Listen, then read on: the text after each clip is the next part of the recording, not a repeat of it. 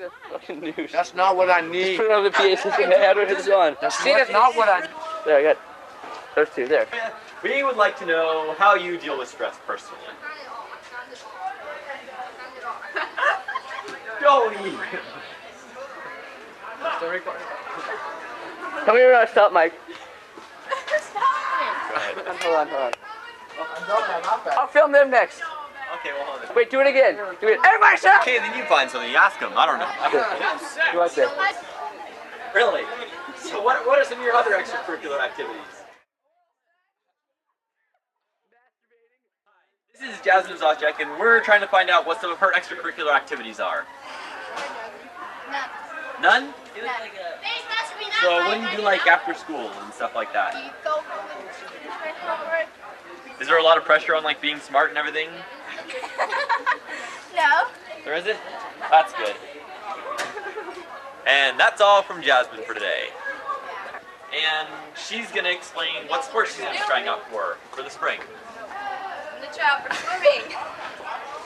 So what other sports do you do? Water polo. Sounds good. How'd you guys do this year in water polo? Came in first. Sounds good.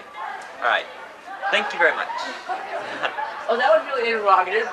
How did you do? Here's the quad, and this is where most of the people usually eat lunch. And the cafeteria is up there, and that's where you can buy all your food. There's the dining area too.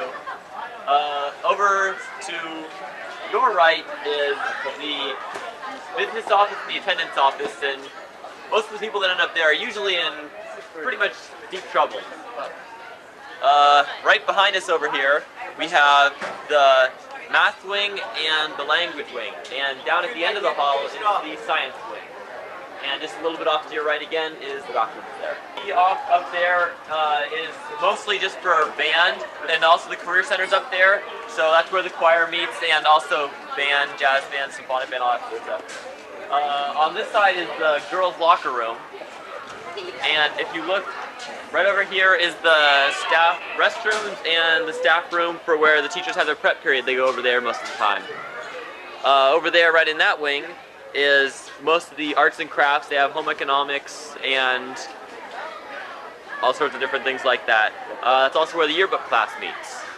Okay, now directly behind us, over here, is mostly English wings, and I believe there's one math class over there too. And you'll see pretty commonly around our school is different advertisements like this, and as you can see, this one is just trying to get the school to know basically about a basketball game that's going to be going on. And right over here is the Valentine grams that is usually sold, and it just describes like what different types of things can be sent and what they are. And I believe these are put out by the junior class in most years. Here at the cafeteria during lunchtime, where a lot of the students are in there eating right now, so we're going to go in and see what's going on.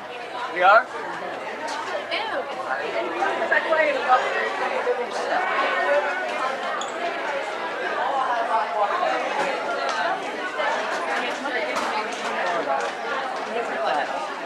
So is Laura in there? Okay, in here is just the music room, and as you can see, the people are in here eating lunch also. Just probably warming up to get ready for their 6th period class.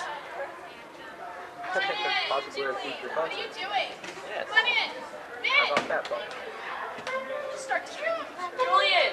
Get Julian to take some. First the freshman. What is this? I think we're being offered to come in. Julian! Play something for the camera! Let's go sing in front of him. Jim! Give us Bowers. What is Bowers? Why are you taking pictures of this? Mrs. Bowers! That's Mrs. Bowers. The office, and we're going to be going into the business office doors and just meet some of the people and see how they're doing today, pretty much. And who is this? This is Miss Curtis and Miss Nikolai. What are you guys doing? And they are embarrassed because they've been caught. Right here is Miss Bundison. And she's pretty embarrassed too, it looks like. And if you'll walk over to here, you can look in and see Miss Campus's desk, and that's Mr. Kenny, the principal's secretary, and Mr. Kenny's office is to the back.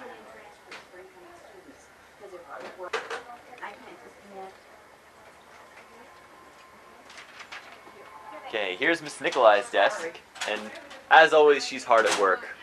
Look at how much of a mess her desk is. It never changes. It's not a mess, it's just efficient.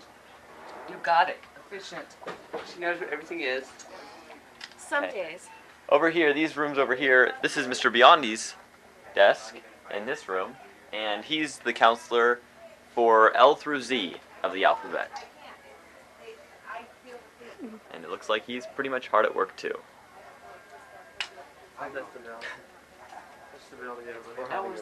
Romantic phone conversation. And that was the bell, so we're going to be cutting out for now. Okay, I'm gonna go with that. Bye. Here, can you hold this? Hi, how are you? He's gonna be there? Clean because she uses Noxzema every day and she has a boyfriend. Your face belongs to Noxzema. Hi, Danielle. Hey, Emily. My roommate, Emily, is so funny.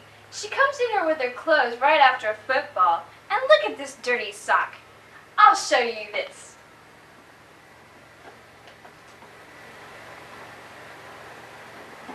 We'll be back in 5 minutes to show you how bold this bowl really is.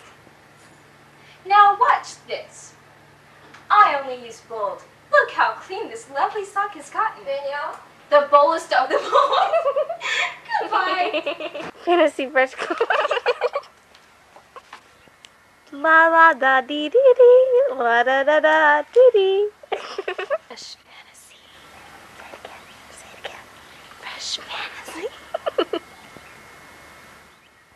Make a statement. Make all of your fantasies come true. Fresh fantasy. I was looking at Snoopy. I'm kind of looking. Santa? I'm just kidding. Santa, just better. You better not be taping. Have you found anybody, Ratana? And talents? Like, can you touch your tongue to your nose, or What? is your love even stronger on Valentine's Day than ever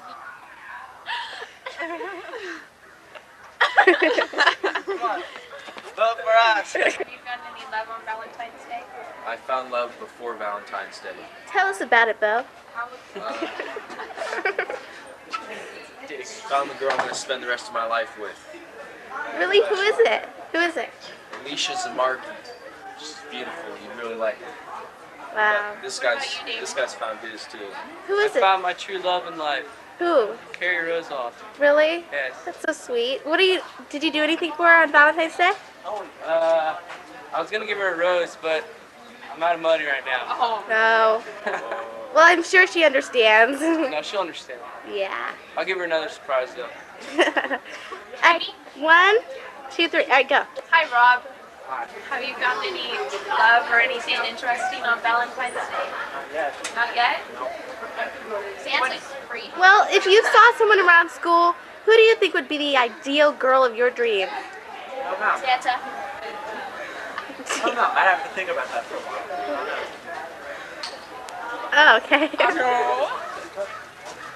Any at all? Like, can you touch your tongue to your nose or have like a double or... Hi, guys. Hi. You guys found any like love or romance on Valentine's Day? Oh yeah. Valentine's Day My jacket stinks. me. Oh yeah. Oh yeah. Valentine's Day stinks. Your jacket? All right, thanks. Let's go over here, Xanthus. Did you like get a Valentine gram today or anything special like that? Who's in front? Shayna? Shayna or Shauna? Do you know who she is? Oh, wow, so you have a certain admirer? Yes. Do you want to find out who she is? Maybe, I don't know. Did you read the yearbook last year? Okay. I'll look in the yearbook. Her name's Shauna Brown. Alright? I'll Remember that. 2, 3, go, go. Hey Jamie, have you guys found any love or anything like that, or has it been rekindled on Valentine's Day? Kevin, What are you taping for? Video yearbook. Girl, you're not going to put that in yearbook, are you? You are? What did you give Jamie for Valentine's Day, Kevin? He made me this necklace. Oh, how cute. So, Sean, did you find love this Valentine's Day? No, not really. I have no romance in my life right now at all. Well, so, do you find love in your future? Or do you see love in your future? Yep. Within 10 years, I'm going to marry Melissa Whiteside. Come back with our first reunion, she'll be my wife. Well, That's my vow to myself. Well, what do you like about Missy?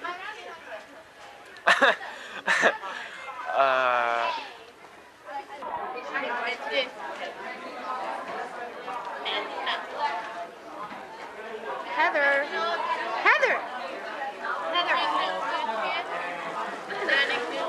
I don't know, just tell me how it is. Did you win? Yeah, we went on Friday and everything. We play on Tuesday. What is it for anyway? Do you think we I can't wait for our reunion. No, tell me about We're state this year. How do you even say these Something to words? remember us by. Read that. Read that. Well, Oh my That's god. the same. Get out of here. it's like crazy in here. Oh, Jesus. I can't I even don't know pronounce what half to say. those Stop it. syllables. I'm very excited about Tuesday. Tuesday is our first round Newark College Championship. So, championship. Woohoo! You guys gonna win? hell yeah. How'd you get that Ooh.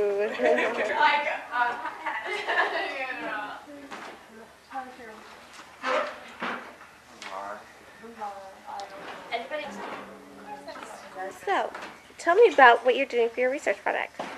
I'm doing it on abortion. Oh. It's on prohibition. What side are you on? Oh my god, you guys, I'm not even almost started with my paper. All I have is my approval comment. Oh my gosh. Doesn't matter, I don't care. Who cares about the research paper? No, once you have your notes, just boom, boom, boom. No comment. Okay, thanks. I got 9. That's the only reason I got You noticed those two the last two tests we had, his grade for For example, I'm sure most countries of the world, they have laws that...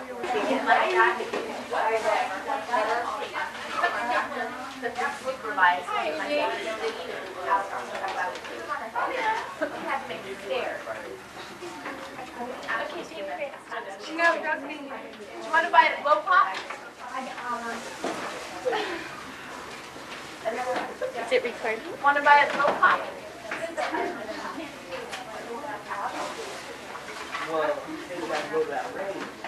Heather!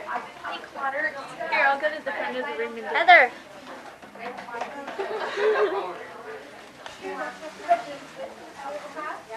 You know, this must be really boring. Where are you? I can't see you. Turn around. Hey, Hey, you. this is Mrs. James' English class. Okay, wait. Hi, Sandra. Yeah. No contact? Oh, okay. Nicole, that no contact is the people you haven't seen yet, right? The people I didn't take the test off of my first Can we take the test Thursday? Why? Because see, I was a cheerleader, and that was kind of well, I thought it was 50 cents each. What do you sell? Open, but why does that matter? Real big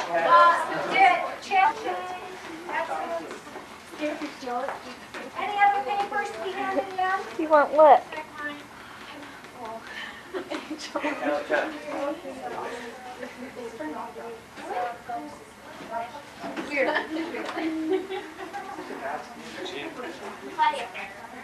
Wait.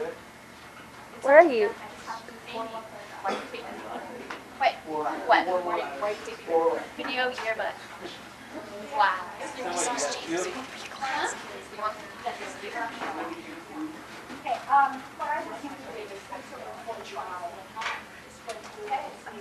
I'm like, okay, wait. Say it again. Okay, thank you. Amie, the chocolate bar on camera.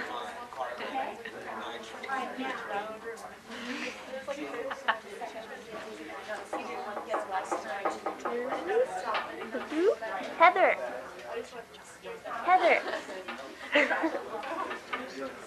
Oh, I already got him a little bit. Oh, I don't know. Micah, turn around. What the hell you mean? Cameras in For fun. Candy camera.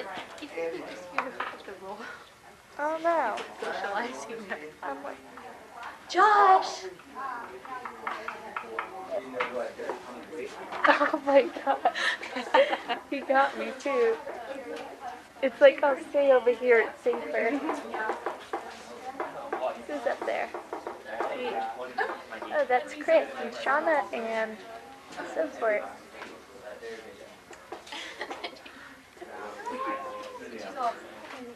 Oh, Shauna, I forgot you. Oh, you shouldn't forget me. Nope. And then Karen, I don't know if I have you. And here's Claudia. Okay, here's me. Hi. Just kidding. I don't think I got me. But okay, zoom on Karen. Zoom in on Shauna. Just kidding. Zoom in on Miss James. Dangerous over there. Look, you get my backpack.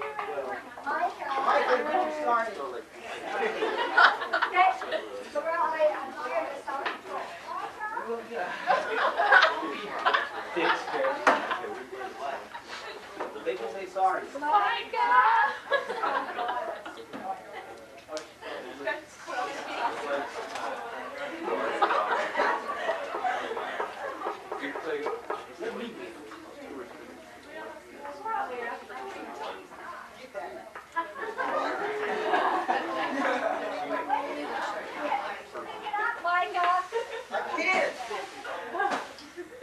How do you feel about these sunny days?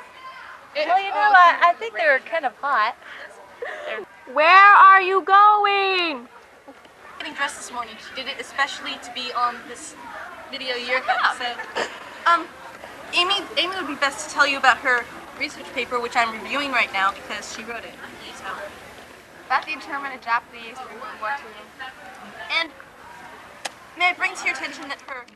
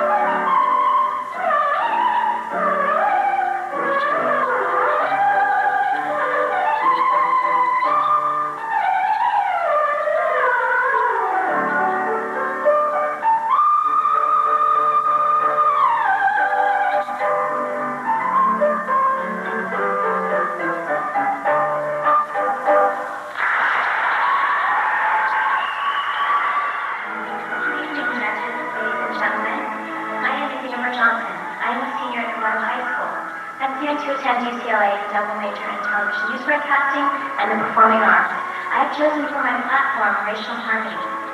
To paraphrase the words of one of my great heroes, the late Dr. Martin Luther King Jr., I have a dream that one day all God's children will be judged not by the color of their skin, but by the content of their character. Thank you.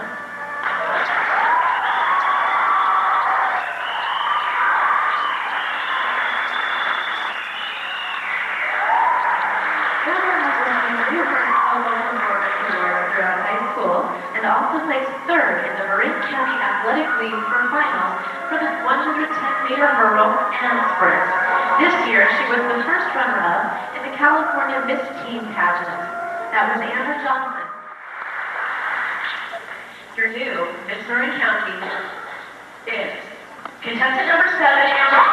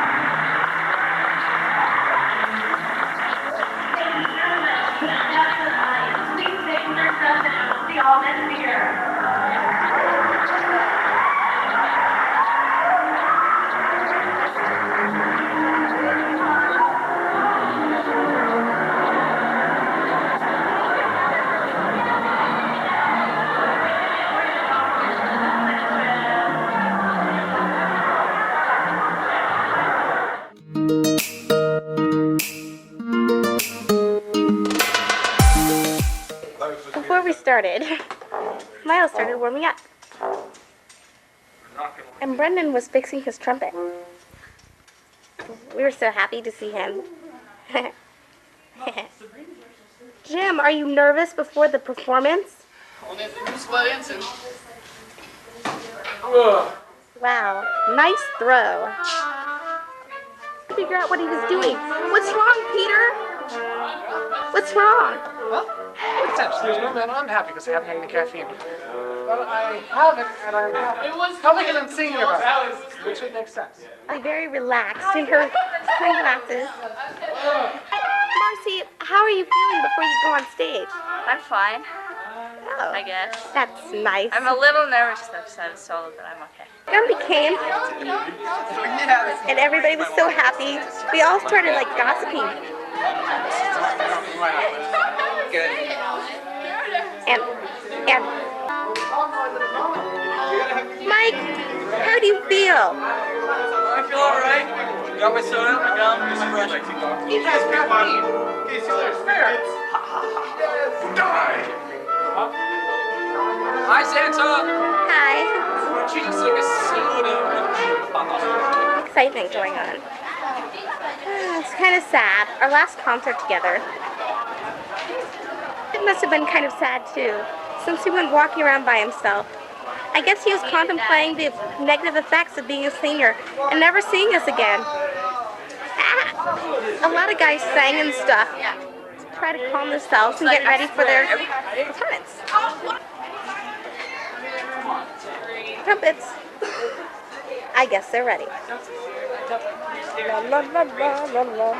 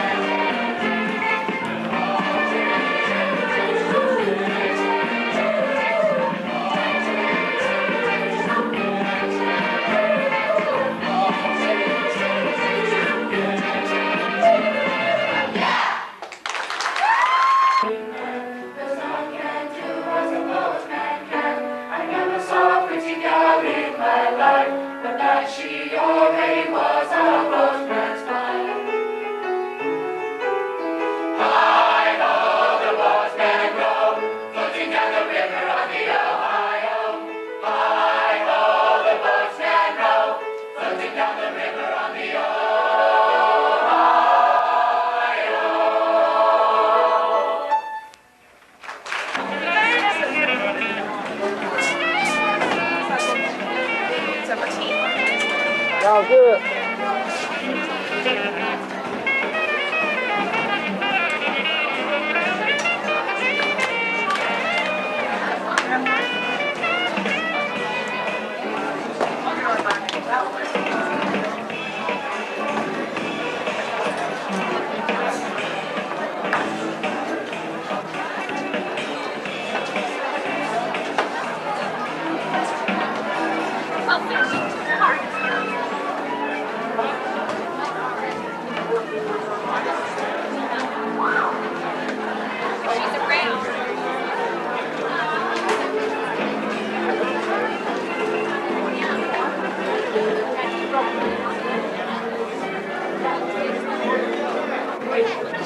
Hold on.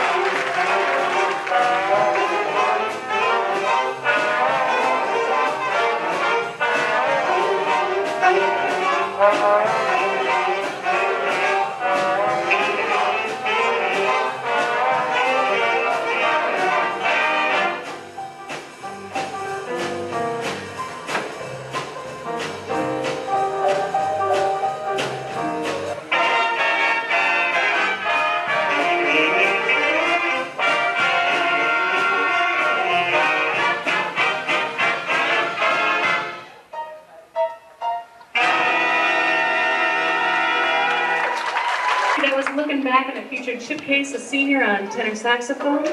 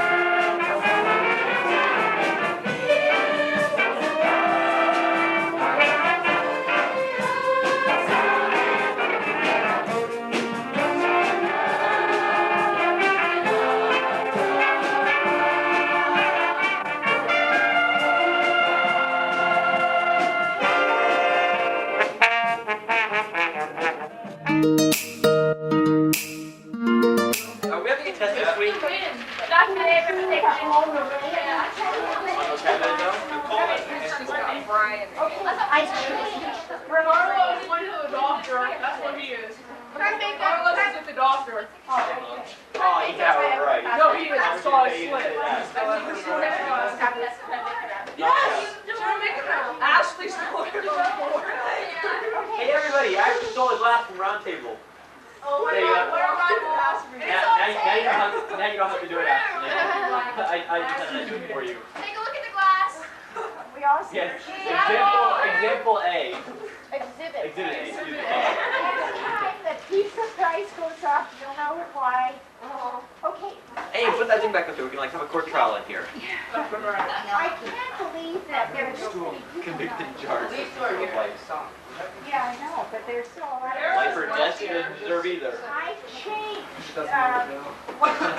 from yesterday to today because when I thought about it, I really would like to do the drill and use some more roots. So what I thought we'd do for the first part of the period is to stay... First, I'm going to give you the grammar test. Bring the liver. And you take it. As you finish it, bring it up here and put it on the corner of the table and go into sustained silent reading. That gives the kids who need a little bit more time the freedom without their feeling that we're all waiting for them to finish so we can get on with the lesson, okay? Rather than 100. You take our higher grade. You can give me your higher grade. We will correct it. Oh, okay, because I don't have anything recorded. What if you got an 80? Take it and see if you don't get higher. If you get higher, then you don't. Now, What if like bomb, we get like 2? Santa, but you know what? Today, we have so many people out. Don't tape me, Samantha. Don't tape me. We have so many people out. This is not the way the classroom usually looks.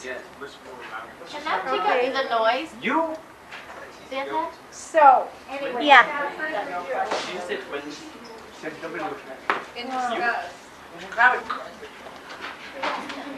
I am.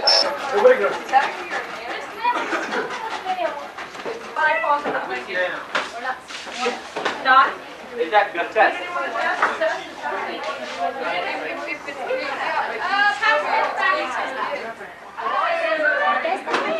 Ryan Downey, the junior failer. Ryan.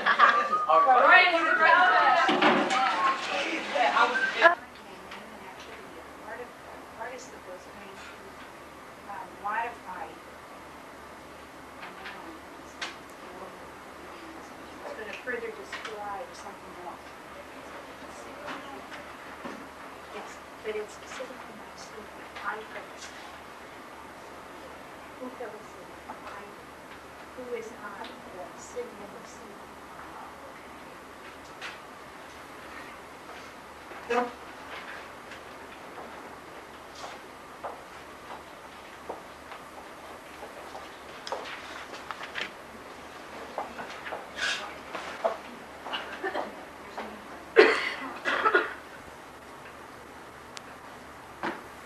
We had to keep up with expenses, so we had fundraisers.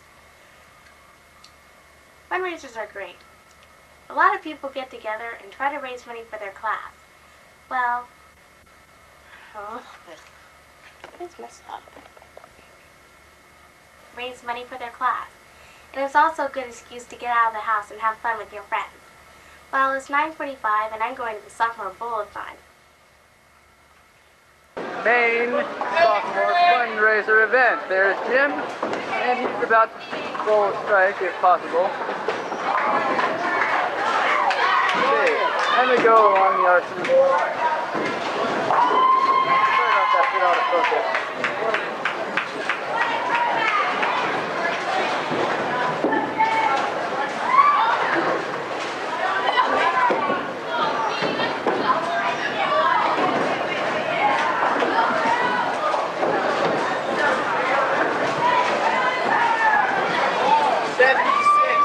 And here are the balls. Come out of the hole. Here's the hole.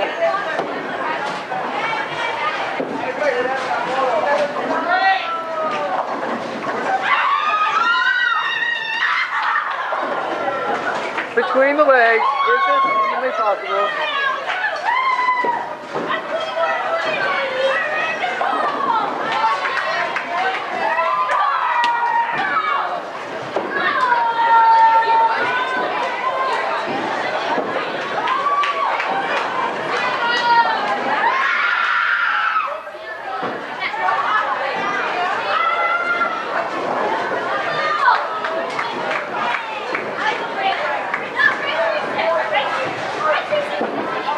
Oops.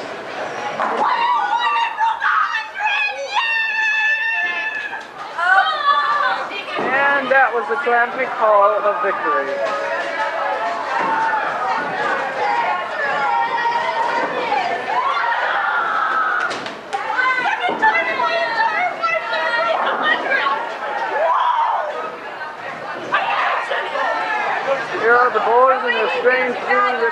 Rituals before bowling.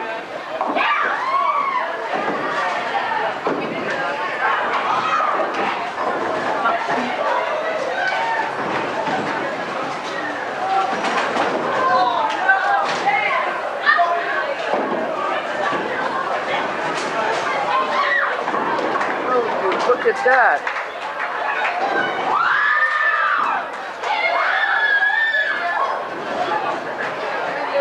Nicole, are we doing another one or not? Huh?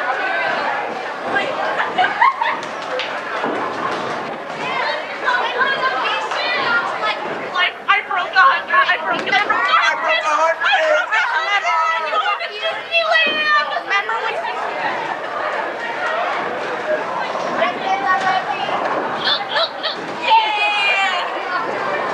And this is the sophomores' responses to cameras.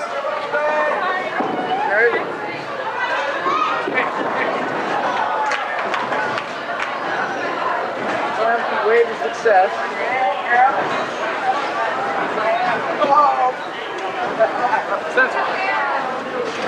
Good try, Cara.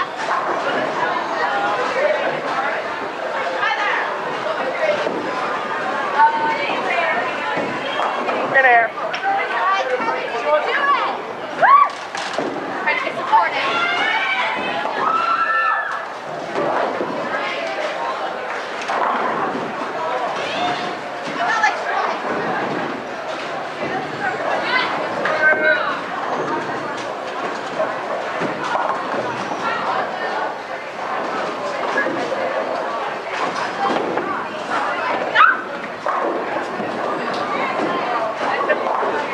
Sport is very dangerous.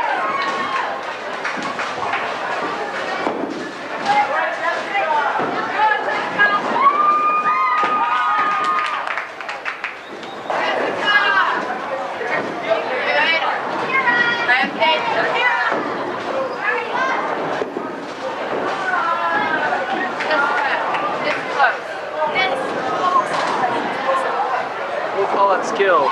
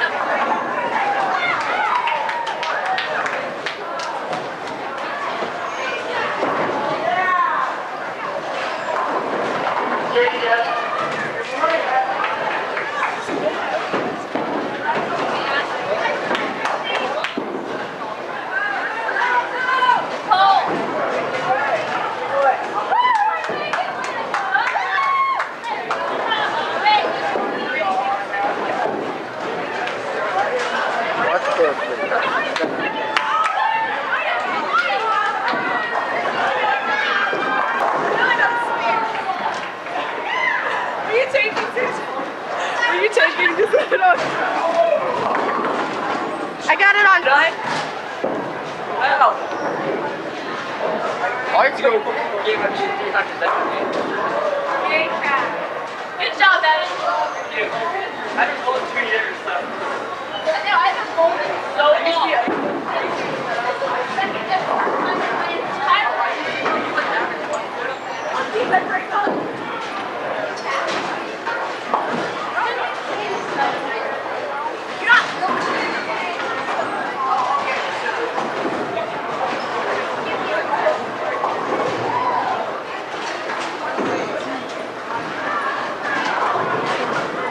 Hi, we're at the sophomore class Bowl-a-Thon, and I'm the vice president, and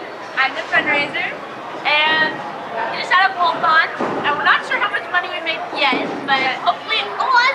Yeah, it was really fun and really exciting. And I broke 102 times.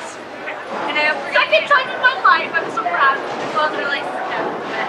And we're going to do it again next year if everyone wants to. It's really fun. And it was a good way to make a lot of money and have fun while doing it. This is where I'm hearing things. Why? What are you doing, Craig? What am I doing? I'm taping. Is that on? Huh? Is that on? Oh, you think it's Yes, it's on. What? I think It's blinking. Oh. Got one person to look at it. Oh. Craig, what are you doing? What's it for? It's, I don't know, we're supposed to show a sophomore something or other. What? You can I'm supposed to be taping all sophomores. For what? I don't know. We're supposed to show it when it's seniors. Hey Mario. What? Oh my god. Aha, that's part of his face. Is that for right? Yeah? Is that for? I don't know. It's just your home Just video taping. thing. No. Actually, it's for the school. I'm not sure yet. I gotta hear the announcement. Hey, get Jackie referee. Yeah. No. Huh? No. Get that girl over there being all quiet. Alright, I'm just gonna stay like this until you turn around. Jackie. Hey, Jackie, I tell everybody if you don't turn around. You told everybody what? I said I will tell everybody if you don't turn around and talk to this camera first. We'll tell everybody what, Tom Mario? I'll tell everybody. Alright, say it. Alright. Alright.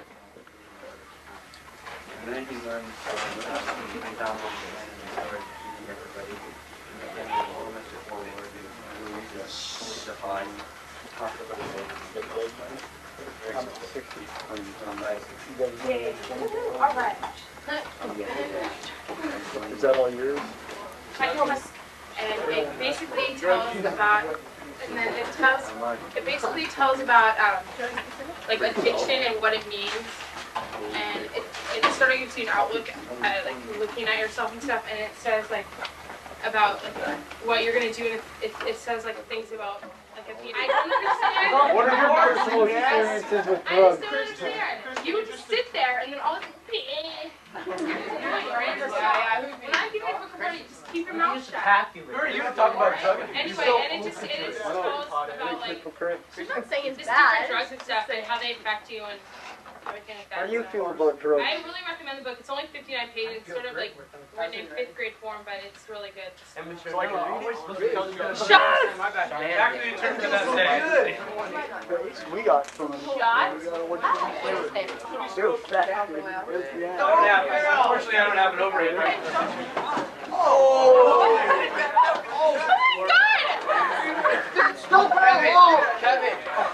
Kevin, come here. Kevin, everybody sit down. And here's a typical day in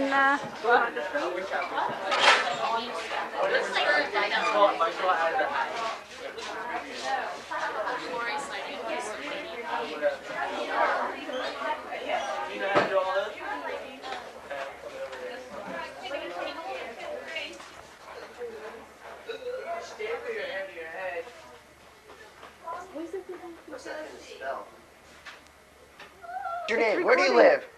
What's your Hello, what's your name? My yummy Jolly Rancher.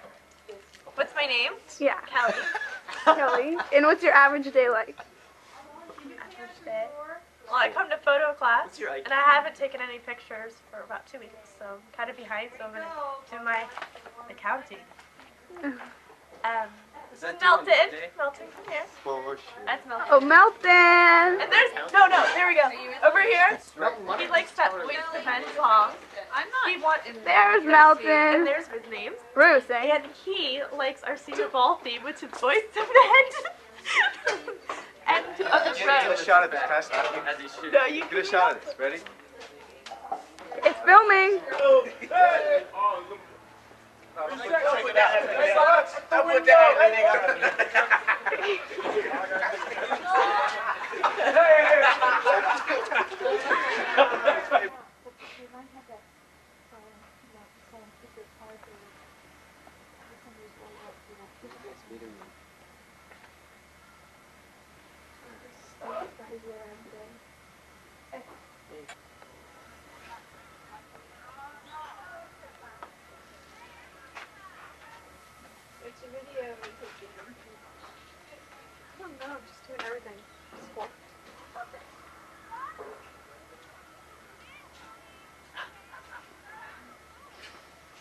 There we go.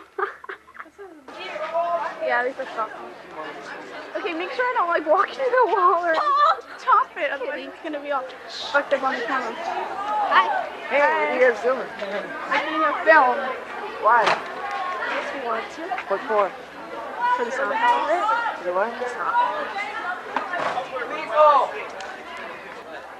Should take the thing off at the front. Yeah. It says record. The camera's on. Just. Battery. I think one of the most beautiful parts about Novato High was its natural surroundings. But we didn't really get to appreciate it that much since there was always so much work to do.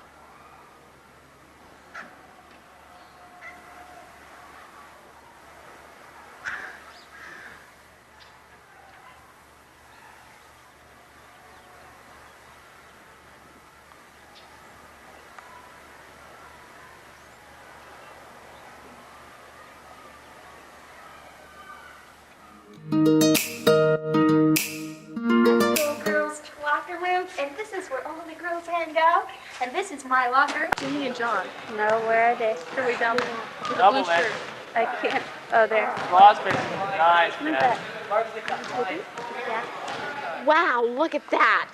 Jimmy and John are really putting in some effort. We're so proud of our sophomores. Wow, that's our own Peter Eliz in the navy shirt. He looks like he's doing some sort of head grip thing. Wow. Look at the intensity. This is truly an art form in its own right. Thank you. Cut it up. Okay, is that enough? Is that enough? This is nice. Opposite one way, sweep the opposite direction. I'm like disgusted. I'm just kidding.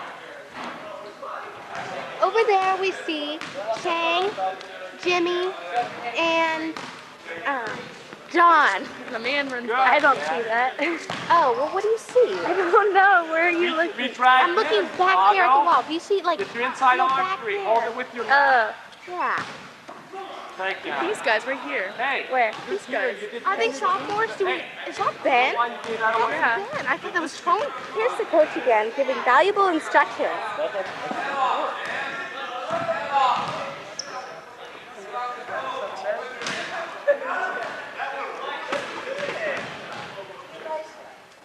I wish that we could talk to them, but they're really busy. I have to go see.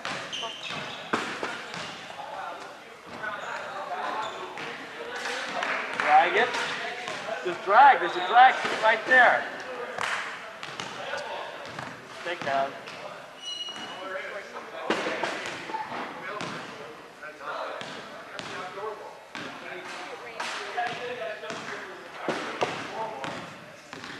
Poor Charles. Good idea, Ben.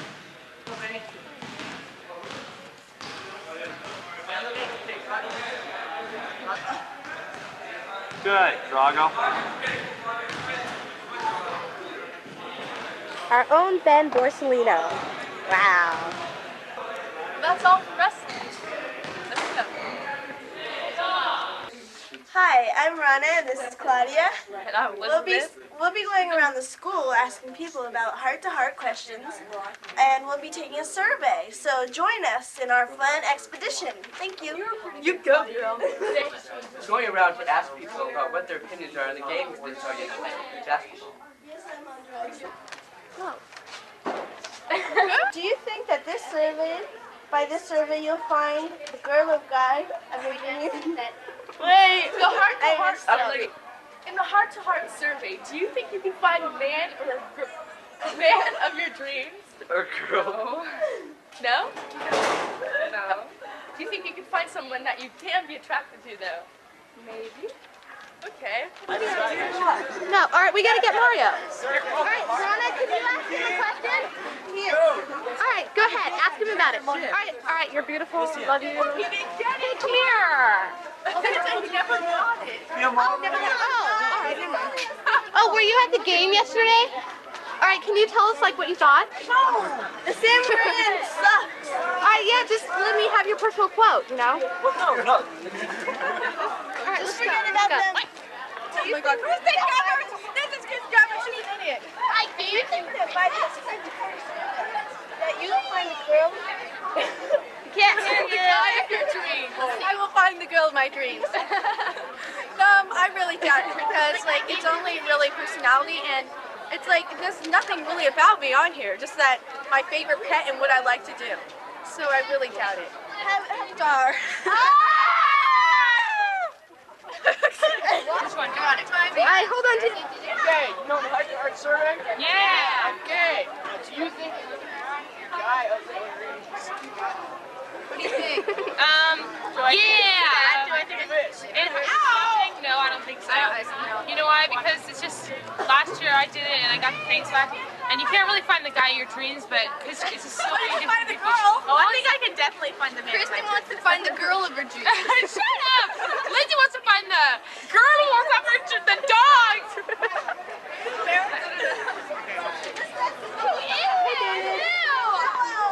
No, that's smart people. Maybe some guys. Wow. Putting up. A little funny thing. Why aren't you in it? No. I did. You are too. This survey, do you think that you'll find I don't. Here. Guys. Did you take it last year? Yeah. And you didn't get anybody that Wow. Straight from Josh. We have this. Smile. Survey, this heart-to-heart survey. That you will find the girl of your dreams. That'd be quickly. You're good now. Why not? I don't know. I don't think computer dating works. Did you hear that, folks? Computer dating does not work. I know, that's what I was saying. Thank you, Isaiah. Yes. No.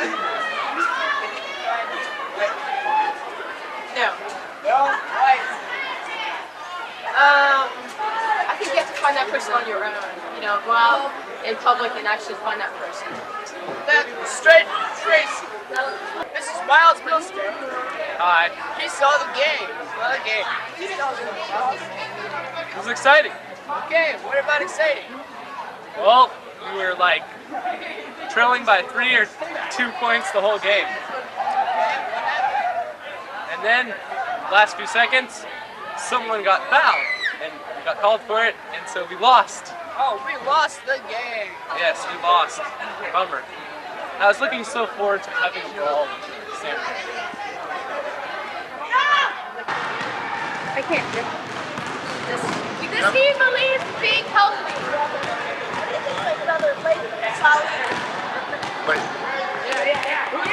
Nice kid.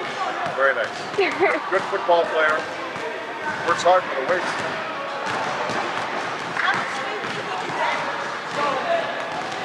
275. You can bench a little more than that. Now, Maybe 277 on that. he likes Miss Marin. She is a very attractive band teacher. You know, as band teachers go. Yeah, that's Okay. no. Oh, look at that. Oh, do you have any? I mean, you're fit. He is so fit. You can get pizza or anything like that. Very solid.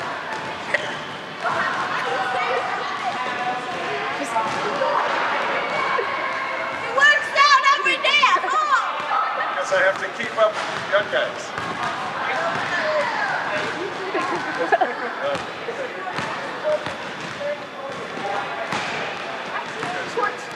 Okay, that's The recording? what do you think? It's recording.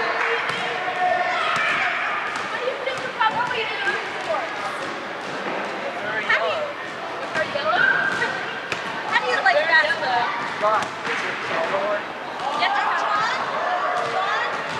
Did you take that heart test? Now, do you think you'll find the girl of your dreams by this survey?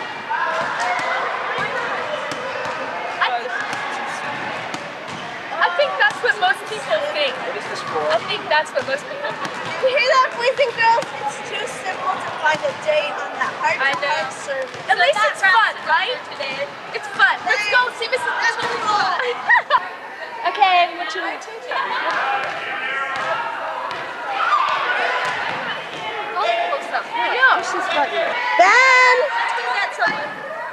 We'll get...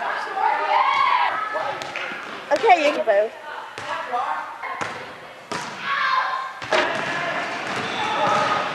That's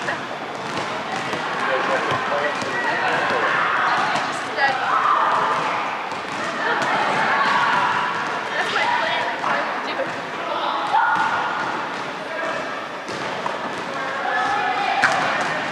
How many finals do you have? Actually, I have 6. I would only have 5. He's too worried about our kids. He is. I like Salami. Oh, actually, I was sorry. That's Pepe. I'm Pepe. And I would like Pepe. to say it. What, salami, is that yours? And Whose is it? it takes a big man to cry, but it takes a bigger man to laugh at that man. Okay? And if trees could scream, what would be so Pablo are about cutting a family, we might scream on Mr. Scott. What's salami? I said, that's my nickname he gives me. I said, this is my PE teacher, Mr. Scott. Here, let's put this on. You could reach Shark. Hi. Just kidding. No, here. This is nickname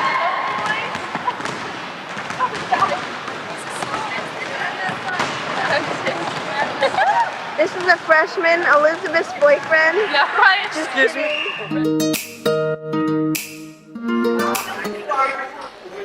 23rd Annual Sophomore Speeches Contest.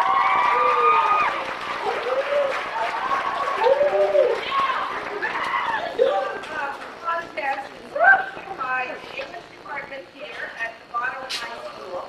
Our judges today were recruited by Bill Larson, performance advisors for the Novato High School Teen Club. So in a way, this is also sponsored by our Teen Club. Mr. Larson is over here and will be our judge.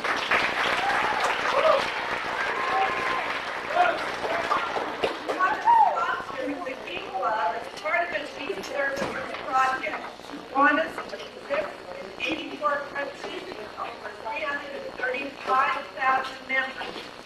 After each speech, we will ask for total quietness for a minute so that our judges can make their decision.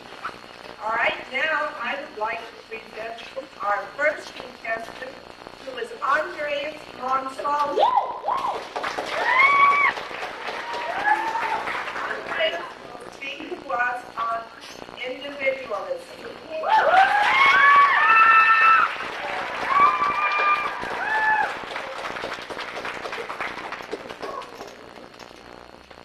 One of your long-term goals might be to grow up and get a career that brings in good money, maybe start your own business, get married, or no always have kids, right?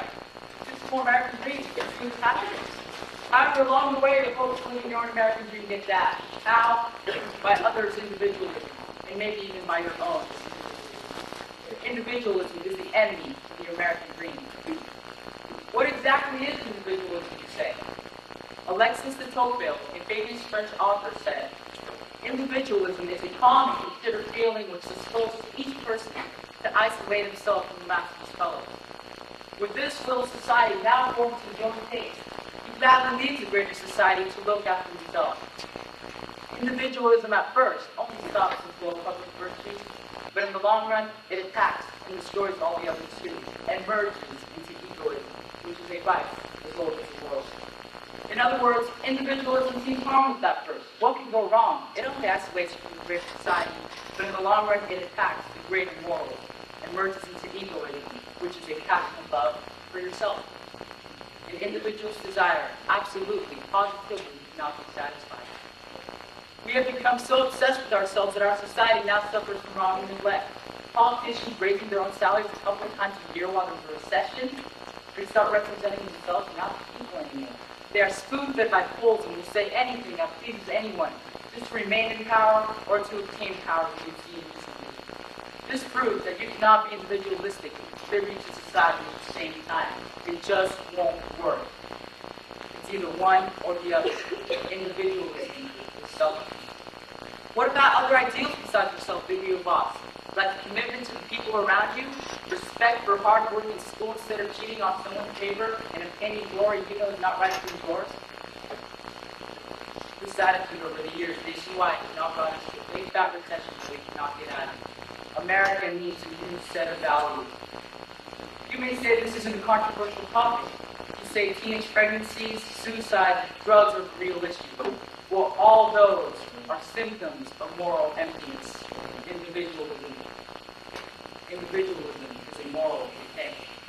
Psychologists say that individualism is one of the greater causes of depression in the U.S. In 1965, human behavior took a change and the side of action shifted from outside the self to within the self. Dr. Martin Seligman of psychology today says this creates grounds for depression. Loss of faith in God and family have weakened our commitment to the community. The result, an increase in depression. Is this why today's young people are 10 times, that's 10 times more depressed than their parents and grandparents? Is this what the pursuit of happiness is? Personal failures are bound to rise up. People you think love you reject you. You get a bad grade on the paper when you don't get the job you want. When you let larger and kinder sources like God and family be available to help you cope with personal loss and give you a framework for hope. If you do not rely on these, you'll eventually find out the hard way that you cannot solve all your problems. Trying to be individualistic will not help you solve your problem. Young people find it hard to take serious a relationship with God to the extent that they no longer care about their family or just to be part of their country anymore. In other words, you will find it very difficult to find the meaning of life. The self is a very poor sight for finding meaning. Just as faith in the nation was crumbling, faith in God was also fading and people became individualists. In other words, you became your own gods. When you no longer believe that the family or that a relationship with God is important, where can you turn to for identity and hope? A lot of you turn to a very small and real source, yourself. God and the family can replace our nation as a source of hope and identity as it did once. I don't care if you're an atheist, the fact is that this has worked very successful in the past and it can work again. I have not seen an atheist formula work yet, and frankly, I doubt I will. The fact is that individualism carries with it its own destruction. A very wise man once said, there is a way that seems right to man, but the end thereof are the greatest death. This was the wisest man ever, Solomon. Even he knew that he could not solve all his own problems by himself. He relied on God. The fact is that almost every single one of you are individualists, but yet you want to create a better society. Some of you want to save the whales, some of you want to get the homeless off the streets, and some of you want to feed the hungry. Well, the fact is that you cannot be individualistic and save the whales on the earth at the same time. You cannot be individualistic and get the homeless off the streets at the same time. You cannot be individualistic and self-centered and feed the hungry. It just won't work. It's either one or the other, but it can't be both. Individualism pairs with its own destruction. Make that choice to come out of yourself today before individualism destroys you. Tocqueville later went on to say, each man is forever thrown back on himself, and there is a danger that he may be shut up permanently in the loneliness of his own heart. Please make that choice today.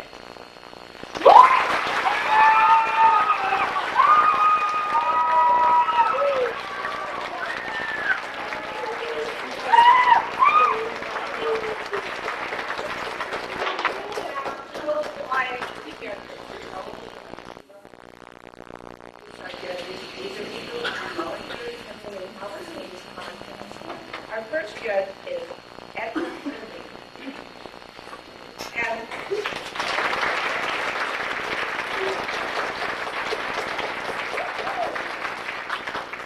You're a resident of Novato, and she's currently pursuing a master's degree in organizational development from the State University. She's the area governor of North Marin and Postmasters International, and is regularly evaluating speeches. Thank you very much. Margaret Valerie, and Margaret holds a bachelor's degree in economic history and a master's in education.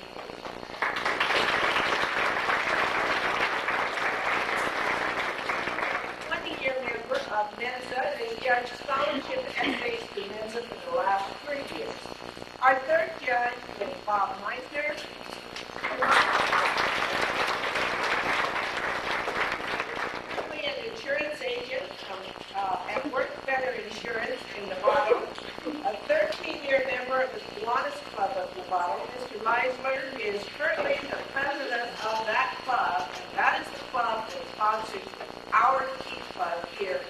Valentine's Day.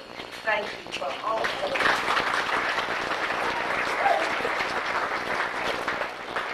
The topic for our next speech is euthanasia, and it will be delivered by Elizabeth Dixon.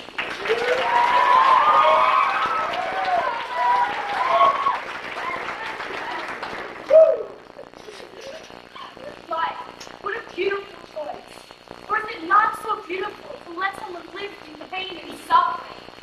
Imagine a mother suffering from an incurable, fatal disease, sustaining life by machines only. Is this what you call it being? Euthanasia, the right to die maybe, and not die. Euthanasia has been the agonizing mill it's year after year. It should not be such a struggle to prove what the Constitution says. It says the right to life, which means a dying person has the right to die. Benjamin Cortisone, a New York State Supreme Court Justice, stated, every person being of adult years and sound mind has the right to determine what shall happen to his or her body. Also, in the recent election, Proposition 161 failed. Many people just do not understand that it's better to live a life worth living than just to be alive. Progress has taken place in euthanasia. In 1970s, Americans began to demand for death dignity. In 1980s, people began to fight for terminally ill patients to die in dignity. Also, the Hemlock Society began, an organization that supports euthanasia.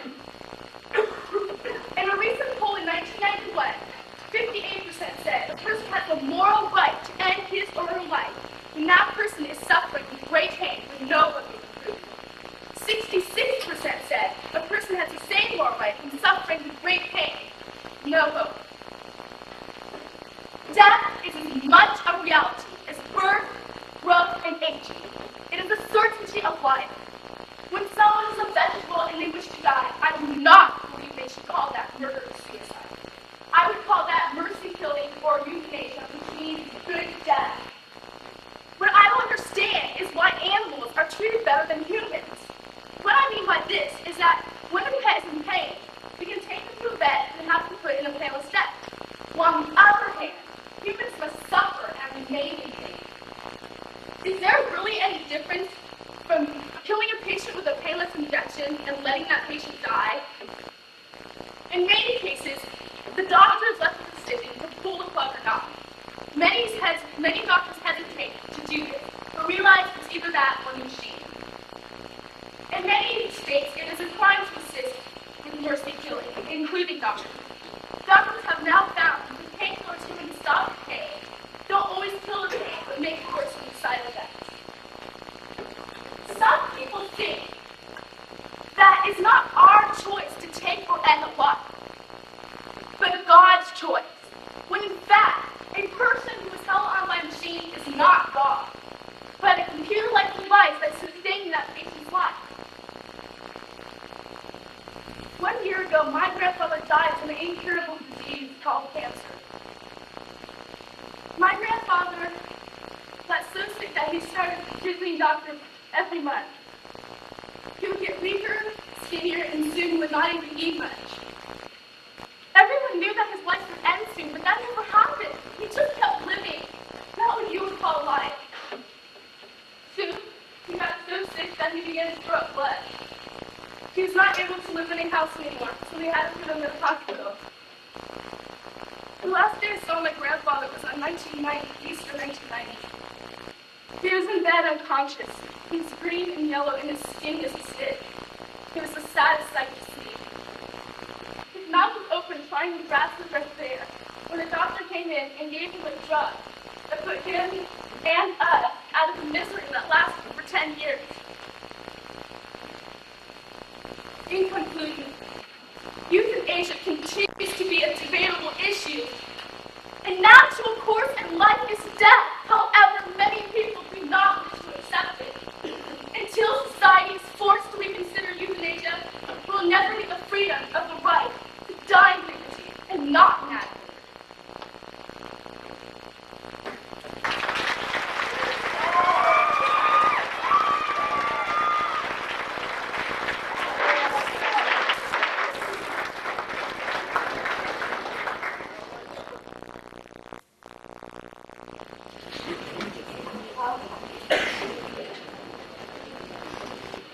King will speak to us there.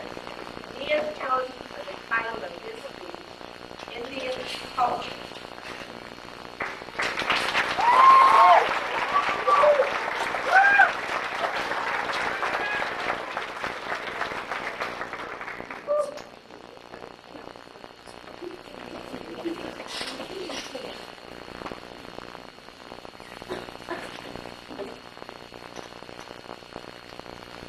Take a journey with me, if you will, into a house on a typical Indian reservation.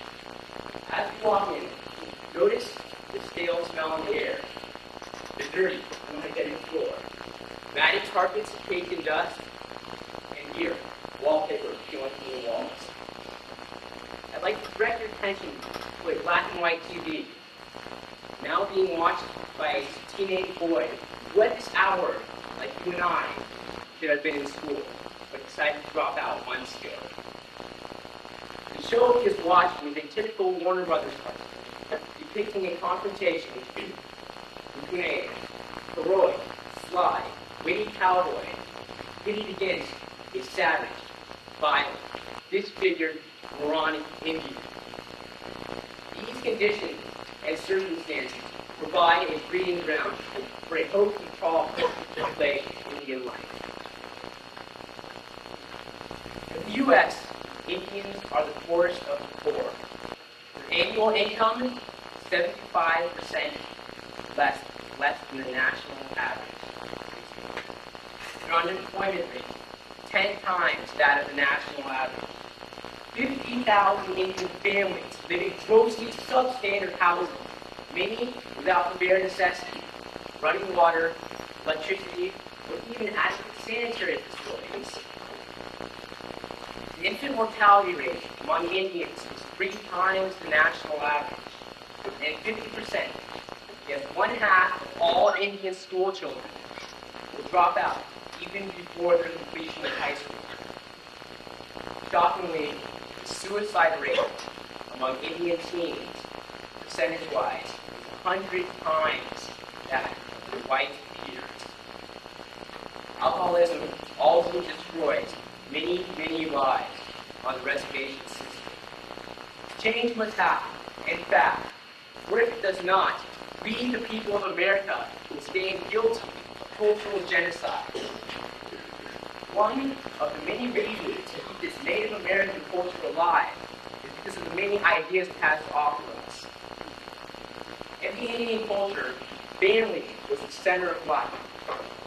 They also believed in a very deep sense of spirituality and said every day was God's day, not just one day a week.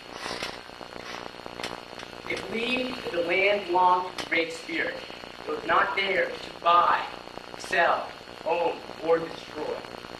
Perhaps if we, the people of America, embrace some of these beliefs and virtues, we could change our course and mend some of our shortcomings. We know now that the deadliest threat to Indian culture is kind of modern music. Throughout history, America has always tried to impose their thoughts and ideas on other cultures without their consent. It is time that we as a people saw the true value inherent in the Indian culture.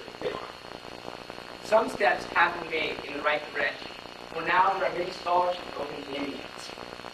But still, Indian life is plagued with many problems. Indians need education that embodies and teaches their beliefs to their children. They require jobs, so they too can pursue their dreams. And most of all, Indians need a country that does not just see them as a distant part of the past, but recognizes them as a very real and true part of America's future. Please return with me to the house on the reservation, and I ask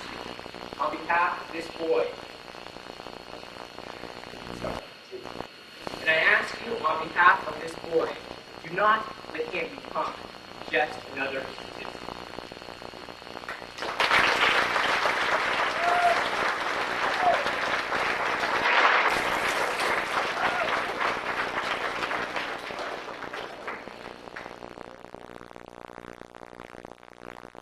Speaker will be Nicole R Rosenthal. Nicole will speak to us on the subject of sexual harassment.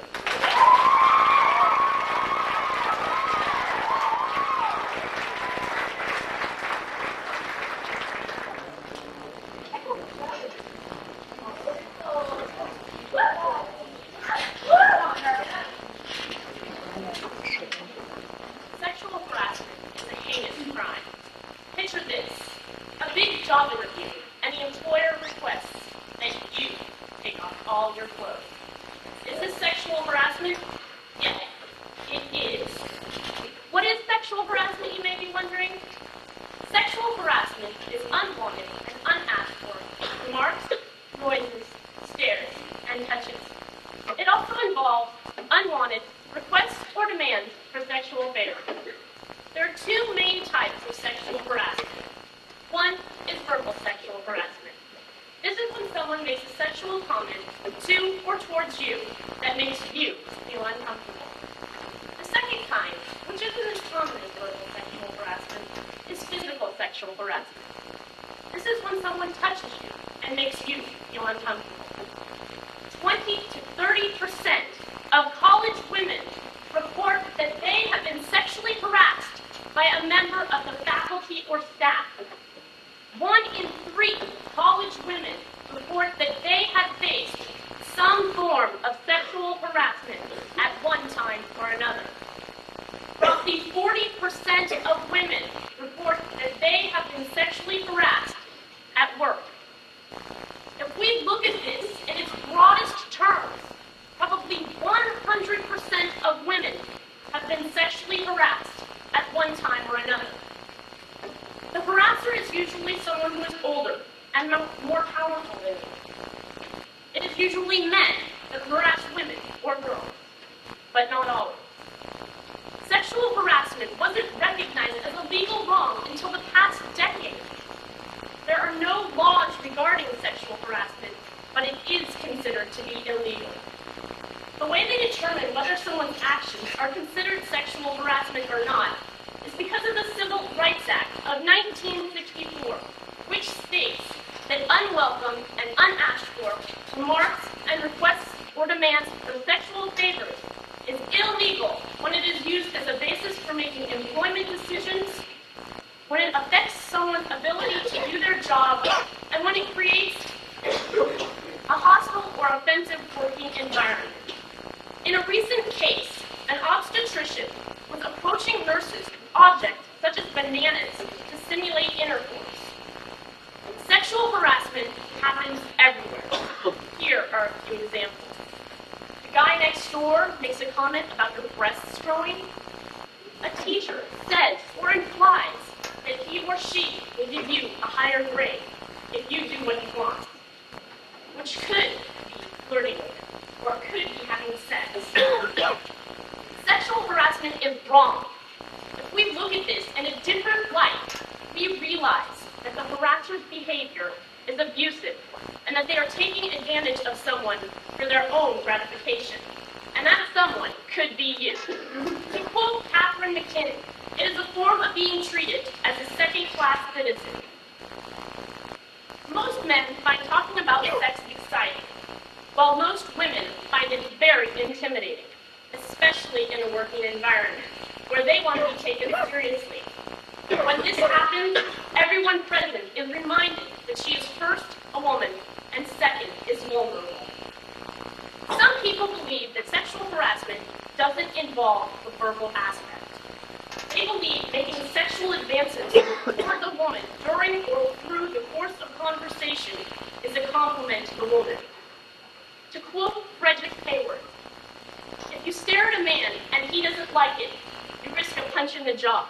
If you stare at a woman and she doesn't like it, you risk a mega-buck financial suit.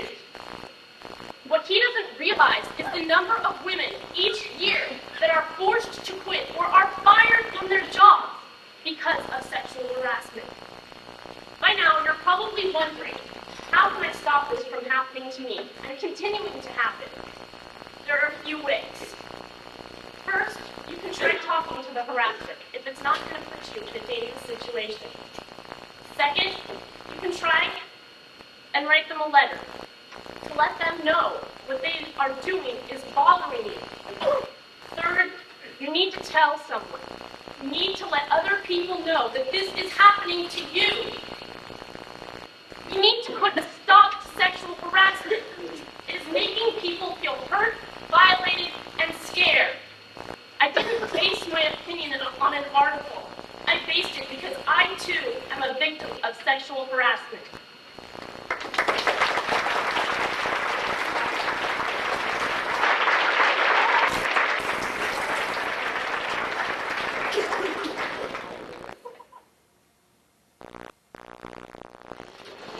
There are many people that make concepts like this possible.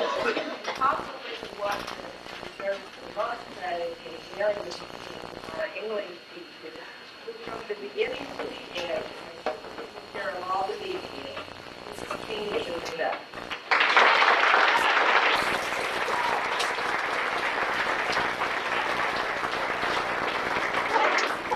Mr. Ranah, also an English teacher, sophomore Speeches.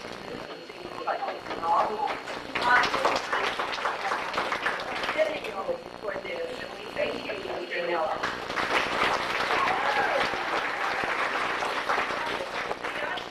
From Harvard Magazine and created writing class, and you will soon be hearing from them from the Arkansas Harvard Magazine. Our next thank you to everyone who makes this possible. Our next speaker will speak to us on abortion, and the speaker is Cara and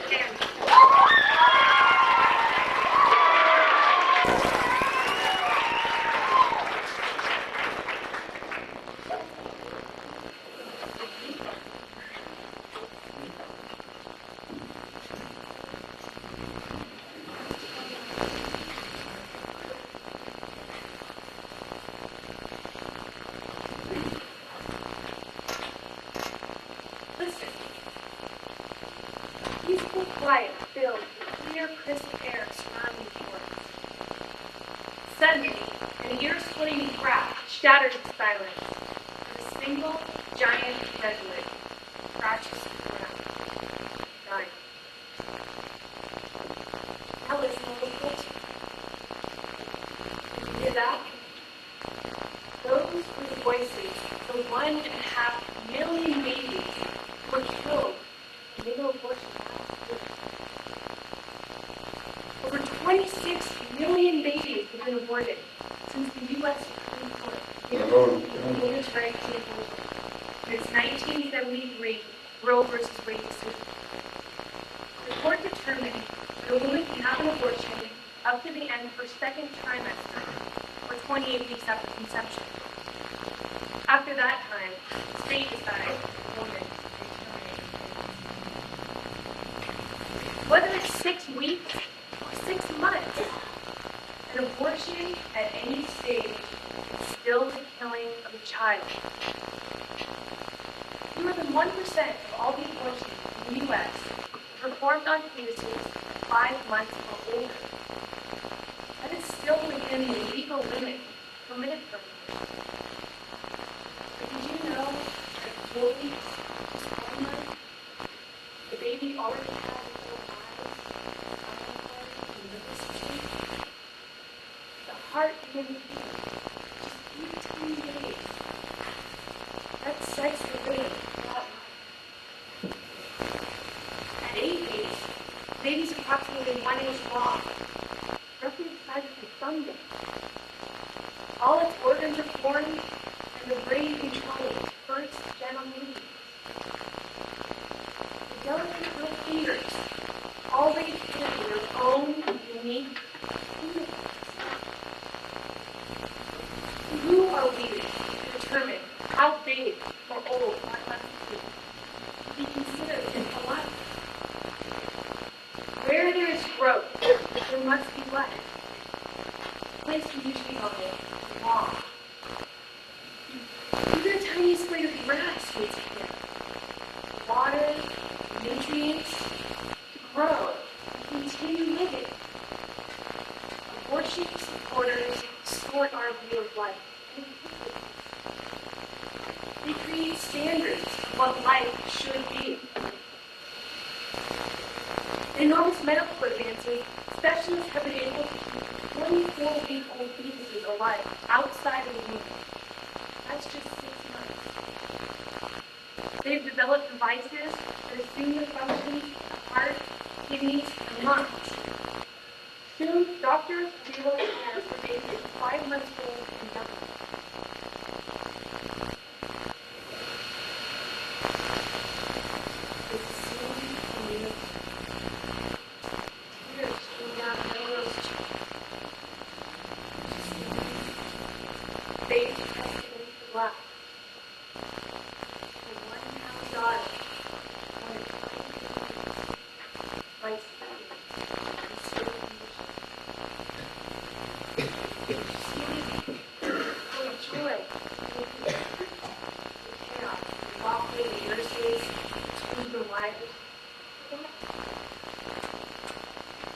Nearby, in a different building, another girl cried, and agony. Her physical pain, minor, compared to the pain in her heart. She sits alone, burden of baby gone. The emotions of 6 months she thought would end.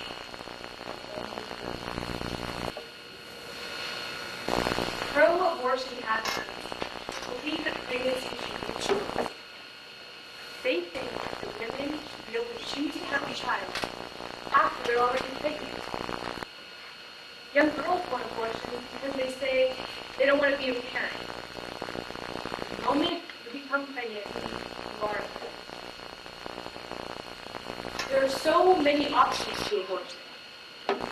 Dozens of free agencies offer counseling and medical advice. There are trained people who want to help women with pregnancy. Adoption is another very often overlooked option. Women can't believe they would be able to give up their precious baby. They'd rather kill it instead.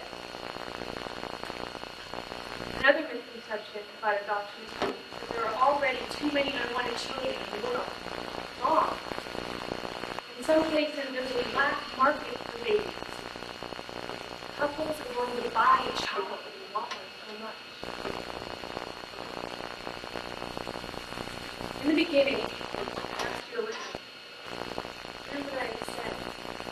Listen to those aborted babies. But instead of listening to this,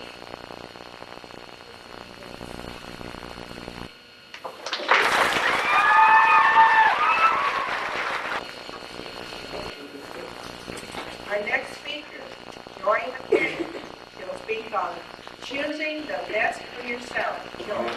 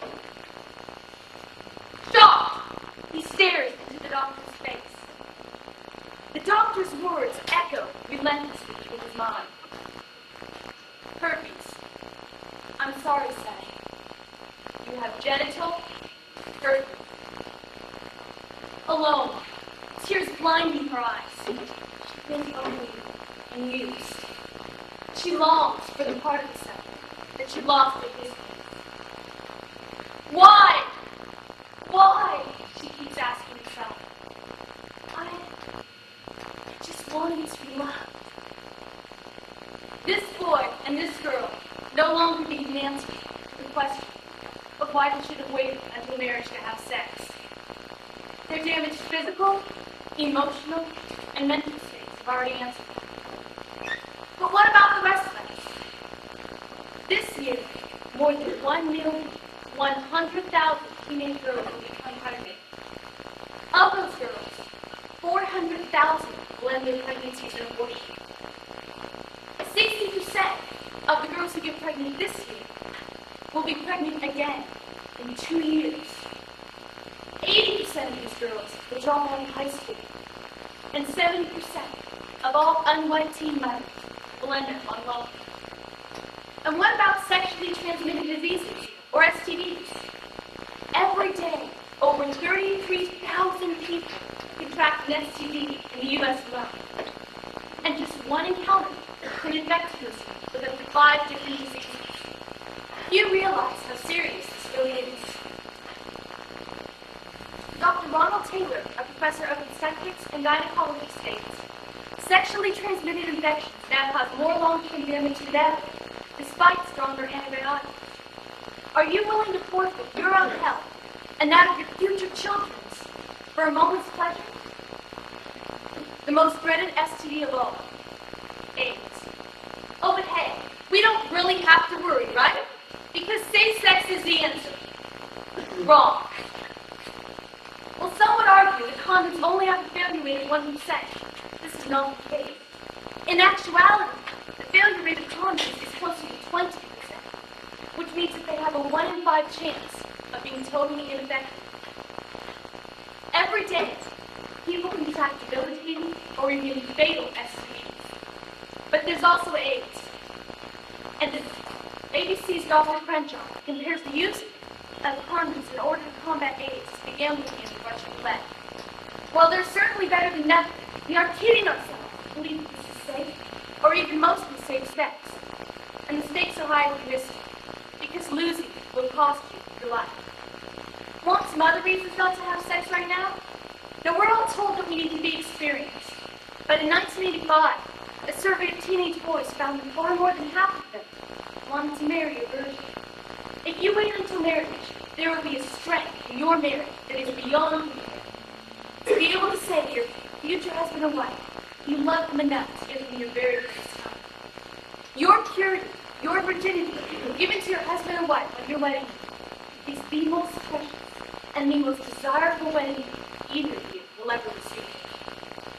But still there are those that feel that asking teens to wait to marriage is unrealistic. They feel that a teenager's ability to make an intelligent decision will be overwhelmed by their sexual limits. It's as if we're viewed incapable of weighing the consequences and the benefits, and of making a smart choice, because of course, we're teenagers. So if we can't wait for the best sexually, they'll help us settle for second best, birth control. Because this is reality, they say. But how realistic are they when the teen pregnancy jumps 400% since they start pushing for contraceptives in schools? When 33,000 people a day contract debilitating or fatal STDs. In light of these facts, it's time to start making some real decisions before we end up with some real high prices. And then there's the notion that, hey, if it feels good, it must be right. But feelings come and go. Now we see couples that swear they're in love, and then 6 weeks later, hate each other when it's happy. But in marriage, you have more than feelings back and forth. You have a love that gives your life every day to the other person. And this is more than a feeling. And if the other person's feelings do not motivate them to pay the price to put a ring on your finger, then isn't it ironic you would give them a gift beyond the price? Because they have a feeling for you? But isn't sex okay if we're responsible? What is responsibility? Responsibility has been redefined to mean wearing a condom, as risky as that is. But if sex is more than just a physical act, then you are responsible for much more than the potential physical damage. You are responsible for the other person's heart, for their tears, for their future life. You are responsible for the fact that they may never be able to trust anyone again because of you, and that they may lose all ability to ever express real, true love. If they in any way don't end up with the very best, you are responsible if you end up sleeping with them. Responsibility does not stop at condoms, nor does it even begin there. There is no condom that will protect your heart, your mind, and your self-esteem, or the heart, mind, and self-esteem of your partner. No doubt, sex right now has its appeal. If it didn't, it wouldn't be an issue. But it's your choice. Whether you want temporary feelings now, and the disease, and the pregnancy, and the heartache, or whether you want something better, something that is lasting rather than a temporary feeling. There is nothing that compares to being able to look into a husband's or wife's face on the ring night and to be able to say, I love you enough in my very first time, and I respect myself enough to wait for the very best.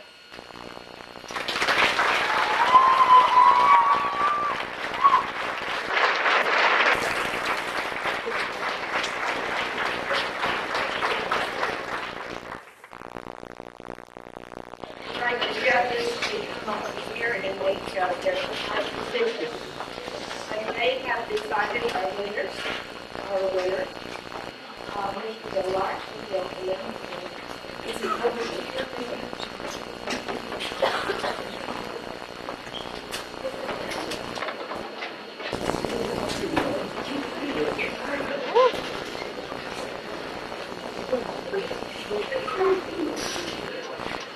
the bell will probably ring while we're hearing.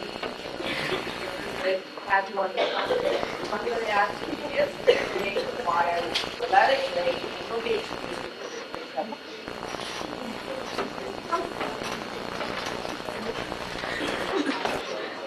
for you who are a guest, every sophomore at the Novato High School makes a speech during the speech unit.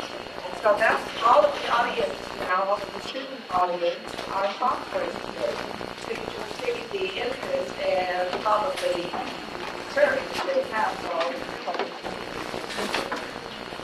certainly thank you.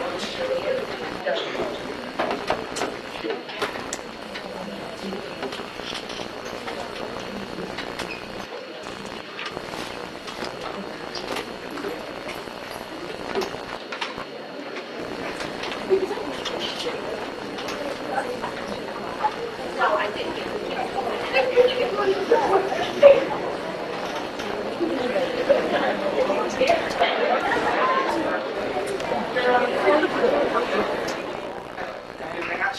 Ask both of the contestants to earn their plaques after the contest.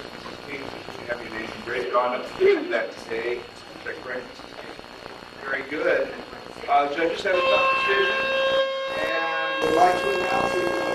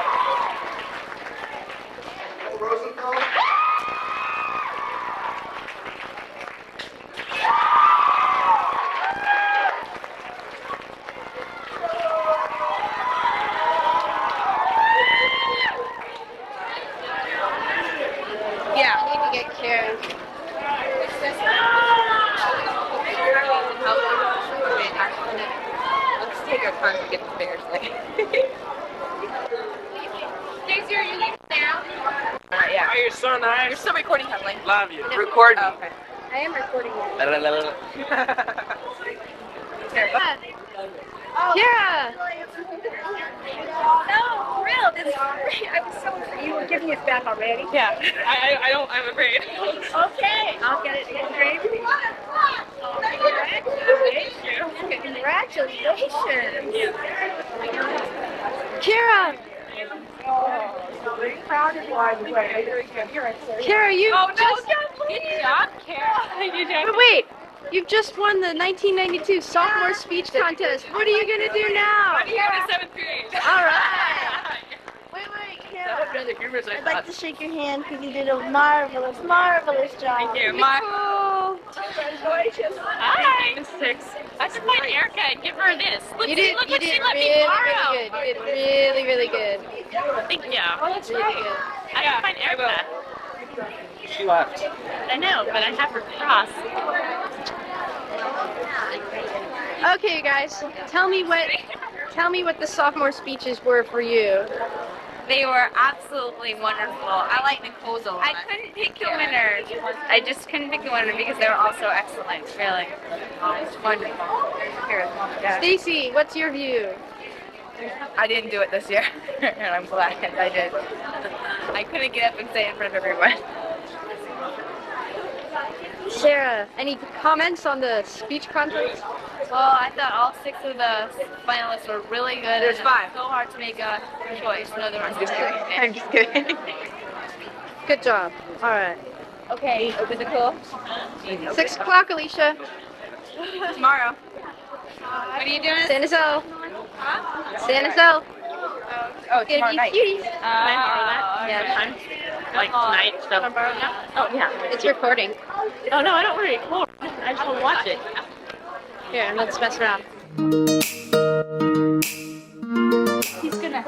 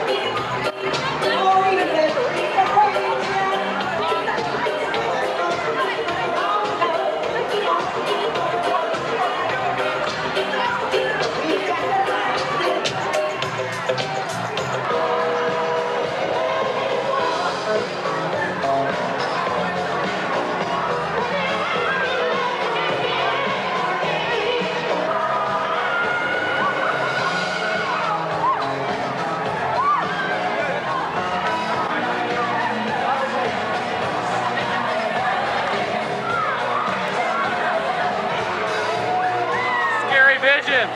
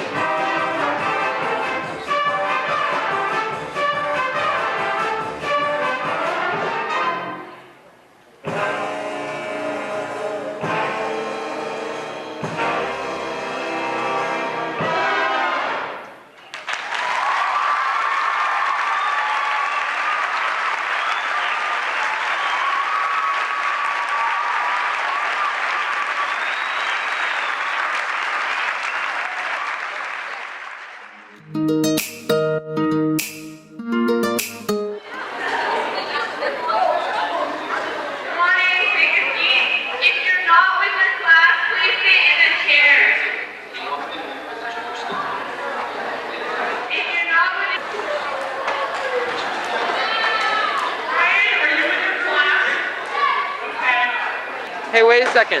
Xanta, this isn't, I don't know if this is still recording. Hold on.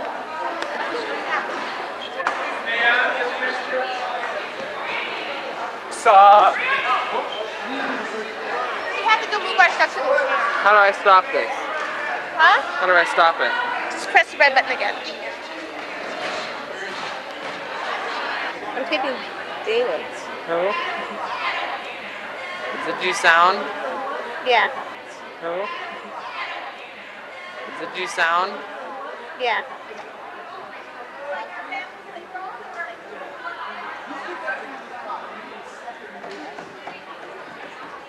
You guys and gals need to listen because there may be somebody up here.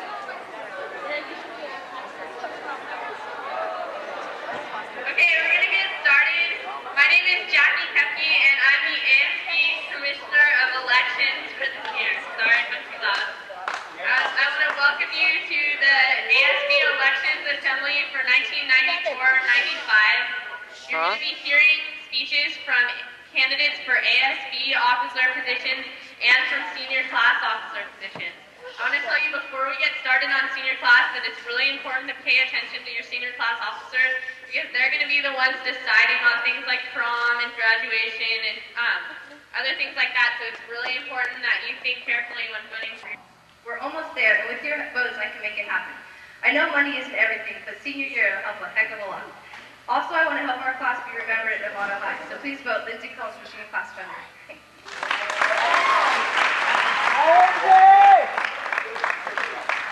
Our next office is senior class publicity, and our first candidate is Nicole R.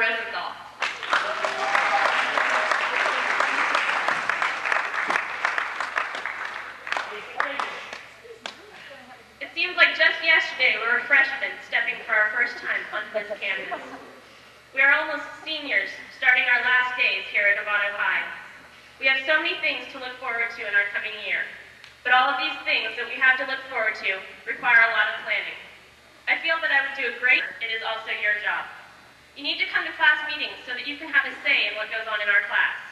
I hope that everyone gets involved, because with everyone working together, we can shoot these last days we spend in Novato High memorable ones. Remember to vote for Nicole Rosenthal for senior class publicity.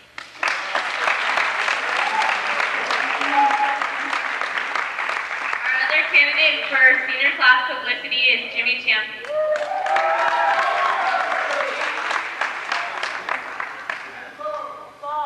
Hi, my name is Jim Champion, and I'm running for senior publicity.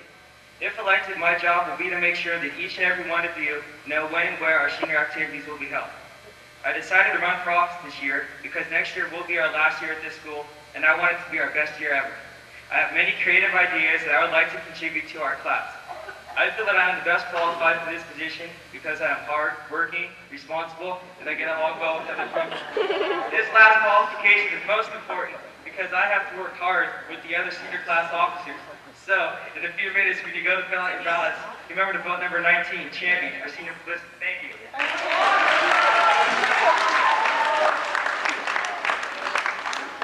Our next office is senior class vice president. We have Kristin Cruz. 50 people in our class. Look around and you'll probably see a few people you've never even seen before or even talked to. Let's forget about our different groups and our boundaries and all our differences. That's also unimportant. It's time for us to come together. That's what senior year is all about. What we do next year will make memories we'll never forget. Senior year is supposed to be the best year of our high school life, and if we work hard and work together, it can be. We're a strong class, we have a lot of spirit, and a lot of incredible people. We all know the class of 1995 is the best. It's time to show the rest of Novato High what we're all about. Remember to vote Crissy C for senior vice president. Thanks.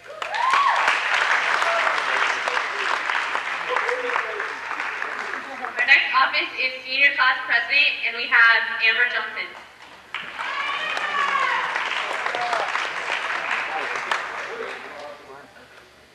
Unforgettable in every way. These are the words of Natalie Cole to her father, Nat King Cole. Well, I hope I can make next year for us be unforgettable in every way. These are my words to you.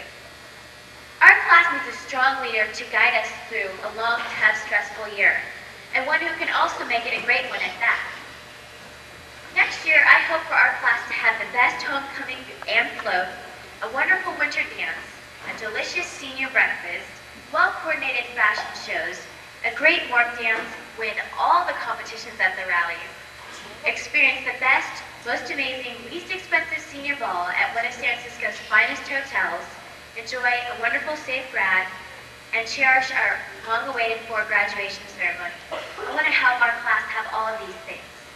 As some of you may know, I'm a very active, busy young lady.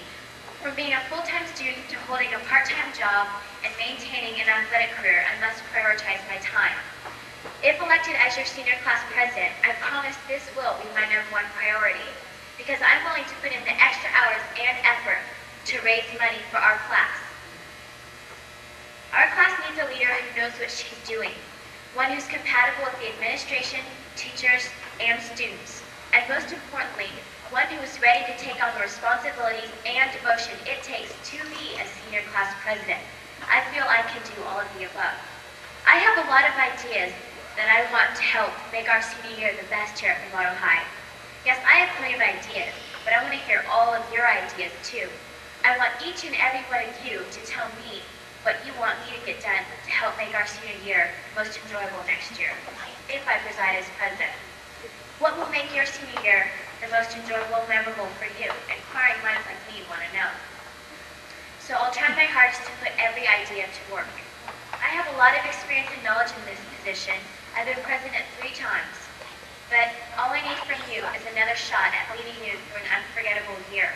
So please give me this opportunity, and I promise you nothing less than my best effort.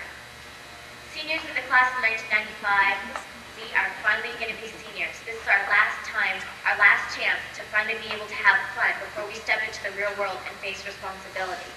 So seniors, if you want to go all out next year and leave Novato High with a lot of memories in your pocket, please vote for the best qualified, most experienced candidate for the job, Amber Johnson. Remember, next year will never be boring with the big Johnson for president. So make the right choice.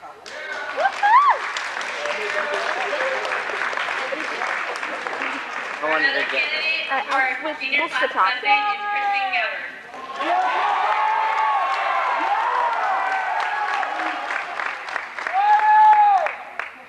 Okay. Hi there, junior class. If you didn't already know, my name is Kristin G. To start things out, I'd like to tell you a little bit about my background. I was born to Shelly, my mom, in Oxnard, California at St. John's Hospital. My mom looked at me and thought, what a quiet young baby. 2 years later, she gave me the name Green-Eyed Monster. In 4th grade, I moved here to Novato. Elementary school was hell for me. For those of you that went to school, you know why. Then I went to middle school, and I hated that even more, except for the egg. Then coming to Novato High as a freshman. Now, I never really did anything back then. Then sophomore year came, and I experimented and fouled. The junior year is and was the year that I've somewhat discovered myself. But next year it's our year, our senior year, and to get back on track, I want to be president. Hey, I can't say I'm perfect. I'm loud and obnoxious at times. I can't sing or do gymnastics, but I do have some personality, as I'd like to think. And that's what our class needs, is someone from the other side, someone who's not Miss Student Council or the teacher's favorite student. Don't get me wrong, I'm very responsible and caring. And I think that maybe I can make a little difference if I'm elected as senior class president. Number 2 pencil and fill in my name. Thank you, class of 1995.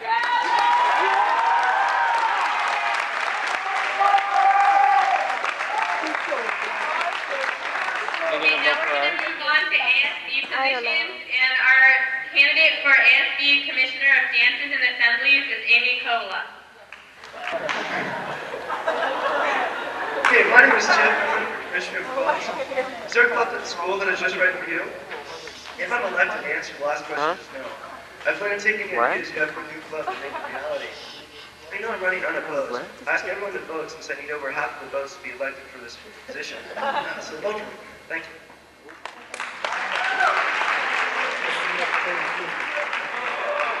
Our co-candidates for ASB Commissioners of Rallies and Spirit are Kathleen Barrett and Laurel Hoffman.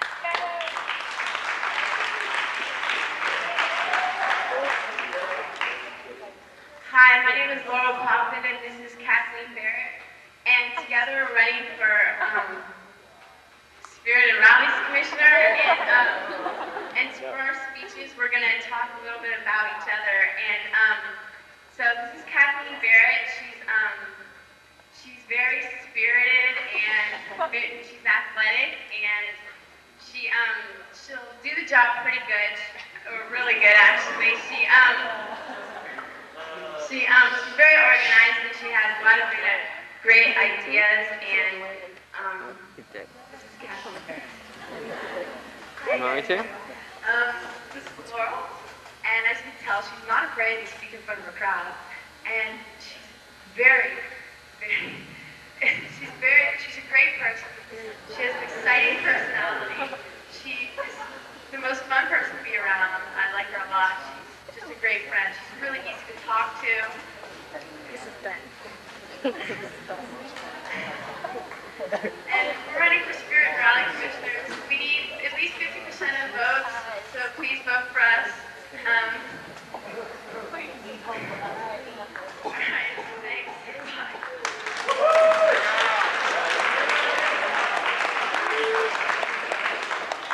Our first candidate for AFB Commissioner of Athletics is Chang Wen.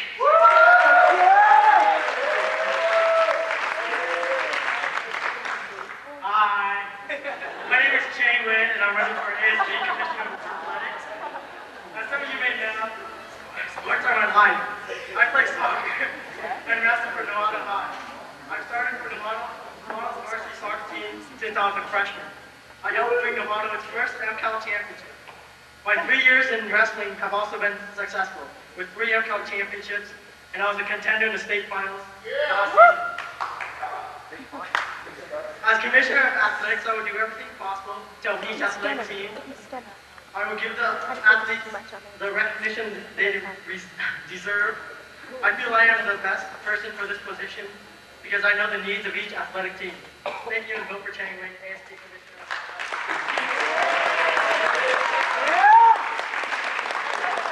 Our other candidate for ASD Commissioner of Athletics is Ashley Hill.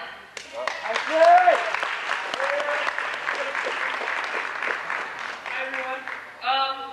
For those of you who don't know me, and that's probably not many since this is our own class, I'm Ashley Hill. What's the first thing you think of when you think of me? Sports, right? Seriously. Sports, soccer, basketball, volleyball. That's about what I do. Thanks, Cara. Cara's got it down. I worked with the Letterman's Club this year. I was their secretary. It's one of the things that is in our thing that we're supposed to do for Commissioner of Athletics is put together the Letterman's Club, work with them, work with all the team. But also I think part of being Commissioner of Athletics is being able to get everyone involved in sports, not just the athletes, get people to go to the football games, do publicity for the athletic events, and hopefully get people to go to cross-country meets. And between the top 2 candidates. So just to let you know, our first candidate for AFB Vice President is Jessica Waters.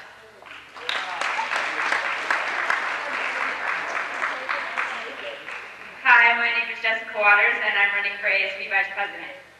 The reason I'm running for this position is because I believe Novato High School needs to continue to change.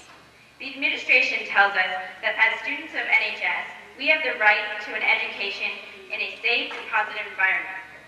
If elected ASB Vice President, and remember, I'm going to fight. I'd like to begin with a quote by Charles Swingle. The longer I live, the more I realize the impact of attitude on life. Attitude to me is more important than facts. It is more important than the past, than education, than money, than circumstances, than failures, than successes, than what other people think or say or do. It is more important than experience, giftedness, or skill. The remarkable thing is we have a choice every day regarding the attitude we will embrace for that day. We cannot change our past. We cannot change the fact that people will act in a certain way. We cannot change the inevitable. The only thing we can do is play on the one string we have. Or junior or senior, you want next year to be great, and it can be. As ASB Vice President, I will focus on the things we can do to make a difference. With the right attitude, we can make next year an experience that none of us will ever forget. So vote Erica Vogel for ASB. Rep assemblies and works with the president, helps the president out when they need it. I feel I'm qualified for the job because I work well with people. That's what the job is working with people. You want something to change about this school? I know I do, because I don't know, some things aren't that great, like bathrooms kind of stink, stuff like that, but to change things we need money. And reminding you to go fundraisers, so I was thinking, I always wanted to bring back the cow claw. And the cow claw is when you check off on the football field, break it off in squares, and people buy like raffle. Like when we bring in a cow, I have a barbecue up there, and bands and stuff at lunch period. And if the cow relieves itself, in your square, you win whatever, $50, $100, I don't know, it depends on how much. But I know that's just like a fun fundraiser, just one idea. So anyways, what was I going to say? So as you walk out of here today, remember David will be your ASB Vice President. Thank you. Our last candidate for ASB Vice President is Elizabeth Dixon. Hey, I'm here to promise you all no homework and straight A's all through the year. Wait. Now that I got your attention, I'm Elizabeth Dixon for ASB Vice President. And haven't we heard enough about all these promises? I'm sure you all want these promises, but I think they're a little too outrageous to be done. So we can get together and make real promises happen, but not like the outrageous ones I just said. You know, in life it only takes a little bit of knowledge and a whole lot of inspiration to make something happen. So, and I have that inspiration. I have the will to go out there and make things happen. So get together and decide what things you want to do and who you want to make them happen. And put yourself in charge of your fate by putting Elizabeth Dixon in as ASB Vice President. And remember, I'm out here today to do the job and to do it right. So vote Elizabeth Dixon for ASB Vice President. Thank you.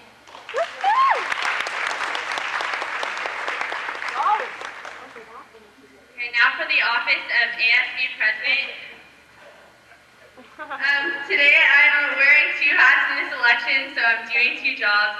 I'm also running for ASB President. As I said, my name is Jackie Pepke. I think I have the experience to get the job done because I've been elections commissioner this year, so I know how to work with other people in leadership, and I know how to make administration think our way.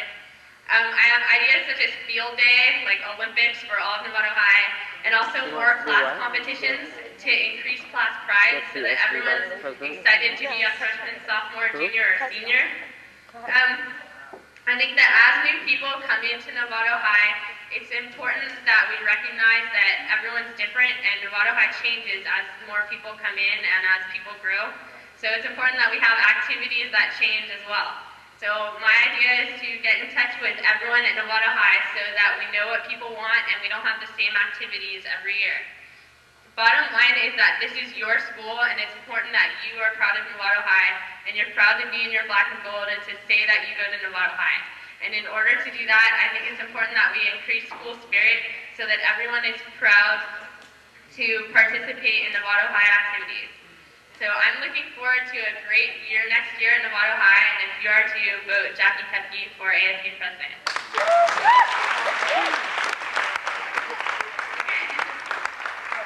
Now back to the election. We are going to we're going to do things a little differently than we have in the past. We're going to do the voting now.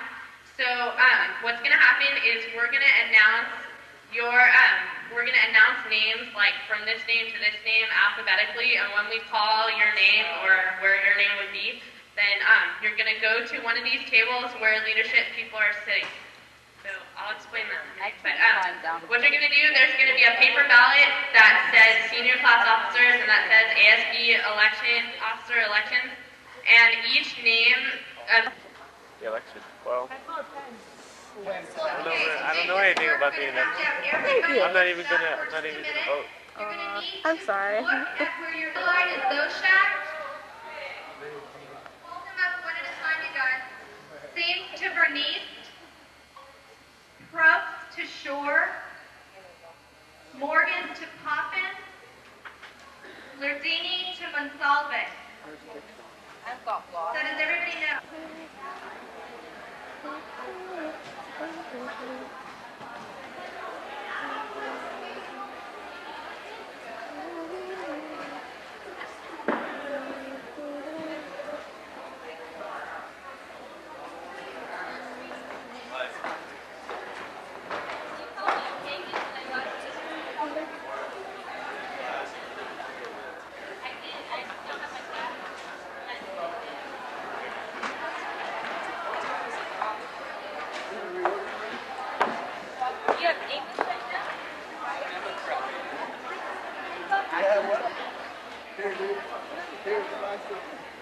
I got the 4.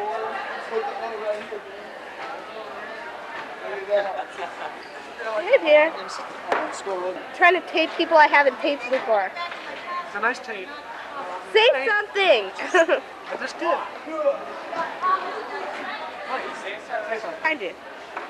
Well, Real process. what did you feel about this show of democracy today in our school? I think it's kind of a joke, really, but I voted anyway. Yeah. Well, Jason, wait. Why do you feel that this election was a joke? Because everybody was running unopposed.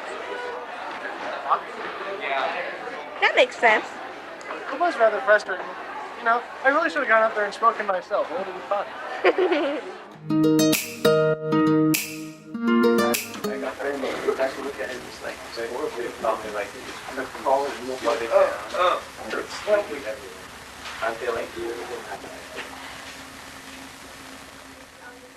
Welcome to modern technology, baby. Beau, And orange morning, and orange juice, both. Yum. Heather Foreman. Lied to me. Oh, and Heather Foreman's nice drawing as she picks her nose. This is Miss Darby, our art teacher.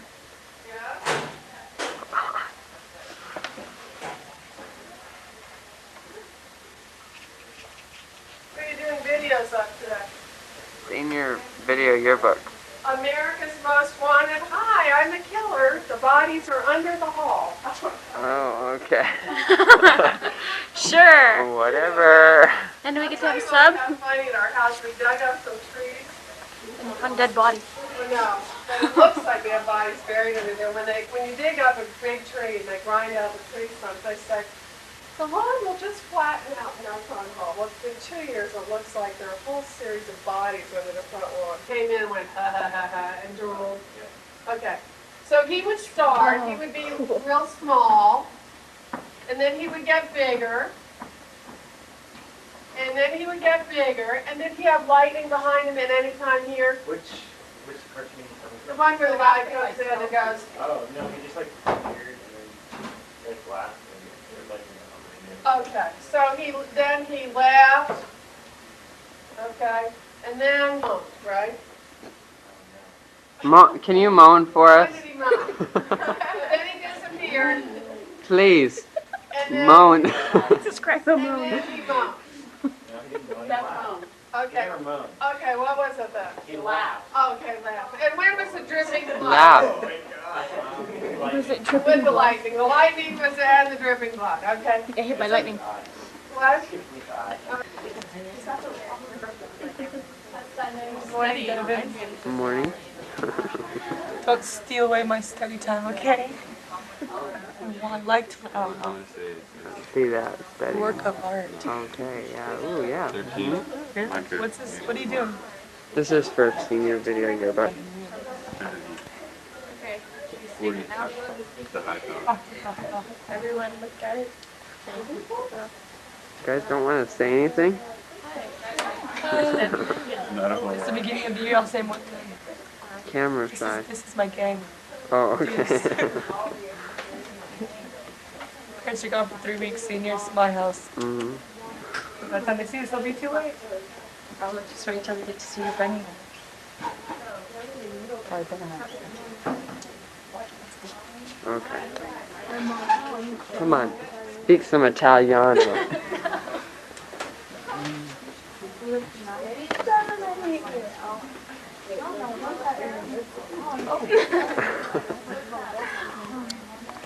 Bacia me. There you go. Look. Come on, do some acting for me. Do. Oh my God. Okay.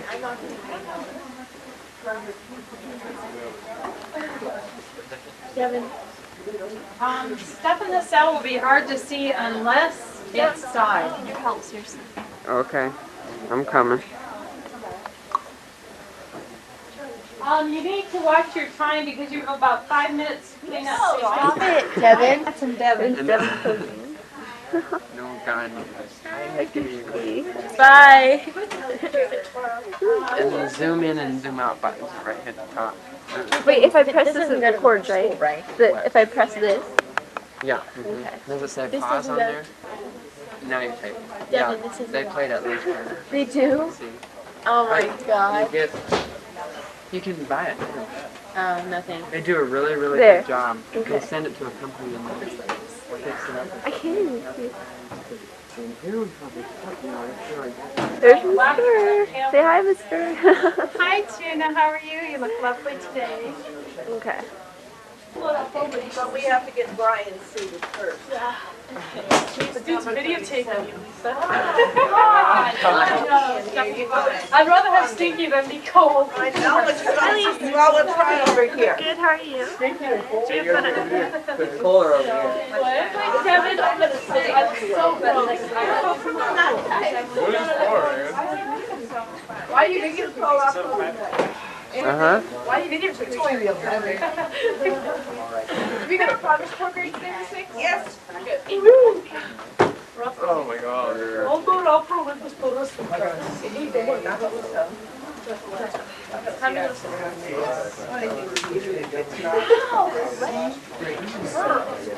Oh, we have to wait on it.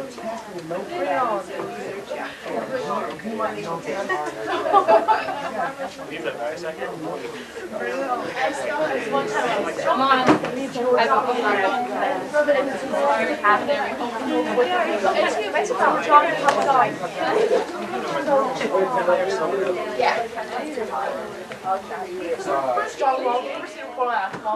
Hey Norm, did you take pictures?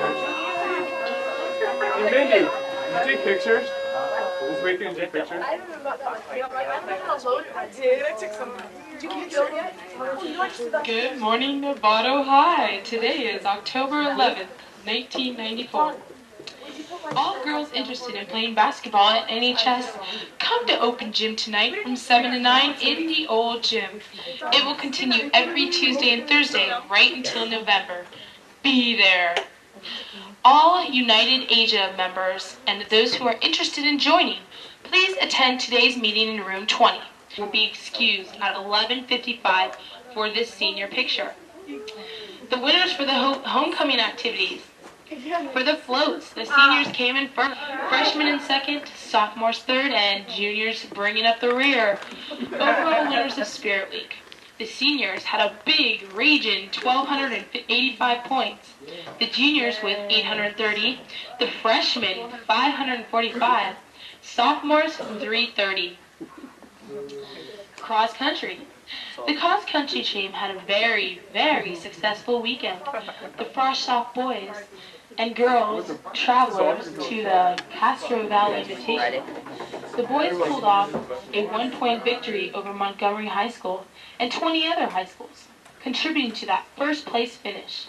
Rob Bancroft came in 6th, Todd Hunt up with 7, Neil Matthews in 11th, Jeff Garcia 13th, and Ben Mikas 39th. In the girls' race, Shauna Anderson and Berta finished 8th and 10th. Also, Close up. 1 week in Washington, D.C. to take part in discussions with the elected representatives of our national government and other students from around the nation. Open to all sophomores, juniors, and seniors. This is a chance of a lifetime. Don't pass it up. Meet in room 32 at lunch on Thursday. Voice of Democracy Scholarship Competition is open to 10th, 11th, and 12th graders. Students are asked to write a short essay and then record it. Top prize is $20,000. Local prizes, $25 to $100. Details in the Career Center. Free Youth Leadership Conference for sophomores. See Career Center for details. Junior Scholarship Competition. The Discover Card Youth Tribute Award is for juniors whose special accomplishments. You need a GPA of at least 2.7. See the Career Center. UC presentation is on Thursday. Tomorrow is the last day to sign up. Passes in the Career Center. The Career Center will be closed most of today. Sports today. Soccer, NHS versus MC at NHS, 4 o'clock. JV at MC at 4 o'clock.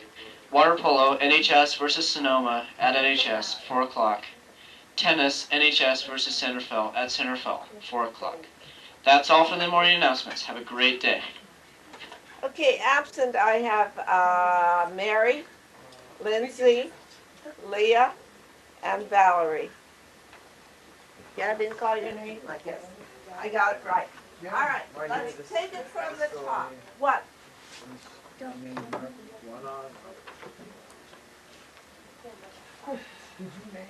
Jennifer. Nice. Thank you very much. It's art. I got you.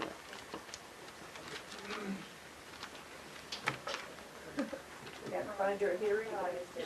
Okay, one that I'll throw with a sure soul.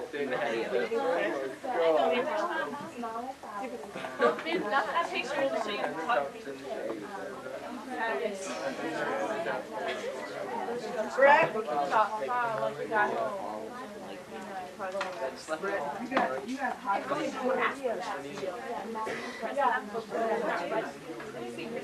Huh? What is it for? Senior video yearbook. Don't video me. Take I'm it off. doing it I right can now. see the red. Stop. No, don't look at you. See, I'm eating a pretzel. It's Frank, and the bell just rang. Oh, okay. We're going to calculus. Fun. Okay. Bye, you guys. Walk here.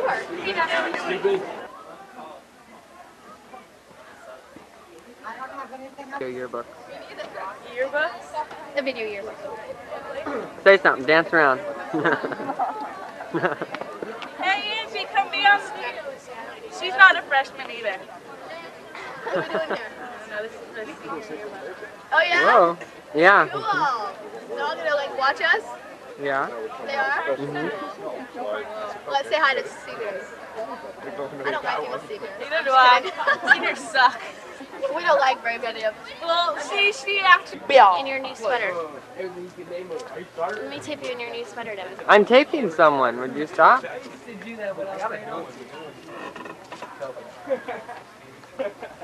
you taping firewood? Yawning. Mm-hmm. Okay, let me tape you in your new sweater. Freshman PE class. It's a bitch, but I'll live with it. I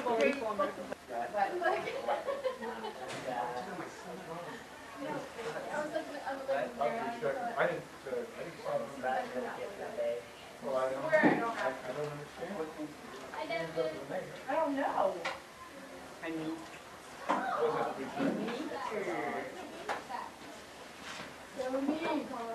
Yeah, Cara, here are your assignments. That turn in two, one on 913 and one on 914. Folks, there might be a little, there might be an error on some of these.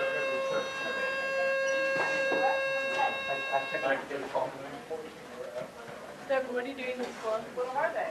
Senior video yearbook. Claudia. Claudia. Turn around. I did send home a progress report. I know you're bringing it up.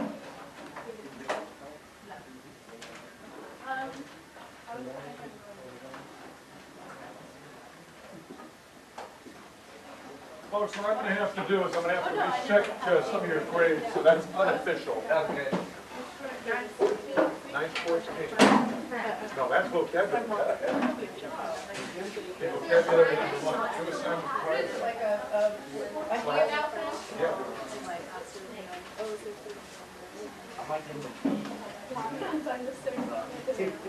That is when I'm checking over some of these grades, so just hang in there. That's unofficial. I didn't send home any progress. Okay.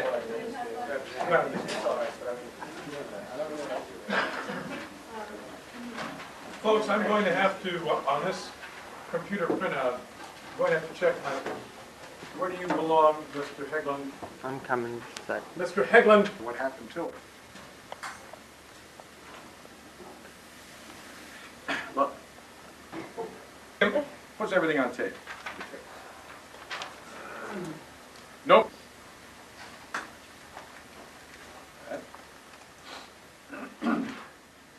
Well, let's see that row. Mary Krause is not here. No, that's okay.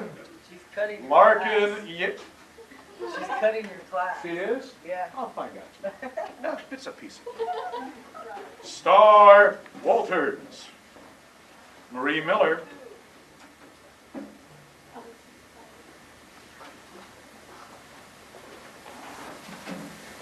Okey-doke. Mary. And we've got Marie. And we have Star. And we have Larkin Yeager.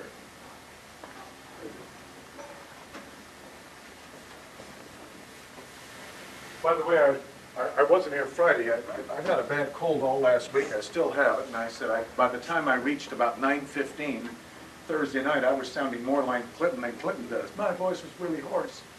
And I could hardly get a word out or two. So anyway, I just said I'm taking Friday off. But I'd like to congratulate all your parents who were here, because normally in the past, when we had back to school night, and I hope you're getting this on tape. Speaking of tape. Anyway. Sometimes there are not enough parents here in this room to really pay the light bill. But this year I noticed that there were an awful lot of parents from all my classes. Now, I don't know if they were here to see if I was alive, breathing, or all of the above, or what.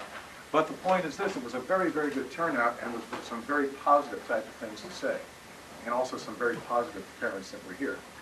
And I'd like to congratulate your parents if they were here. I also informed them that next semester for economics you'll have Mr. Duncan for the economics portion of the class. One other thing, Julian, I saw you in that band. Fantastic job there. Rob was in there. Anybody else that I missed? Cara? Discuss things, the important events of what happens in the Asian.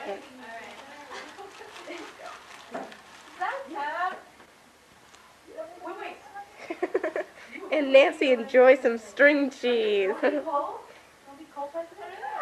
Is that good, Nancy? Tell us about it. All right. Britannia wears a cool hat. You're welcome. Is there another one? Publicity? Are you good at, like, making announcements? Soccer. Cara enjoys taking books out of her locker after a stressful day in classes. Physiology. English. Miss Hicks is the best. Woohoo! All right. That looks very exciting what you're doing. Math analysis sucks. Let me just tell you.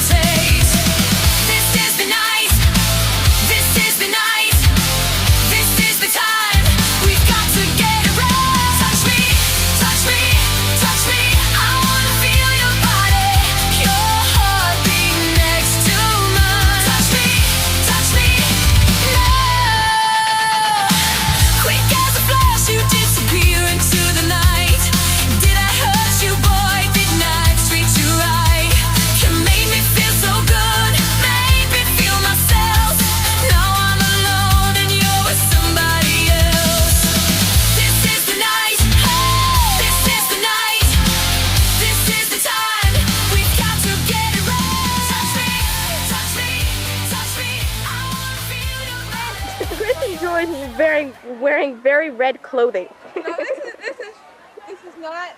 No. What you doing? Wow, what a way to show school spirit. Do you do this a lot? Huh? Do you do this a lot? No way. Okay. I just got in trouble, so I was a bad boy, so. I'm sorry. Well, you don't have to do this for any more time, do you? I have to pick up like most of the driveway and the parking lot and everything. And go turn it back in. Okay. Well, nice talking to you. You too. Bye. Rally! Hey! We're going to the rally! Rally now!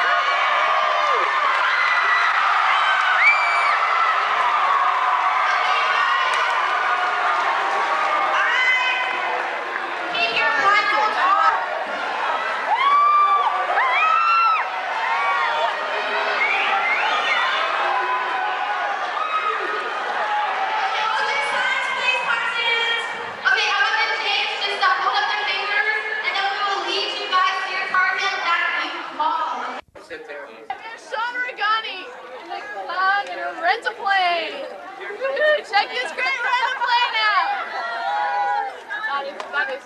Oh, yes! Yes!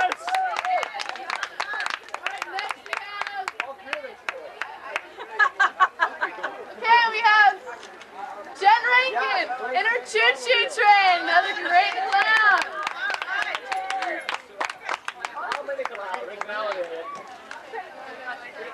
Okay, next we have Lindsay Williams, who is our tooth fairy. Okay, next we have Okay, next we have Melinda Hill. She's blended in the black. She's what? A what? A shadow, darn it! Sorry. Okay, next we have Janet Gokel parading around in her lovely costume. Go Janet. With her apple juice. Okay, next. Their apple. The apple juice. We have Liz Dixon. Everyone gets this one. It's the Cat in the Hat. Woo! Did you see it? Thank you, Cara. Okay, next we have Stacy K. Stacy's Try to get some other people like looking to. Okay, next we have Serena Millstone. She's our great stocking. We have Shannon O'Brien strutting herself in her beautiful costume. Cody, are you in on this? Yeah! Oh. Okay, guys, here's our contestant. Alright, now we're gonna talk to our judges. Eric! Hey, Eric! Eric! Eric! You can get Paul. Come on! The floor suckers shake the back! I shake the back. Miss Coco, what hairstyle for you? I'm starting to sweat. Mm-hmm. Okay. Oh, let me get my... Come over here. You could get some of the people back here if you want, looking on, like, I don't see anything. Those are all sophomores. So junior right there. Great. Right there. Okay, wait. Another junior. There's three. Do you want to go take Billy and stuff? I can't see him. Turn it off and go word out. Like, hi, Laurel. Say hi. Oh, you did. Sorry. For Yearbook. No, yeah, something like that. Hello. Are you scared? Alright, John.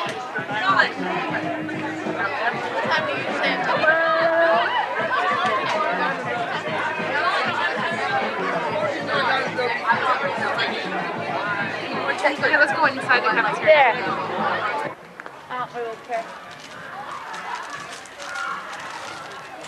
You're gonna get in the way.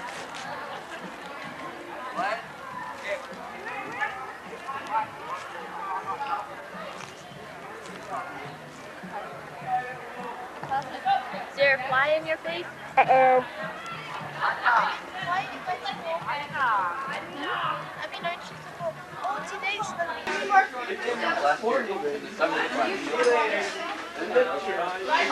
See you later. Okay, quick, what are you doing?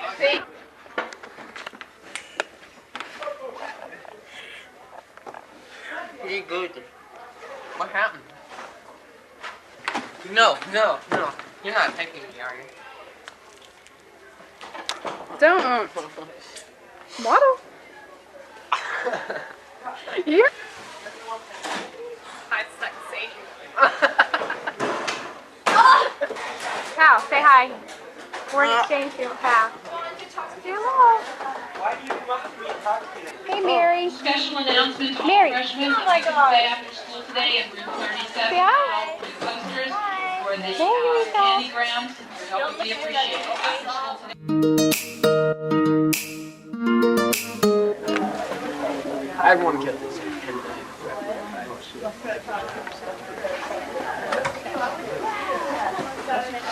Thank you. Hey, Chad. It was just way to help process that. Much better. Sorry. This is last year's screen. And That is what our this singer. year's on, I'll give you a list. You put this year's on, last name first and in pencil, because obviously I use them over here. Oh, look, the little red light's on. Hi. You can play with it now.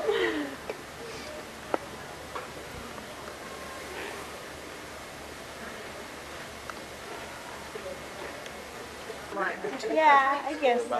Yeah. Anyway, don't put it on here. Same one, same one. Yeah, just kidding. No. No. Seriously? Why not? Did you get everything from Santa? Yes. Okay, because she came in early to leave it to you.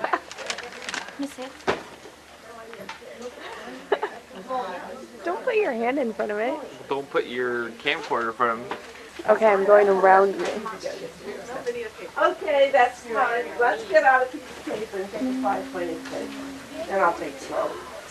It's going to be over the specific lines, so if you just want to take 2 minutes to read, I want to get started. Are you videotaping? Yeah.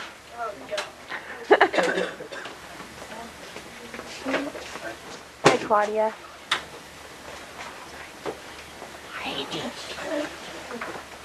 Hi. Where's your shoes?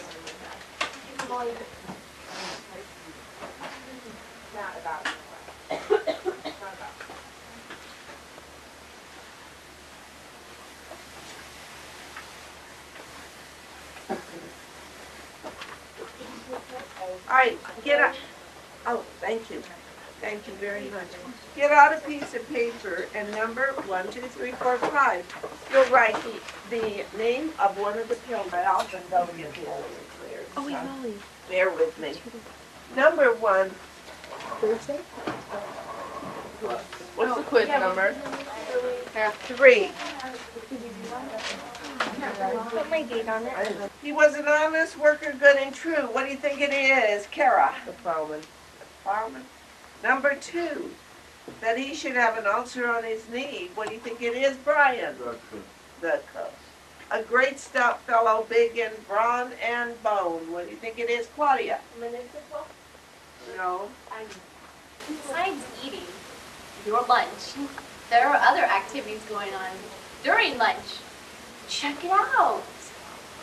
It's on. It's ready. These are years that these are years that NHS. Hope you enjoy them. These are our years at NHS. I hope you like them. Do something. These were our years at NHS. I hope you enjoyed them. I hope you liked them. Hope you survived them. Beginning. Da, da, da, da, da, da, da. Don't say that.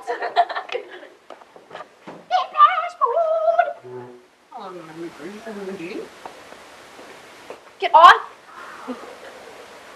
Get off. Okay. We have to think of the other students we have to do.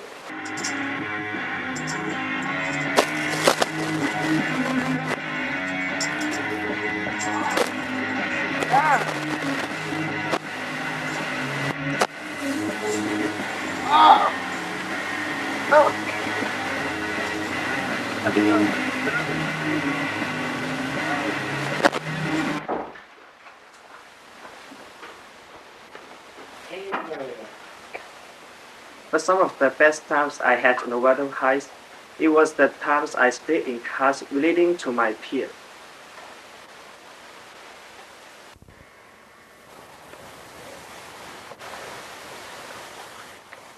They have tied me to a stake. I cannot fly, but bear like I must fight the course. What's he that was not born of woman? Such a one am I to fear, or none. What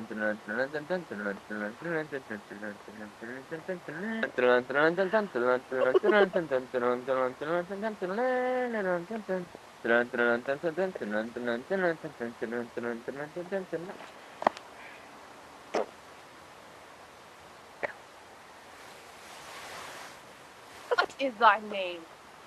Thou'lt be afraid to hear it. Know thou that callest thyself a hotter name than any. My name is Macbeth. The devil could not himself pronounce a title more hateful to my name. No, nor more fearful. Thou liest, a horrid triumph with my soul. I'll prove to thee that lie thou.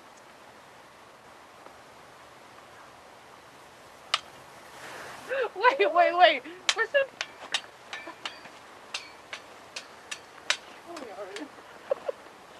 Come on.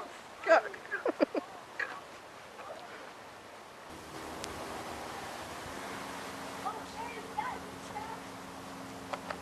The ghosts of my children haunt me, and I can't find them. I'll fight to my death. After what he did, I don't have a family anymore. Gail Bowers.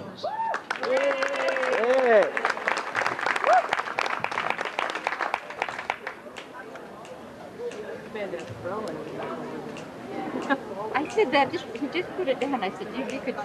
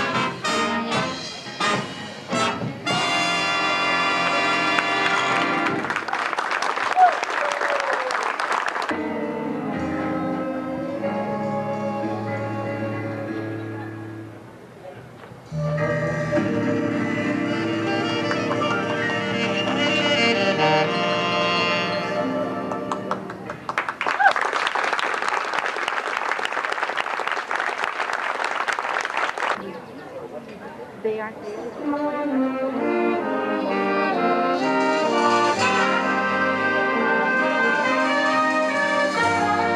That's it.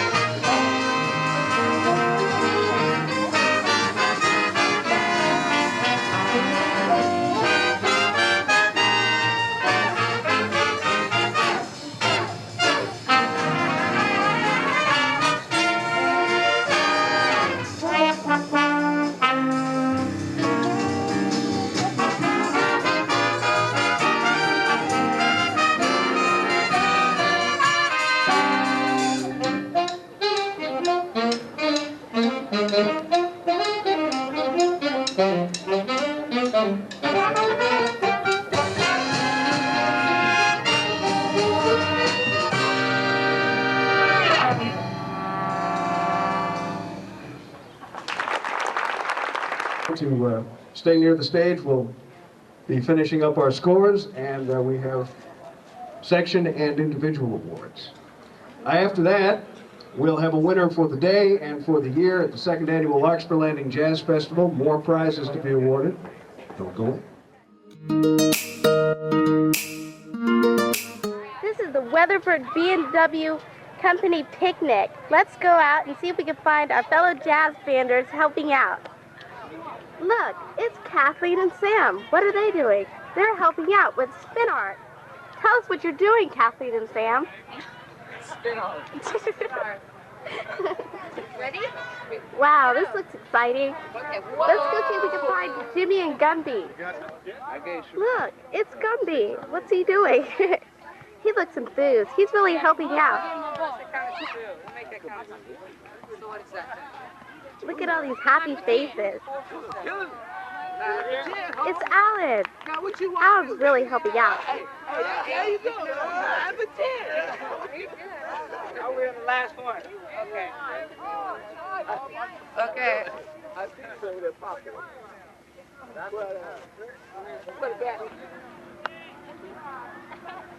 What you doing? My job. How many you got, baby? Anyone else? You want me to throw that one at him? Hey, it's Come on, Lyndon. Todd. He's helping out too.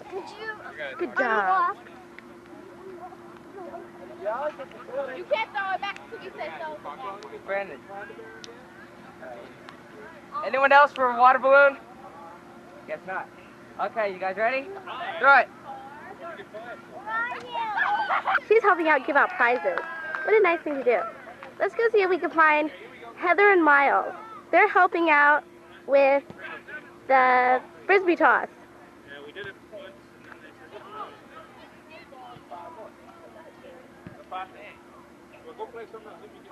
I didn't do it. We saw you. We have you on document now. Hey, they threw it first.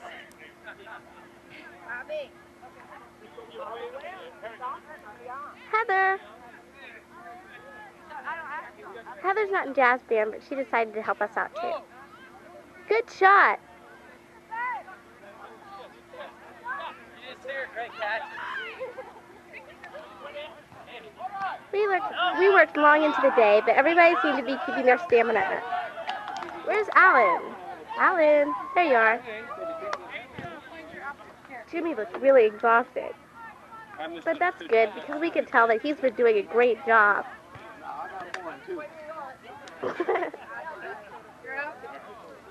We found time to take a break and have some fun anyway. Yeah. Somebody has to race me. Rico. Come on, Rico, do it. When you get Jimmy. I'll make 9 out of 10. No, Tony, I come here. made 9 out of 10. Next, go. Oh, man. 4. Oh, I did 5 times. Running out of prizes, guys. All right, there you go. What did I get? This. Well, you need 15 to find it. How about this? Those are $1 a piece. That's Maybe working at this thing isn't so bad after all. Spinner looks like an That's neat. It's got all the stripes all on the side. Has it been busy around here, guys? Yeah. Yeah.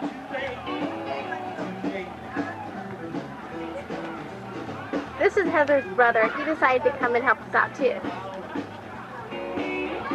Enjoying some of the great food. Are you enjoying some of this great food?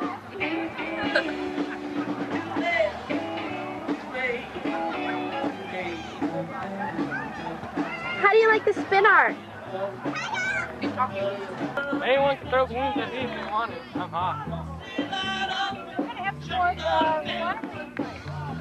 Miss Barrett, are all the prizes gone? Mrs. Barrett, all the prizes are gone? Santa. Okay. Oh, yes. Where are you? Well. Okay, then put the balloon back. It takes a long time to load these up. We're almost cutting for hours. Okay, you guys want to have a water balloon toss? Yeah, sure. Okay, who's your partner? Ah, don't. I know you've been wondering where this groovy music's been coming from, but now let's get rid of the mystery. We'll go find out. Look at these people getting down. Groovy, guys.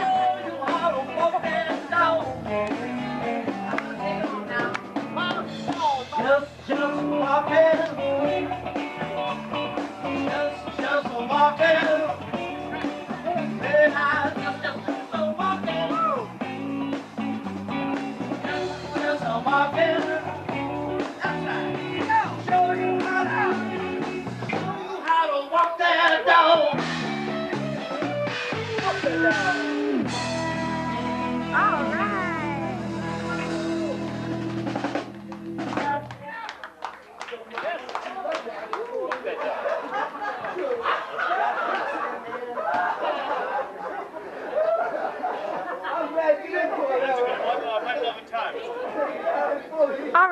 enough of the band.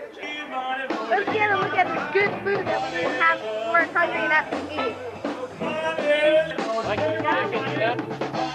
Yeah, they look scrumptious. How long did it take you to cook all these? How long did it take you to cook these? We started cooking the chickens about 10 o'clock this morning, and it's still cooking. We did a lot of complaining at first, but we had a fun time. Did you have fun, Sam? Yeah, I had fun. Did you guys have... Well, that about... Since I don't have paper to put the credits on, I'll just like to say thank you to Mrs. Barrett. I wish I had some music, but the guys over there quit. So let's just look at this for another 2 minutes. Happy smiles. Okay, go. Get it. Ready. Strong balloon. Okay, take another big step back. That wasn't very big. I wind up the curve. Okay, throw. Oh, very good. Hey.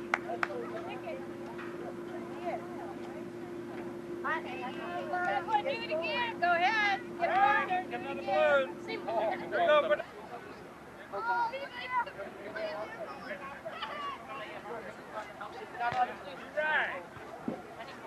Everybody take Now here's something I love. All of us together, one last time. I know I didn't throw it hard. You did. You loved it. Okay, everybody take another step back. What's this? Okay, throw. Good. Yeah, we'll get one more player. Need one more. Once again. Wait. Once again, this has been a Wasting Jazz Band class time production. Wait. I'll go. Here we go. Come on. I got you. Come on. We're going to do it. Here, I'll set that. Come on. Come on. I heard that. You got it. Don't knock me over. Yay! Okay? Gotta go back. Where's the red? Ow! Wait a minute.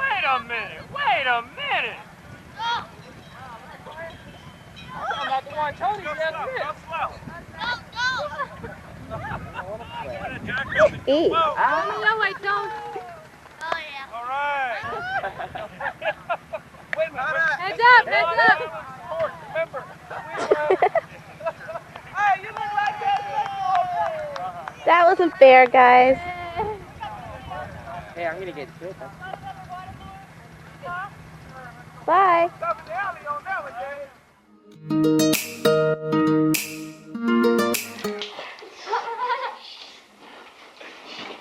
No, you have to say your line. Let's try that one more time. Just one more time.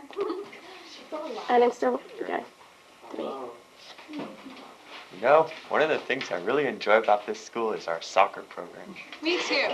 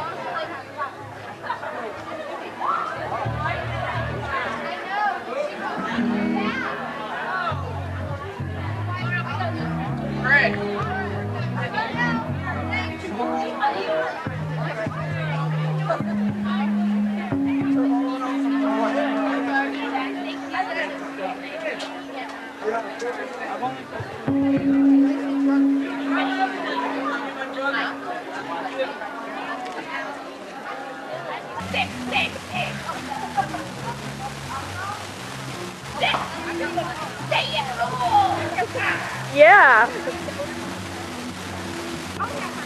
Finger salad. Huh? I lost it. Toxic way to this place.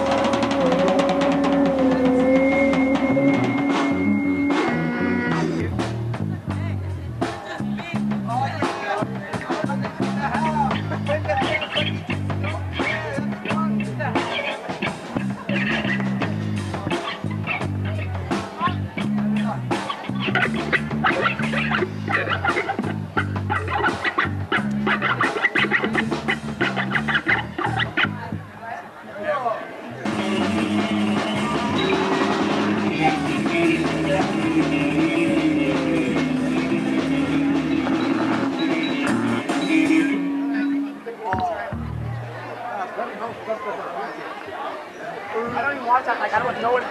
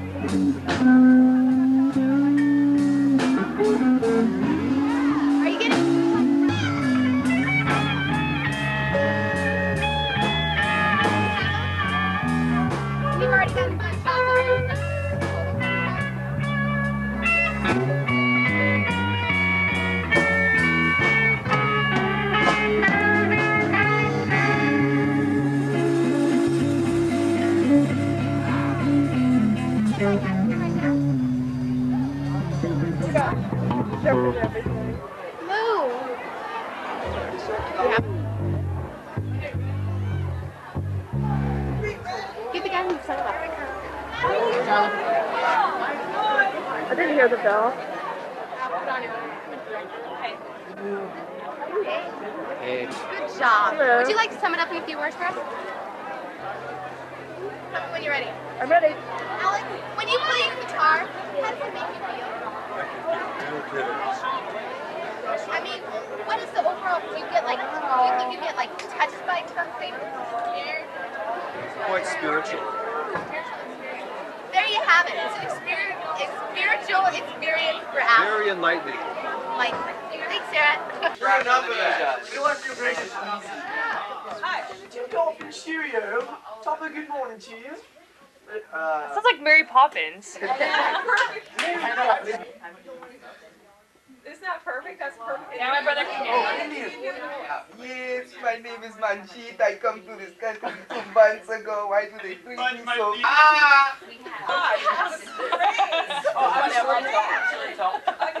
One time, my friend, so he walks in and the girl just falls in love with the accent behind the counter. So let's do this weekend.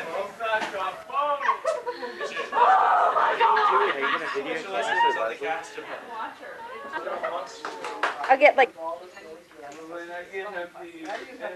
February 8th. Fine. February 8th.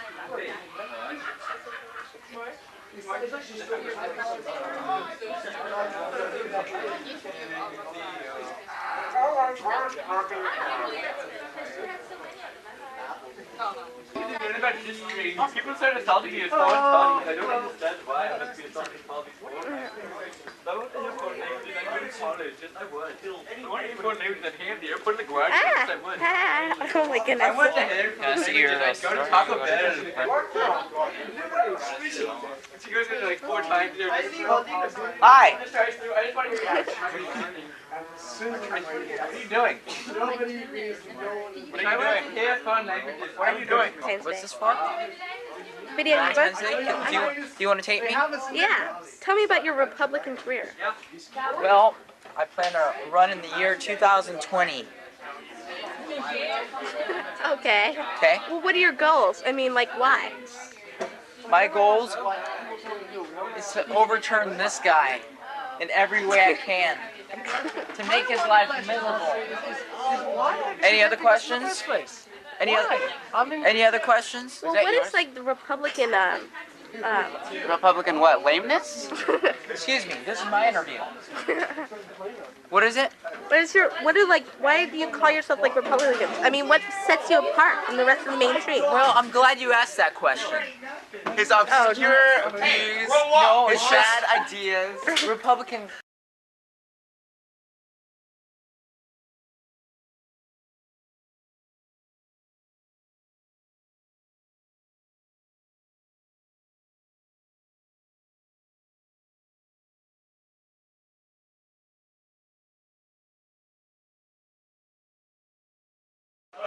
Well, thank you. Any other questions? That warms my heart. Well, why do you oppose Republicans? I don't oppose, I just oppose his views.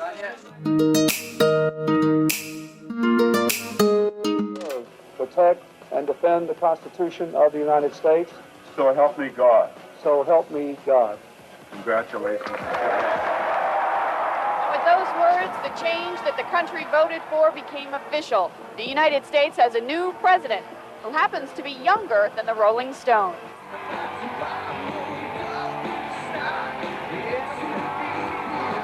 I think everybody here knows that MTV had a lot to do with the Clinton-Gore victory.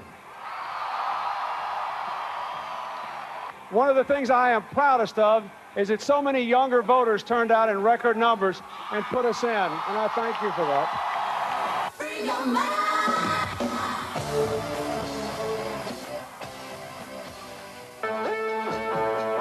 You hear it first.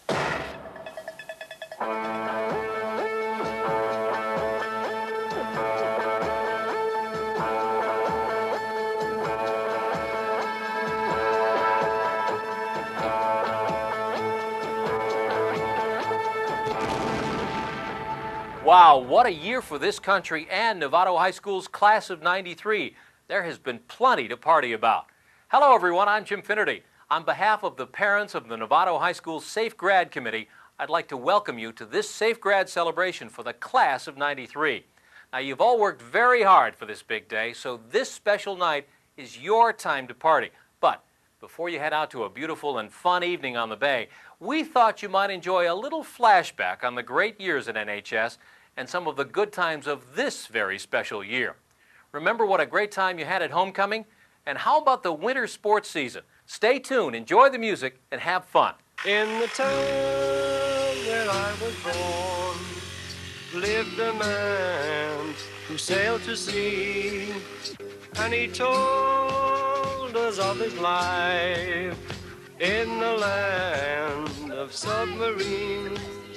So we sailed on to the sun till we found the sea of green, and we lived beneath the waves in our yellow submarine. We all live in a yellow submarine, yellow submarine, yellow submarine.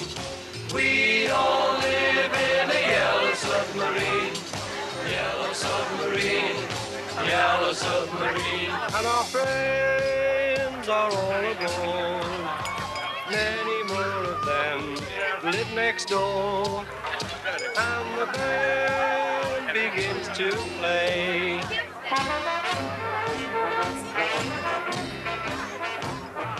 We all live in a yellow submarine, yellow submarine, yellow submarine.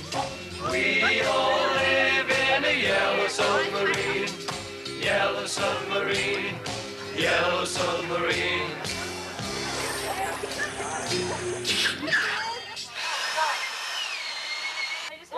I'll be right back. Just don't screw up. Are you sure that's right? Don't mess it up. Chef, I want to get prizes for it.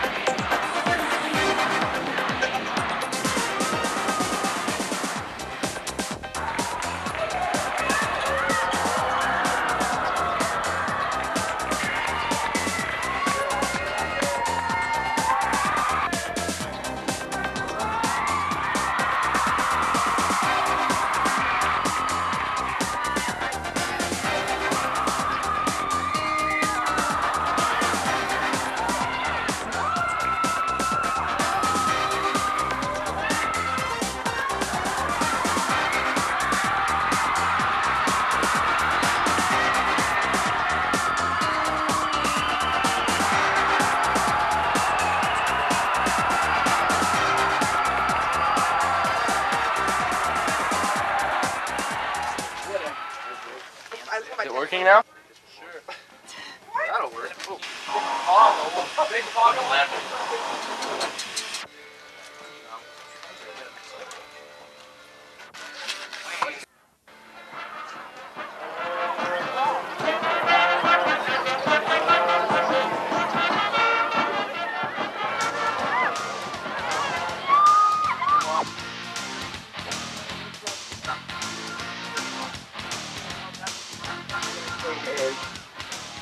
Jenny Molly, please.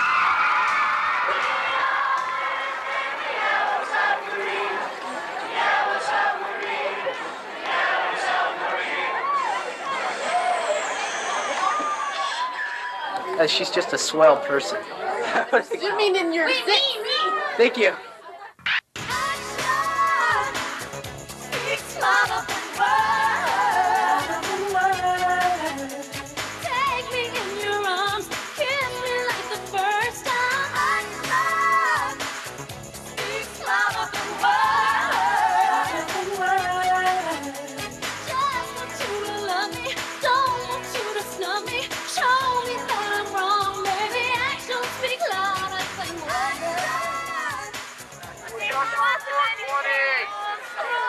Be in class of 94.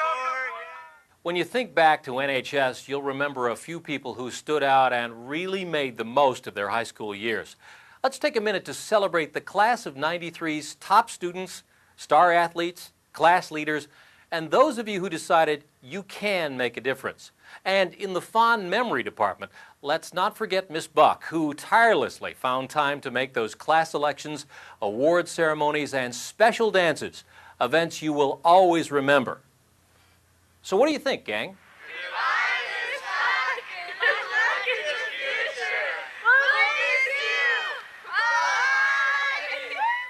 They are the people I will miss most as I enter into the next stage of my life.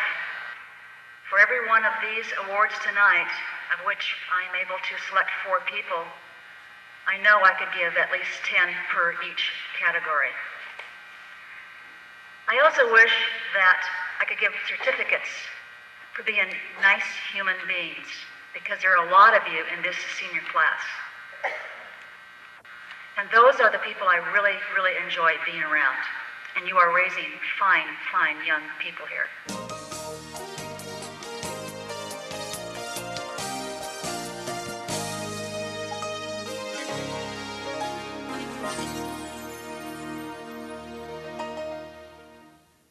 I mean, everybody wants to use the beach, but nobody really wants to clean it up, which is kind of sad. Can't we make ourselves away? It's got to be a way to connect this world today. Come together. So we have a group of 75. By how many hours you end up working, multiply that by 10, 20. We're talking quite a bit of money here.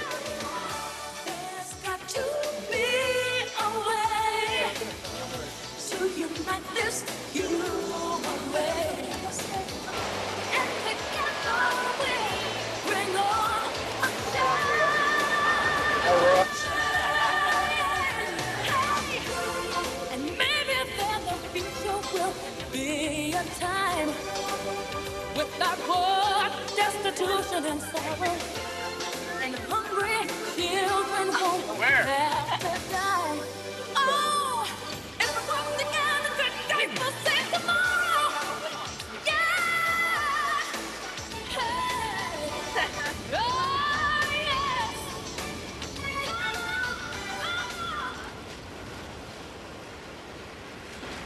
Nice work, guys. You should all be very proud of some great years in NHS. And from what I've heard, this class was a real great group to party. I'm sure you'll enjoy this next feature. Party on. He's over here! This is Tom! No, now, who goes around the lot? Is this clown school? Am I having a baby? No. I don't know. Were you want to make a proposal or anything? Don't worry, it's not dangerous.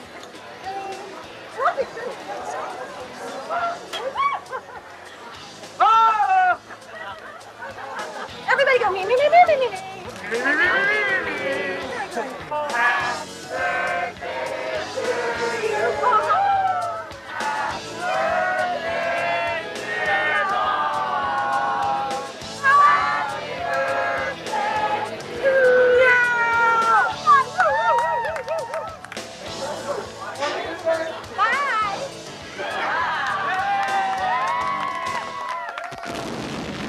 These are the best damn sausages I've ever had.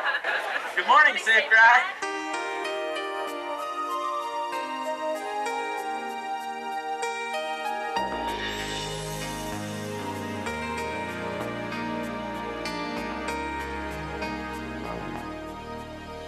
Sometimes the snow comes down in June. Sometimes the sun goes round the moon. I see the passion in your eyes. Sometimes it's all a big surprise. 'Cause there was a time when all I did was wish you'd tell me this is love. It's not the way I hoped or how I planned, but somehow it's enough. And now we're standing face to face. Isn't this world a crazy place?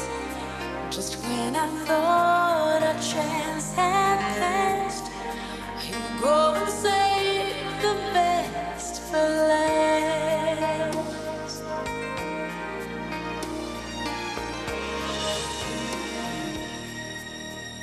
All of the nights you came to me, when some silly girl had set you free, you wondered how you'd make it through. I wondered what was wrong with you. 'Cause how could you give your love to someone else and share your dreams with me? Sometimes the very thing you're looking for is the one thing you can't see. But now we're standing face to face. Isn't this world a crazy place? Just when I thought a chance had passed, you go and save the best for last.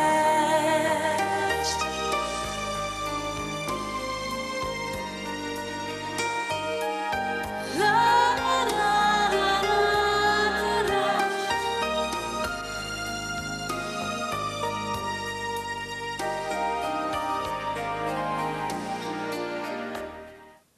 Well, we hope that helped set the mood for a great evening of partying on the Bay, and we hope that you enjoyed the look back. From all of us at the Safe Grad Celebration Committee, we offer you applause for your achievements and extend our very best wishes for a great future. Okay, gang, it's time now to celebrate.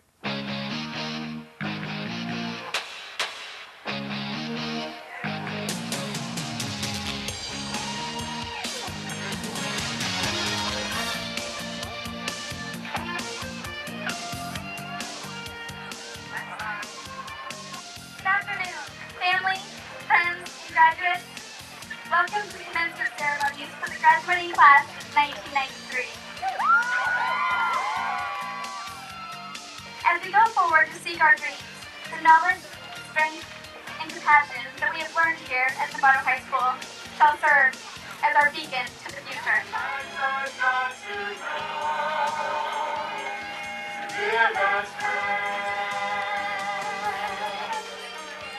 Well, it's over, whether we like it or not.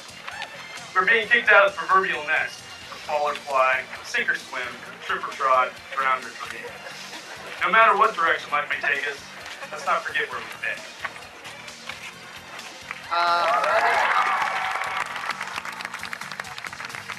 You got to sing like you don't need the money, love like you'll never get hurt, dance like nobody's watching. It's got to come from the heart if you want it to work. God bless you. We turn approach and we stand ready. I present class of 1993. Celebrate, celebrate, dance to the music. Celebrate, celebrate, dance to the music. Celebrate, celebrate, dance to the music. Celebrate, celebrate, dance to the music. Celebrate, celebrate, dance to the music. Celebrate, celebrate, dance to the music. Celebrate, celebrate, dance to the music. Celebrate, celebrate, dance to the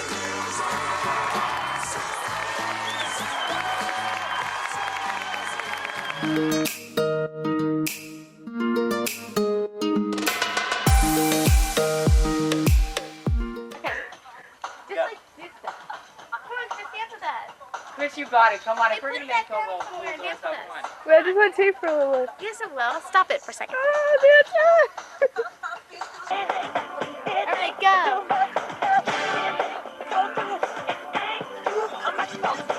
The world is changing, we are reading like the best predictions. Fly up to the baby boomers, cultivate new working. I told my brothers, don't you ask me for no favors. I'm conditioned by the system. Don't just talk to me, screaming. She breaks the gossip rules, then she sings the Thomas song. Confusions contradict herself. Do we know right from wrong? I just want you to recognize me in the temple. You can hear me. I found peace within my heart. Go with it, yeah. It ain't too much. It ain't too much. It ain't too much. I'm like, fuck me, yeah. It ain't too much. It ain't go through. It ain't too. I'm like, fuck me, yeah. It ain't too much. It ain't too much. It ain't too. I'm like, fuck me, yeah. It ain't too much. It ain't go through. It ain't too. I'm like, fuck me,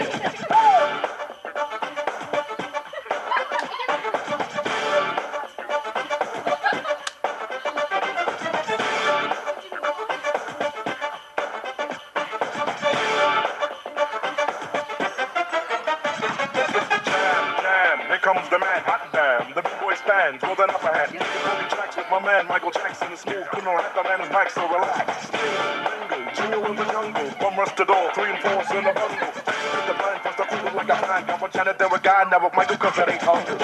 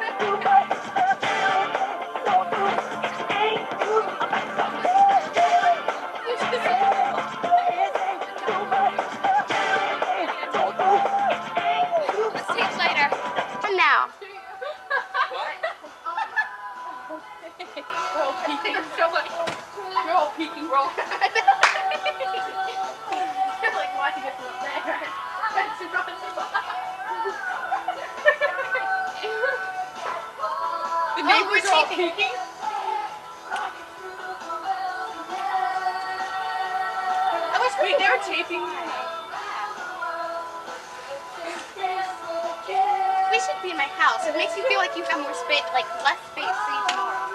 I can finish.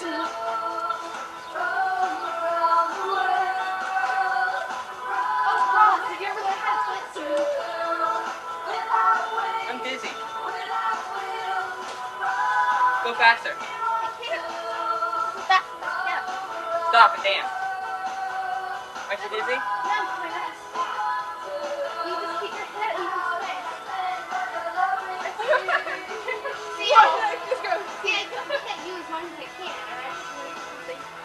I always come back to her head. So I tried. So that's like the only thing I see.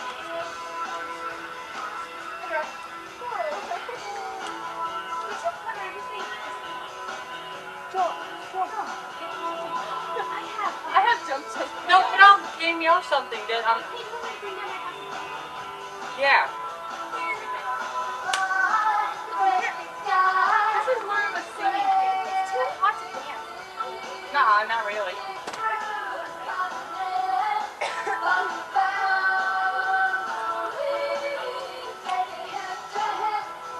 Is it still on?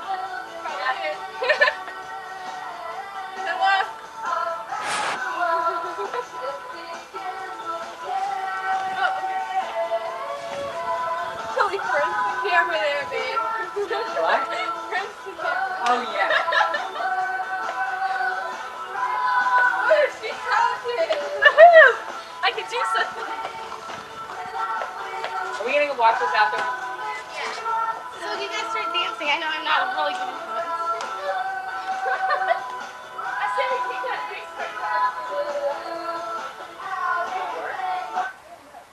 Here, hey, can I rip off these leaves? No. Oh yeah. Remember, did I tell you? Was I the one that told you that I did that the whole time? They were like totally laughing at me because I was jumping the whole song. You were ballet dance? You mean on that, on what dance? The last dance? Yeah, no, not the last dance. At the big one. It was a formal that I was doing this. Here, let me make She's like, what's this?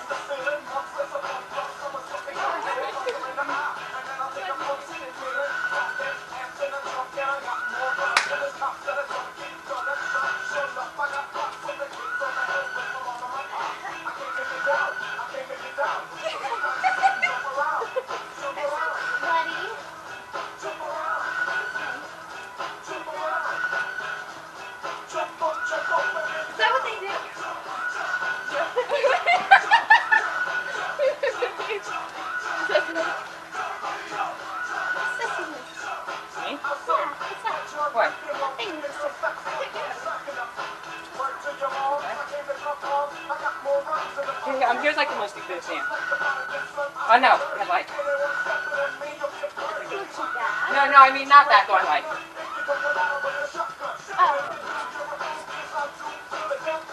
What if you put it in this glass?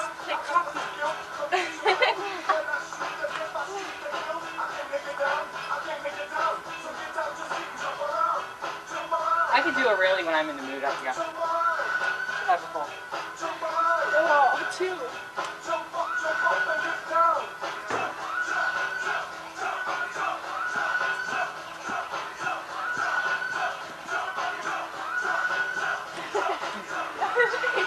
Hey, let's slam jump into each other. Alright! Miles were here.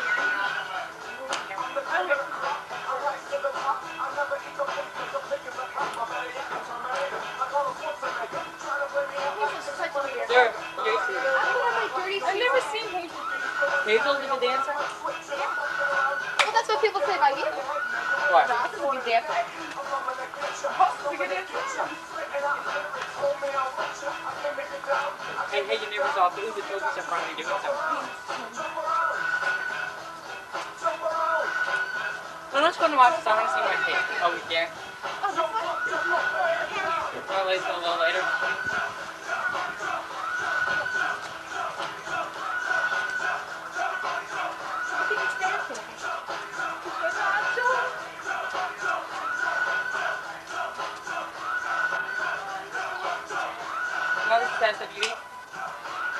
Yeah.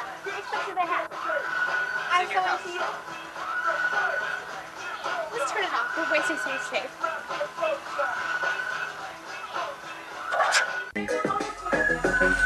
Once you woke up like you want.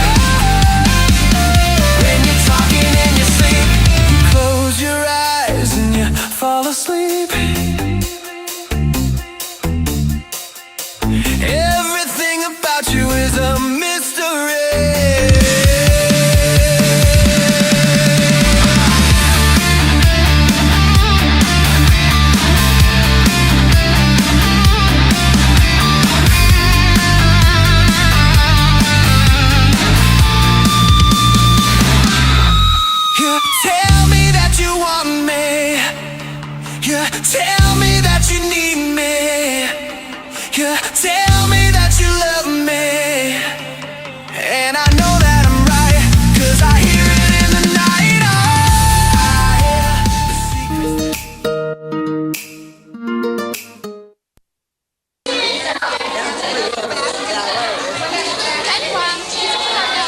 Those are ours?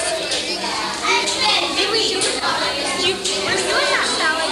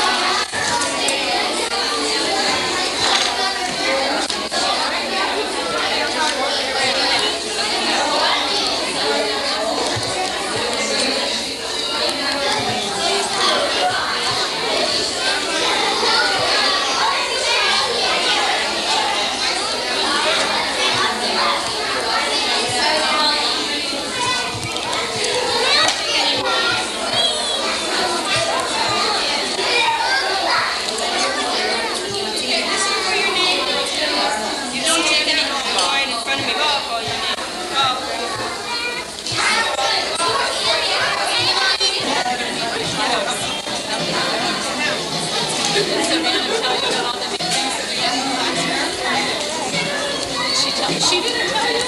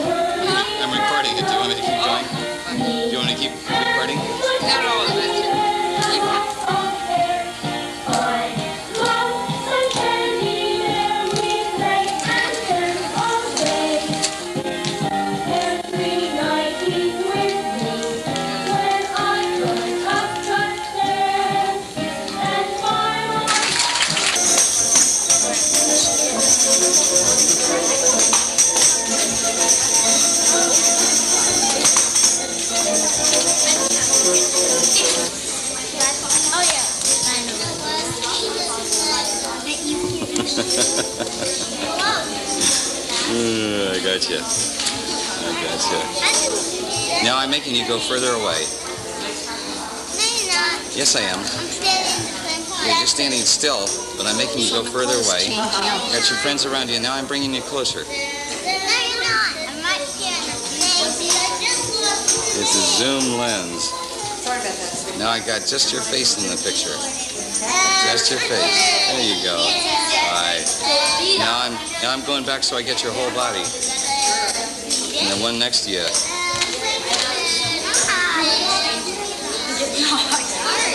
Right here. Okay, these girls need to have the ballet put on.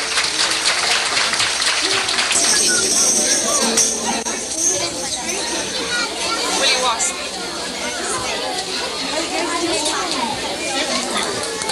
Stop shaking. Bob. This is my only picture.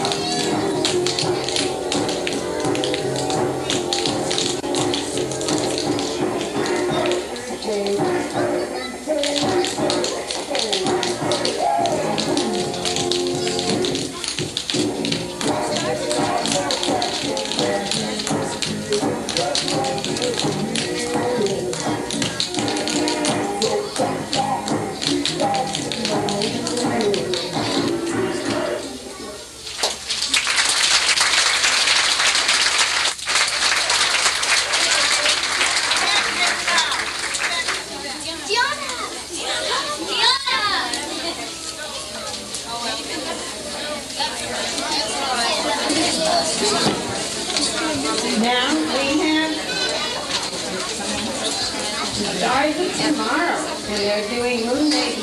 But what happens, they do a real nice job, and there's quite a few things.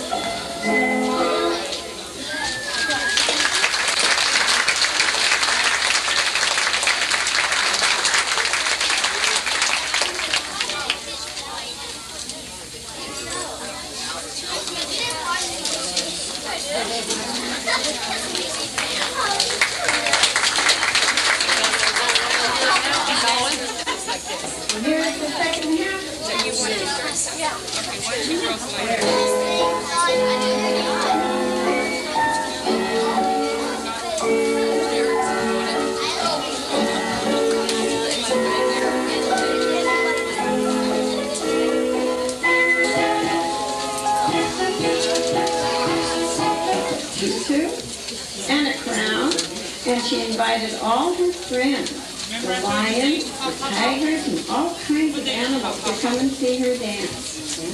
So, the time came for her to put on her show. She felt so good, but do you know what happened?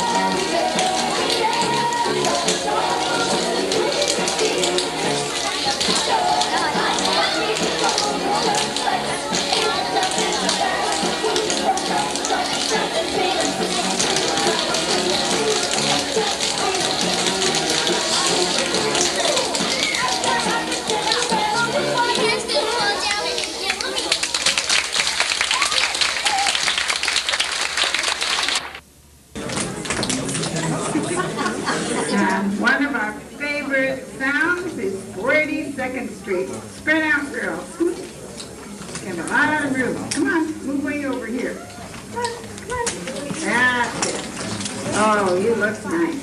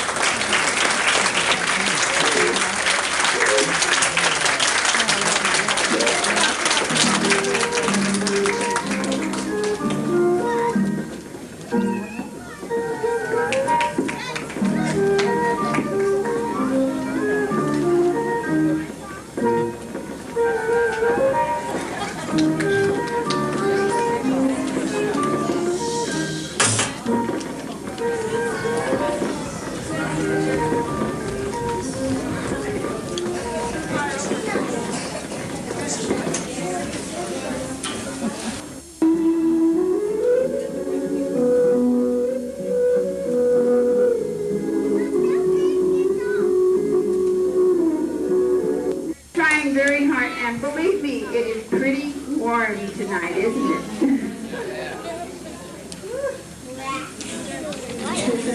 I'm just about ready.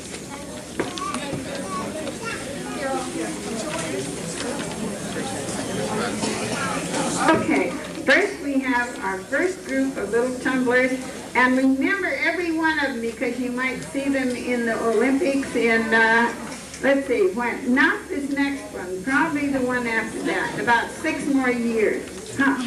Think so?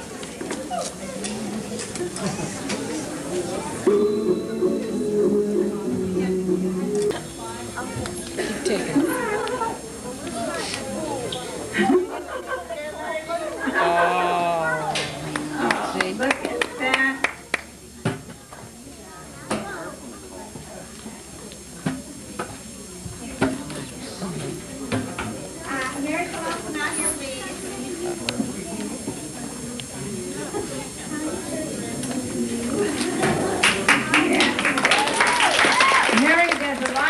Behind the scenes, so that's a keep with it. Very good. My goodness.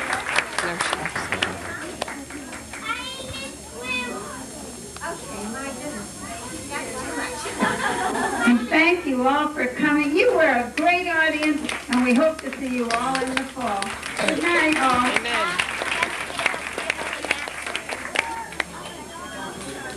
Okay, you can go.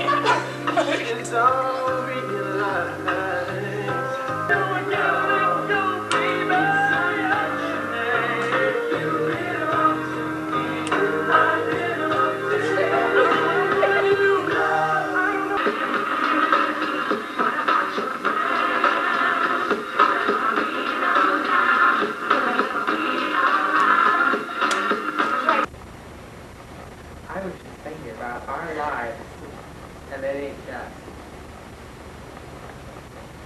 I'm 95. I was just thinking about our years that ain't just. And the class of 95.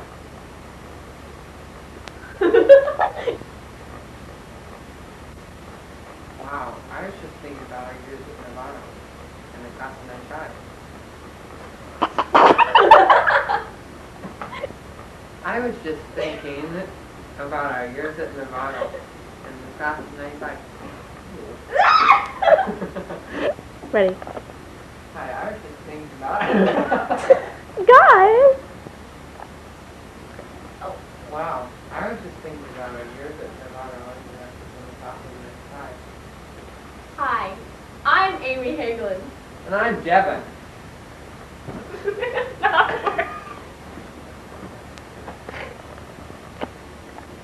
Wow. Yes, I was just thinking of the years at Novato and our class in the class of 95. Hi, I'm Amie H. Yeah. I feel so adorable. Oh, Alright, go. Wow, I was just thinking about our years at Novato High. Hi, guys. The class of 95. Hey, Ranah, Ranah. Oh, really? What? All I said was,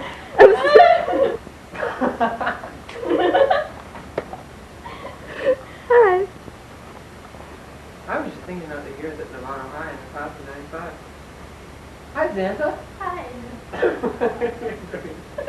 What are you doing here? Hi, I'm Amie Hagelin. And this is Devon, and this is Santa. Alright, one more time.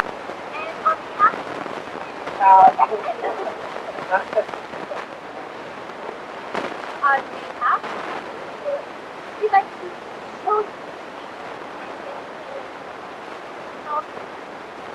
that we have made up from your freshman year to your senior year. We've all worked very hard during our time at NHS, but we just thought you'd enjoy a little flashback of some of the things that we've done, like homecoming or winter sports, Valentine's Day. So why don't you sit back and enjoy it? Enjoy this flashback. Okay, that's good. That's all we're doing.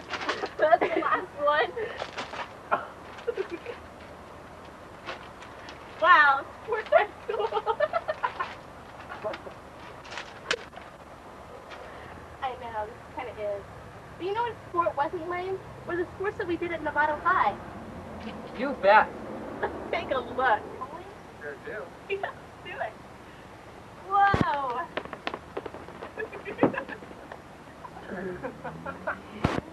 Sure do. Let's do it.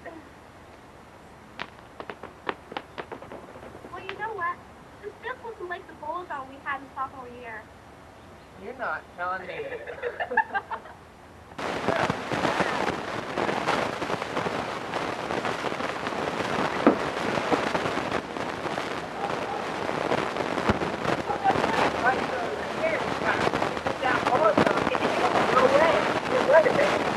Kristin was elected!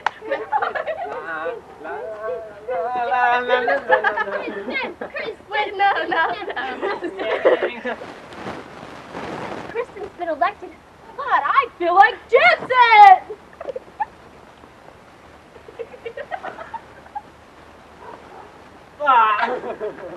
This is dumb. Like,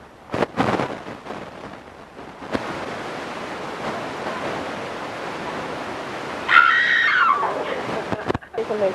Then, oh. Say Valentine's Day. Valentine's Day. Ah, the more.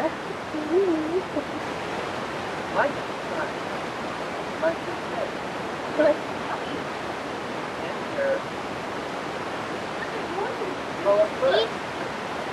You can do it.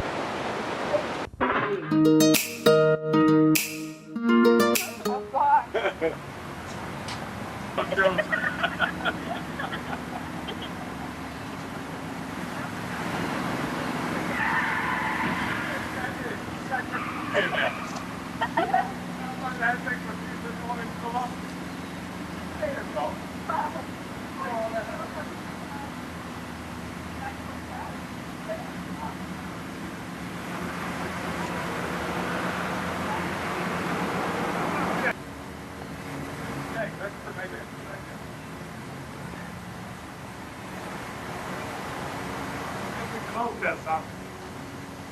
Might give away that one. That was Hero had to dive in. Hero dive, throwing his camera on the side and jumping in with his hat. Hey, you know you miles at this point off to our backroad now. 5 to 6 years. Now I told you there is one major waterfall. Now, well, today there are 2 major waterfalls. After he was down the top, she was later picked up by the maid of this boat ride. You can see him coming up into the Horseshoe Basin detective's house. He was rushed back to the hospital. Well, the first words from his mouth was just him. You know, I'm looking for the climate to get into this water.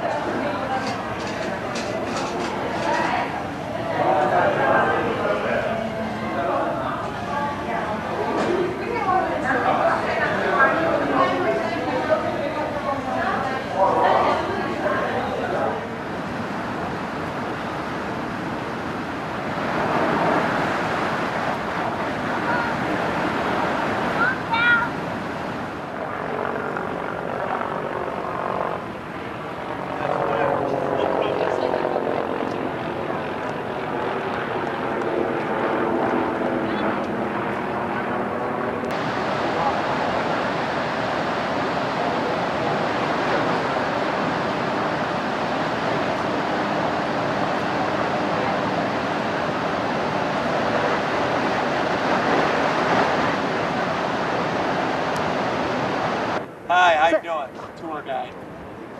Your name, please? Michael Beshara. I lived in town of Niagara for 21 years. I go to college and this is my summer job. The University of Buffalo. The University of Buffalo. State University. What is your major? Double major political science and sociology. Very good. Yeah. Black, black, black. I want to go black.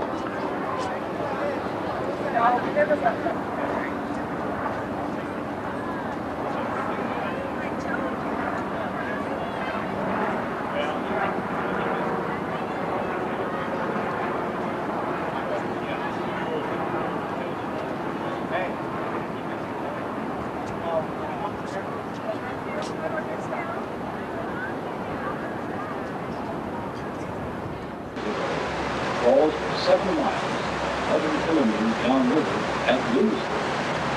Because of erosion, sometimes as much as 6 feet.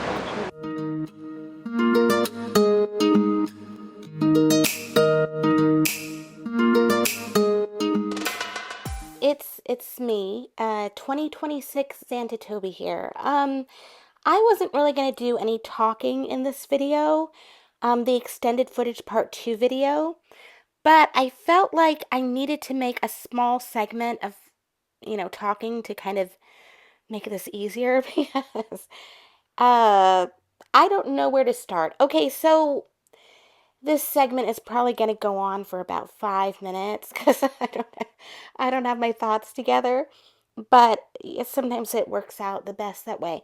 So anyway, when I found these journals, along with the extra videotapes for the extended footage, I wasn't sure what I was going to do with them. I thought that maybe I would read excerpts, and because I have like almost every year of high school in these journals, and I even have some through sophomore, maybe beginning of junior year of college. I even have a journal that Elizabeth got me in 97, and she dedicated it, and I'll probably take a picture of it and do still photos, but I think that's what I'm going to do, because when I was reading the diaries, I have like, I have everything in there, and unfortunately, it makes just as much sense as it did back when it was happening, so I don't have any clarity. You'd think like over 30 years later, I'd be like, oh yeah, high school makes perfect sense to me. All the stuff that I was going through, all my feelings, all my relationships, make 100%. No, everything I wrote down, I stand by, and it's still just as confusing as it was when it was happening. Yeah, I'm not going to talk too long about this. So basically, I do have some photos.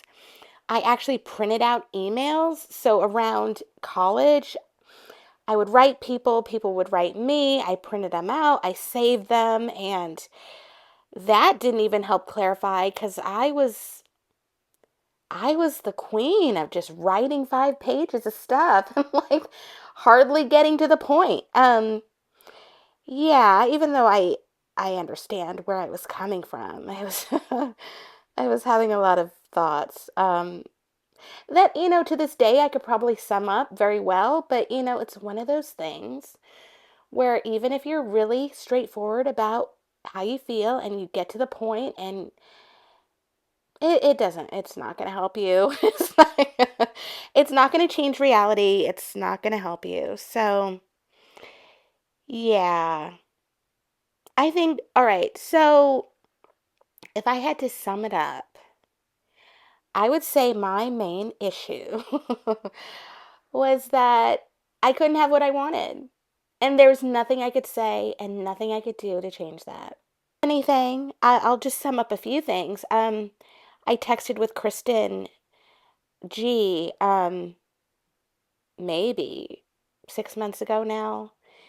And she said something and I was like, "Oh, that was a secret. How did Molly know that secret?" Well, I found the entry in my diary where I actually told Molly because I was out on a walk with, I had to reread it, but we ran into Heather H, and yeah, I just told her. So yeah, that's how the secret came out. I spilled the beans myself. So yeah, yeah, I hope Molly's great. So hi, Molly, if you're listening to this, maybe I'll have to figure out what I'm gonna photograph and not photograph. If you, okay, not everybody probably had this issue. If you used to talk to me and write to me and we wrote back and forth and I wrote like super long letters and they were confusing, I'm sorry they were super long and confusing. I think maybe my sentiments my sentiments came across. I'm sorry if it wasn't clear. But basically it just boiled down to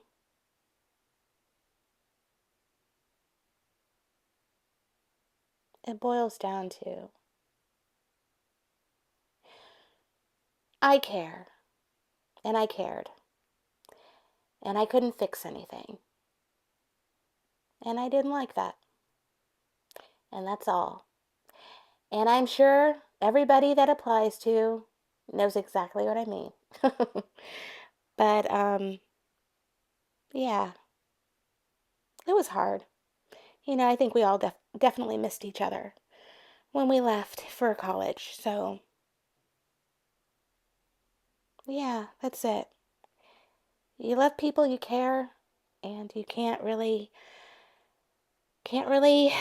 change the circumstances. So, that's all. See, that would have been a much shorter email. Anyway, let me try to figure out what's going on, and then I will film what's coming up next.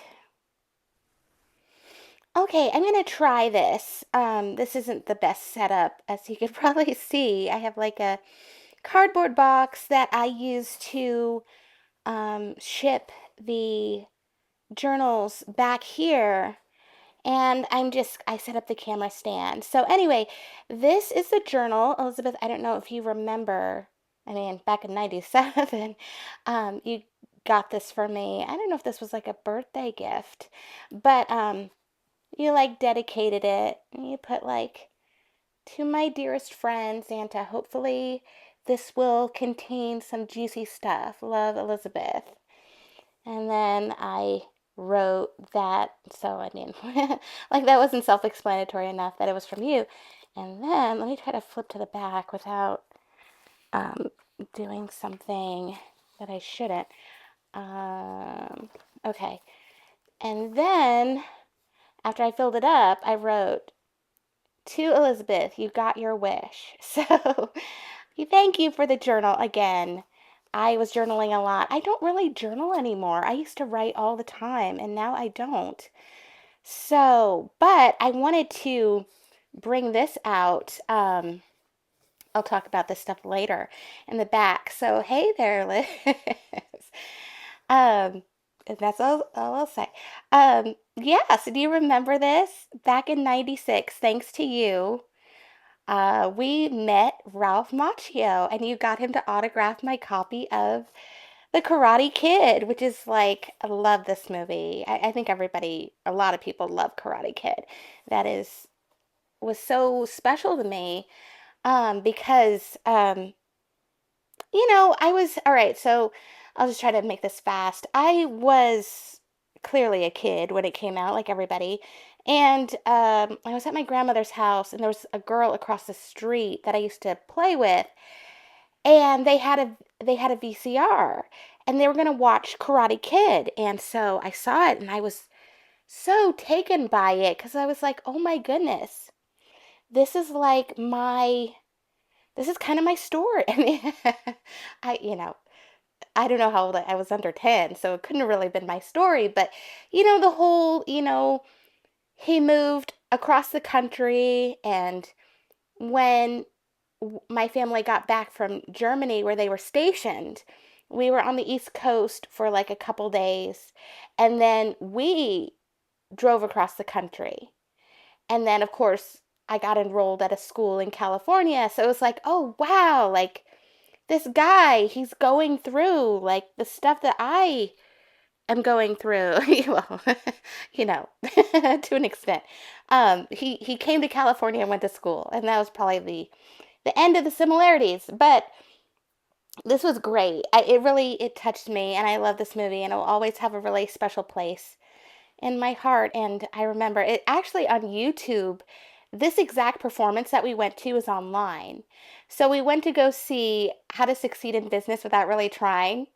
And I think this was the whole thing. Like, the whole thing was, I definitely wanted the autograph. And of course, Elizabeth, you're the one with the guts. So you're like, no problem. We're going to get backstage. And that whole performance, like to this day, if I try to watch it on YouTube, I can't. It's not that interesting to me.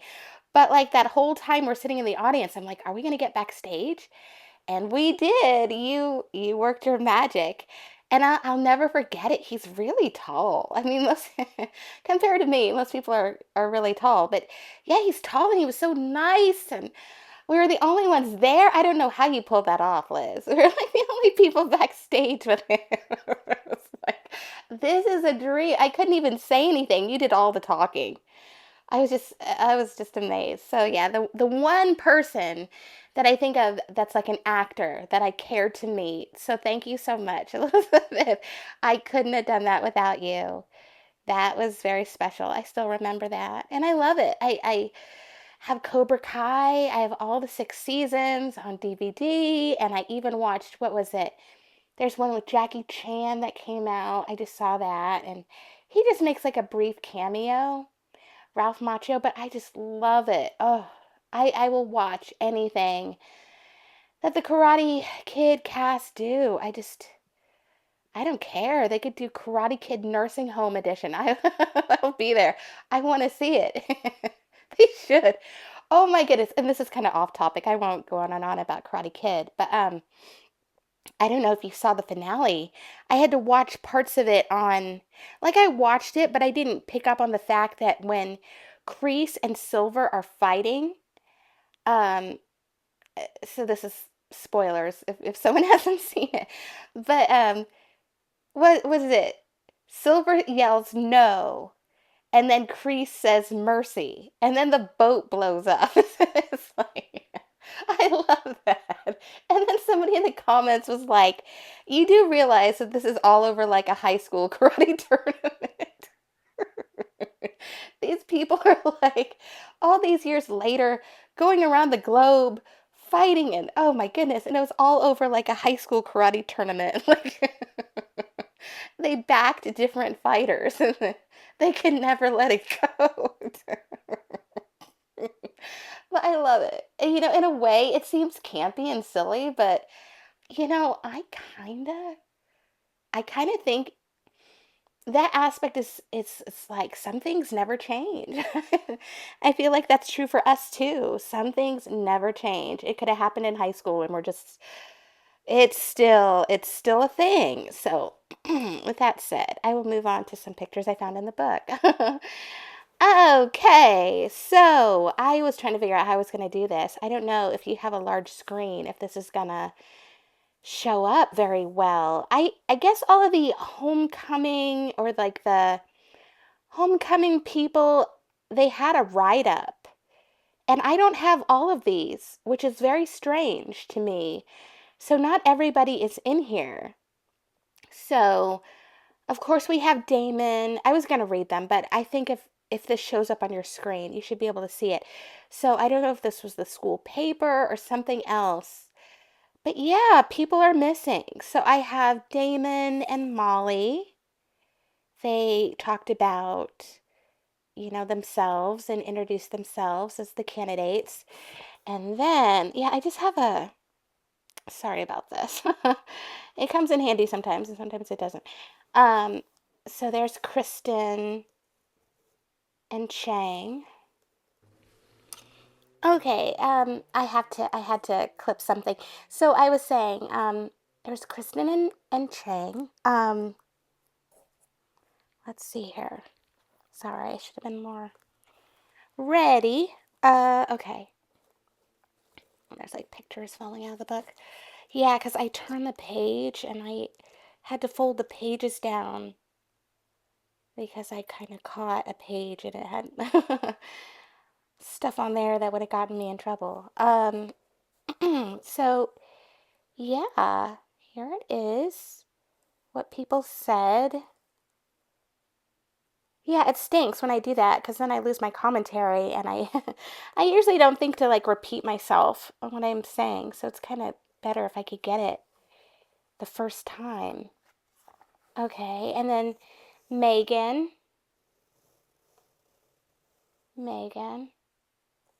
Yeah, I don't know if I said this. I probably didn't, but I read an email I got from Kristen Herrick in 97, and she told me that she had run into Jim Payne. And I was like, oh, because he's in a lot of of course, jazz band and stuff, and he's one person I definitely didn't see after graduation. But he's a great guy. And then Brett, I didn't realize until I read I read the yearbook and I read some other things, but yeah, I've known Brett since 3rd grade. It's kind of like the thing with Joy, too. I didn't realize that I had known Joy since I was 6 years old. I guess there's just so much stuff going on. You don't think about it when you're a kid. Unless you, like, hang out with people all the time. Like Elizabeth. I've known Elizabeth since 2nd grade. Sean Wolf, I've known since 3rd grade, too. So, yeah, I guess it's just one of those things. Like, if it comes up or you think about it more. But yeah, I have these. And not everyone had them because clearly these are the only ones I have. You would think that everybody would have had one. That was in the homecoming court. And if they did, why I wouldn't have kept all of them, it doesn't make any sense to me. I would have kept everything that I could find because that's just sort of what I do. But and then, of course, Dave, and he said some things. So, yeah, everybody kind of had their little introduction as homecoming court. And, yeah, so there's that. And then I guess I was writing about Brett on this page about how he wanted to go pro with football. So, yeah, those are the guys on the football team. So, let's save that. Yeah. Okay, let me end this and then try to figure out what I was going to do next. Okay, I'm only going to do a little bit more because I'd love to do more. But like I said before, I mean, like, for example, I was going to read in this journal. it's from 91, 92. I had pages dedicated to specific people. I just did that. Of course, I just talked about everybody all the time. So, yeah, it's not like you needed a dedicated page. Like some people are just in almost every page of every book, and there's like, 7 books or something like that. But in this case, I was thinking about, since I had talked to or texted with Kristin G and we brought up Molly, I found a page on Molly. I had to redact a couple of things, but I thought I'd just read this one. And I put her name at the top, and I'm like, it's funny how one year you could absolutely, and then I redacted it for this video. But after the redaction, it's like, I said, all right, what did I say? I cut it off a little early.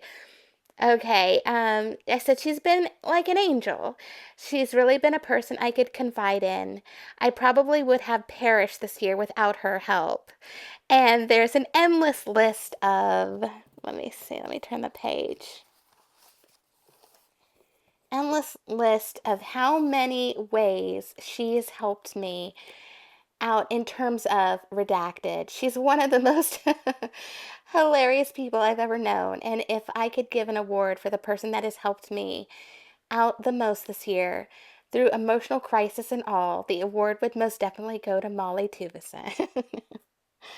So yeah, it's great having these books. They really help me. And then the other page I turned down, that's not continuation of Molly. I just made it a little harder to read. But yeah, I mean it's great. These journals are great. I definitely, they could be used to make a mini series. If you ever needed a script for something, as confusing and strange as it may be. I mean, just everything is in there, which is wonderful. I love it so much. I even had something in there about, I had some ballet stickers one day, and Jeff Isley stuck them all over Randy's back, and we just thought that was so funny. Like, it's just stupid stuff. Oh my goodness. But yeah, it's great. It's okay. I'm gonna try to wrap this up. I guess I always, I make like little collages and I collect pictures and stuff. So I would rip out things from magazines and put them in the journals. Let's see. And then I like paste pictures or tape pictures of friends in the journals. I have like a bus ticket, and Liz and Claudia and my friend Sandra, and that picture of us at the dance. I think that was freshman year. And my friend April, love her. She was with us in Hamilton for a long time. I don't know if anybody remembers her. And then April again. My friend Marty, and there's Dave and Hazel and some guy. No, wait, I feel like we know that guy. But Hazel was gone by 93, so I don't know. I feel like there was a guy we went to school with for a while named Jess Trevino that just came back to me. I think that's him. Anyway, I might be wrong about that. But yeah, I had pictures in there, and what else? Oh yeah, the Victoria, I don't know if anybody remembers this. Hopefully one day I'll be this glamorous. Yeah, Victoria's Secret used to have like a fashion, like they used to sell clothes. And I remember in college, we'd get the catalog and we would, place orders together. So it was great. We'd like share the catalog, and there's Jazmine Gorey, love her. All of our supermodels that we don't have anymore around modeling. But yeah, I'd like put pictures of outfits I liked and stuff. The things that you take for granted, like Victoria's Secret not having like a fashion catalog anymore. Lingerie and stuff. And then they had something at my school for choosing your major, and they took like old posters, like movie posters, and like changed them. So instead of like the 7-year itch, it was the 4-year itch, and Plan 4 from Campbell Hall, and what was this? James Dean Rebel Without a Major. Goodness. And I was an undeclared werewolf. So yeah, little funny things. I just held on to them. I'm trying to think, is there anything else that I was going to say? I can't think of anything else. So, yeah, just a lot. But,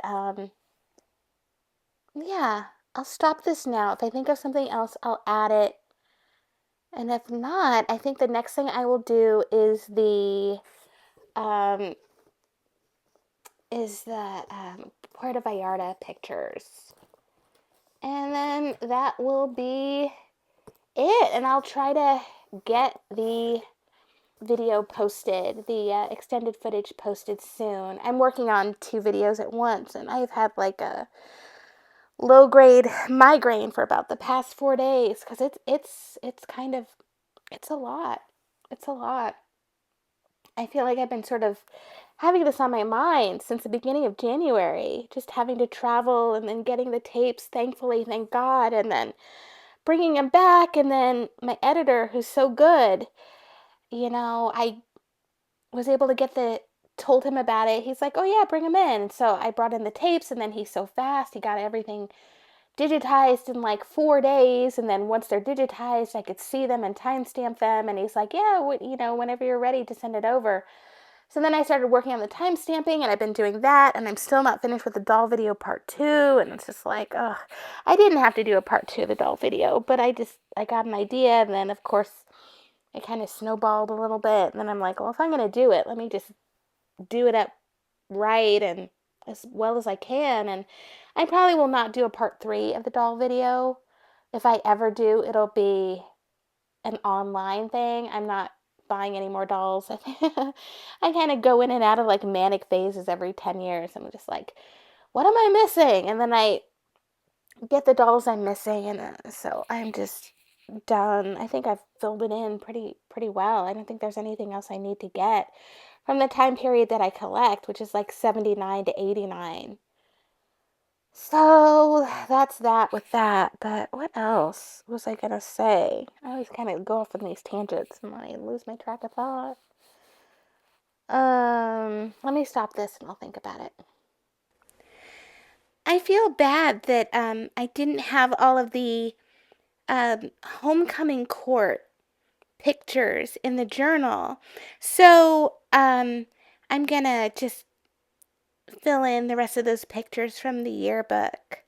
So yeah, that's what's coming next. The people that weren't in those pictures in the journal.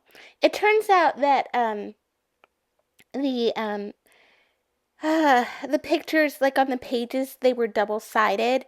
So what I really needed to do was get 2 copies, or like more than 2, so I could like cut them up. But I just didn't think about that at the time.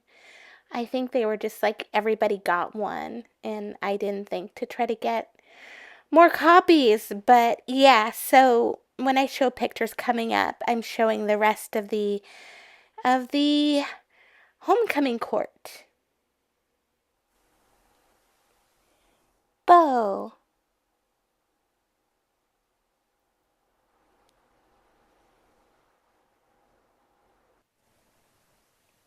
Rob.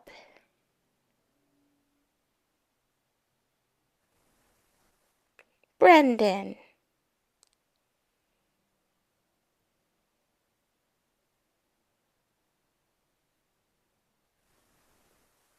Tina.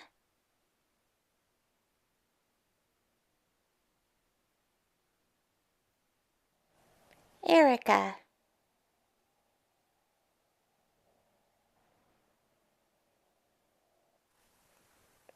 Mary.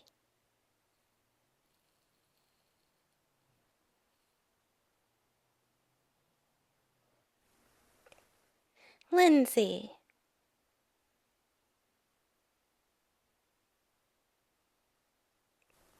And Lisa.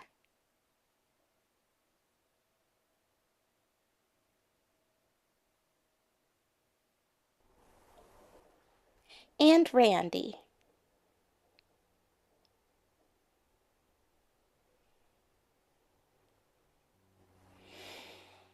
Yeah, so that was our homecoming court. I decided to try to read. I think I'm going to try to read a diary a night before bed. I read this one last night, part of it, because there's a lot in there, so I had to skip some things, but I got the general idea. It's starting to make a little more sense, but yeah, there was a lot going on. We tried to hang out a little bit, all of us, after high school a bit, but you know, life. Okay, I'm going to try to do this. I have some pictures from Puerto Vallarta, and I was going to get the pictures developed, and I did get the pictures developed, and they sent them to me tonight. They sent me a digital copy, and I have to go pick up the physical copy. But when I looked at the digital ones, I realized why I don't have all of these pictures, and it turns out that when I pick up the physical copies, I'm going to have to throw half of the pictures away. It's not that they didn't turn out well. It's just that they're not pictures I'd want to keep. They're basically pictures of people inebriated. So I was like, yeah, I'll leave it at that. People were not sober. And I have these papers in front of the pictures because people are in bathing suits. So I tried to kind of make modesty, you know, like just cover people up a bit. So yeah, you could see. And Marie, I talked to her not too long ago. I did find a picture with Marie in it. So yeah. So here's some of the pictures. People in the water. These aren't really, you can't really tell who everyone is. But yeah, I think at this point our memories are going to have to be good. I mean, it was pretty. It was kind of I'll say it was an interesting time. Yeah, I'll leave it at that. Let's see. So there's a waterfall. It's sideways. What else? Another waterfall. Yeah, so these aren't really the greatest pictures. Then I guess this was the view from our hotel, our room. They had these pools around the hotel. And then I have the back of Ben's head, and like I covered up something else. So it's like people in the background and another lady. I covered her up. What else? Yeah, and just a view and another view from somewhere else. I don't know. I don't know why I have all these different views. And then I think this is the last one. The beach. So yeah. Yeah. Oh no, there's one more. Yeah, another view from the window. So yeah, those are the Puerto Vallarta pictures that I have, that I am okay keeping. So yeah, there's that.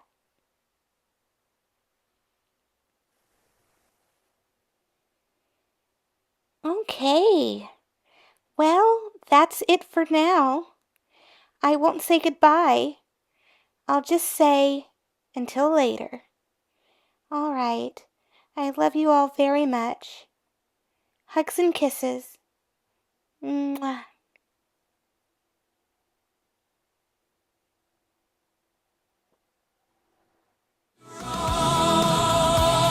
All these changing years, they add to your confusion. Oh, you need to hear the time that told the truth. Because there's something about you, baby,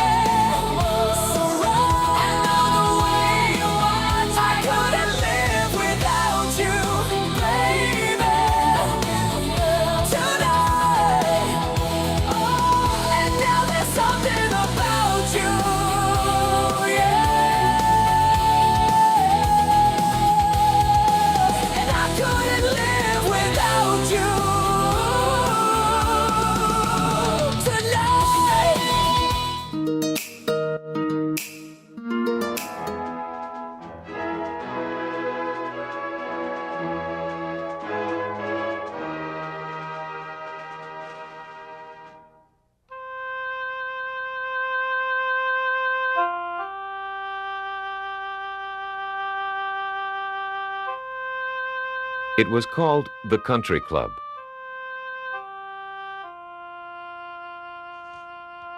But this was no country club.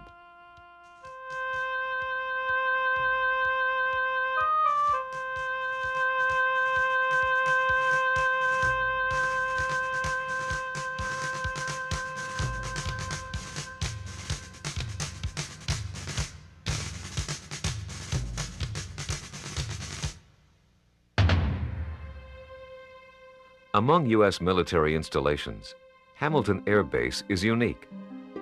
It stands as a departure from tradition, both in function and in style.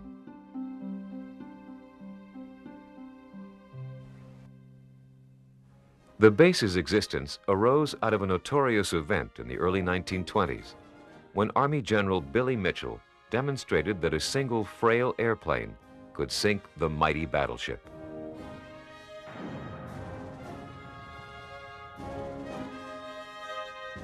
Battleships were the pride of every Navy and symbolized the essence of a nation's military power. Mitchell's display dramatized that a new era in warfare was at hand, leading Congress to authorize funds for airfields and aircraft to protect the nation's coastline from attack. With much harumphing, military traditionalists went down with the ship.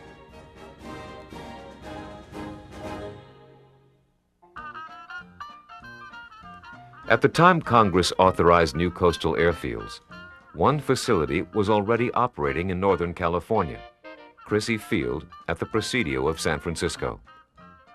Constructed in 1921 under the leadership of then Major Hap Arnold, Crissy Field's grass landing strip served as a West Coast home base for the Air Corps sea and land planes. But Crissy Field was plagued by problems. Frequent fog and lashing winter rains made flying hazardous, and strong ocean winds constantly buffeted the airfield. In the 30s came construction of the Golden Gate Bridge, right next door to Crissy Field.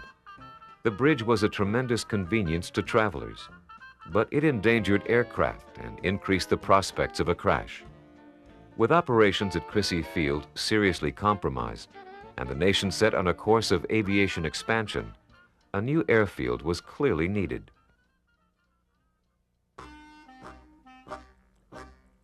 When Congress authorized coastal airfields, there was no war going on, but there was a massive economic depression. A new facility meant construction, and to struggling communities, that meant jobs. Many prominent cities vied for the single new West Coast base. It was the resolve of Little Marin County that swung the deal. Residents taxed themselves and received contributions from surrounding communities to purchase the private farmland known as Marin Meadows. They must have known that they were a long shot against established aviation sites, which could have been easily expanded to accommodate increasing air defense operations.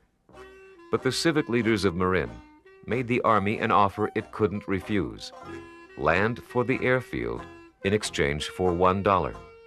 The deed to the property was officially handed over to the Army in March 1932.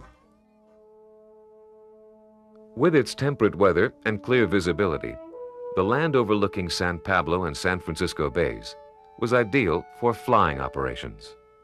Although the land deed was officially transferred in 1932, activity began a full year earlier, upon the arrival of the chief designer for the new base, U.S. Army Captain Howard Nurse. The engineer from the Quartermaster General's office championed a new approach to designing military bases. Nurse envisioned installations as planned communities, with architecture that reflected the regional styles and harmonized with the natural setting. The work at Hamilton began with access roads and a railroad spur to carry in materials. Contracts were awarded to put up the hangars, barracks, and mess halls.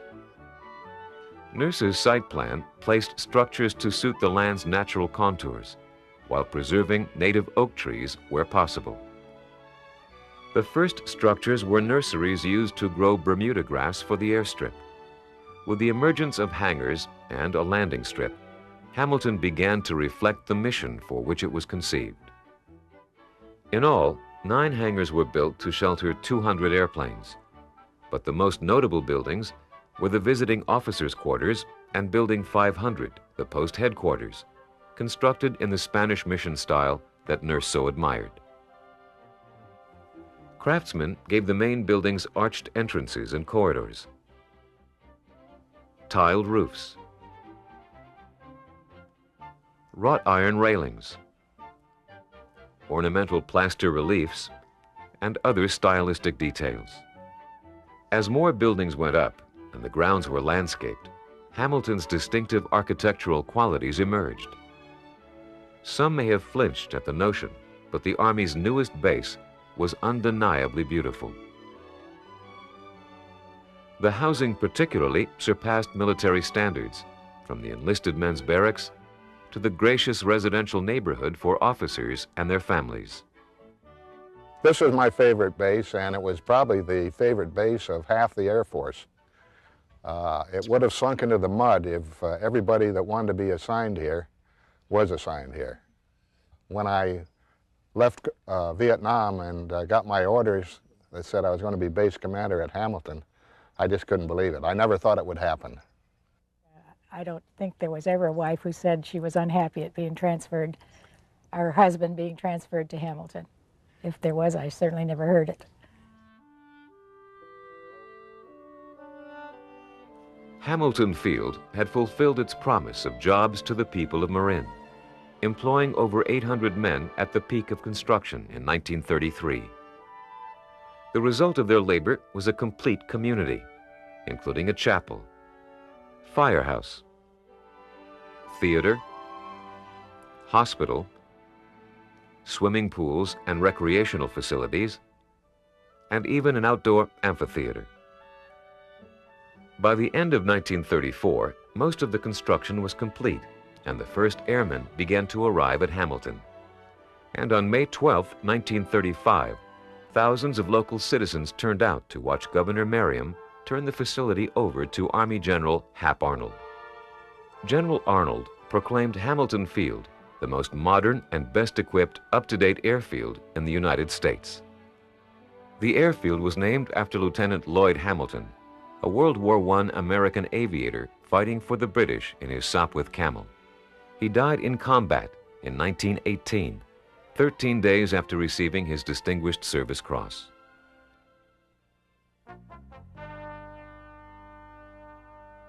Hamilton was home to the 7th Bombardment Group, responsible for Pacific Coast defenses.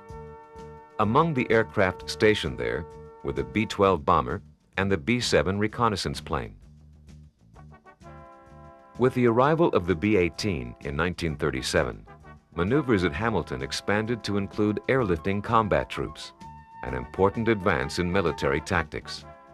By then, a concrete runway had replaced the grass landing strip, but this runway was still inadequate for the next generation of bomber, the Boeing B-17.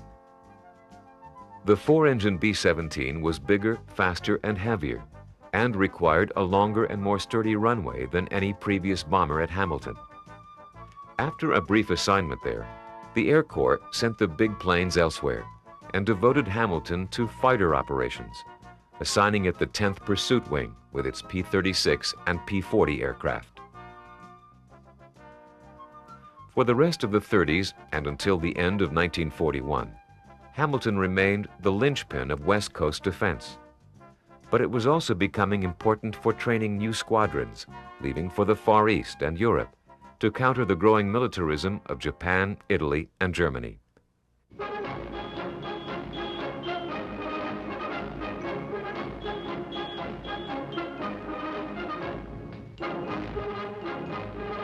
In Europe, Hitler's Nazi war machine was devouring Germany's neighbors, Austria, Czechoslovakia, the Sudetenland.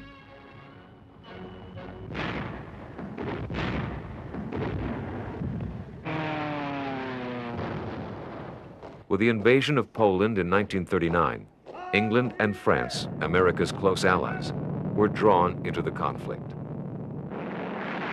Despite the nation's reluctance to become involved in a European war, most Americans realized that the U.S. couldn't stay on the sidelines forever.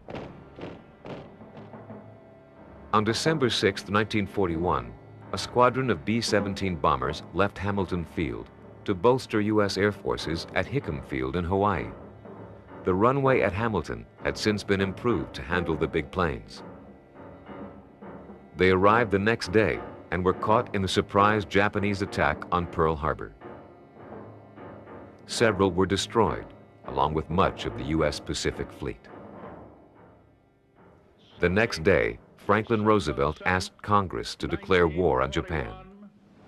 A state of war has existed between the United States and the Japanese Empire. Young men poured into flight training schools, but it was left to airfields like Hamilton to provide advanced combat training and to assemble the men into squadrons. Because of its location, Hamilton was an ideal staging area for crews shipping out to the Pacific Theater, but the base provided equal numbers of airmen for the war in Europe. Lieutenant Bill Palmer received advanced flight training in P-38 fighters at Hamilton and shipped out to fight the Germans in North Africa. I was particularly excited to come to Hamilton with the knowledge that I'd be flying P-38, which was a very top aircraft of its day. Life was very hectic at the base and throughout the Bay Area and the West Coast. This was a short time after the war began. We were in blackout conditions. People were frantic, some to the point of being panicky. We figured perhaps the Japanese were just over the hill and about to come join us.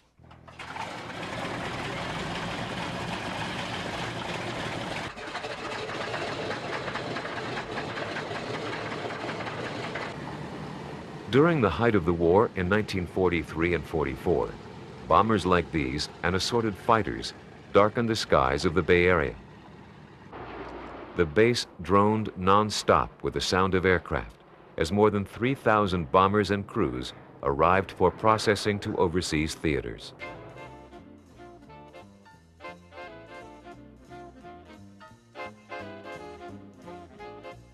To house the new arrivals, temporary wooden structures went up in between Captain Nurse's original buildings.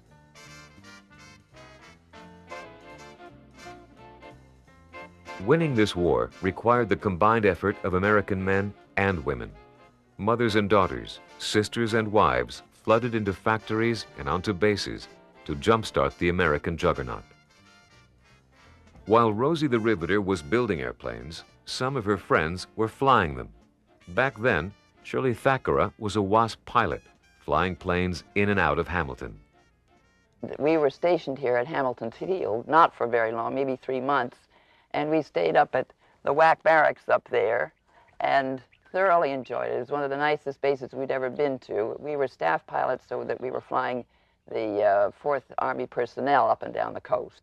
Even now, a lot of people don't know what we did, and then only when the bases where we were stationed knew what we were doing. We'd go around in our uniforms and nobody knew who we were. WASP were women Air Force service pilots, and there were about 1,000 of us who graduated, and we were sent into all different phases of flying. In the beginning, it was just ferrying, and after that, they decided we should be doing other things, so we went into all sorts of towing targets, radio control work, weather testing, so that the women were flying a lot of different missions, and most people didn't know what we were doing. Fighters and bombers had to share the flight line and hangar space with transports, as Hamilton became a major facility for the Air Transport Command. The ATC flew planes, people, and war materials out of Hamilton around the clock to Australia, Burma, or some tiny Pacific island. On the return trip, the C-54s and converted B-24s carried wounded soldiers and freed American prisoners of war.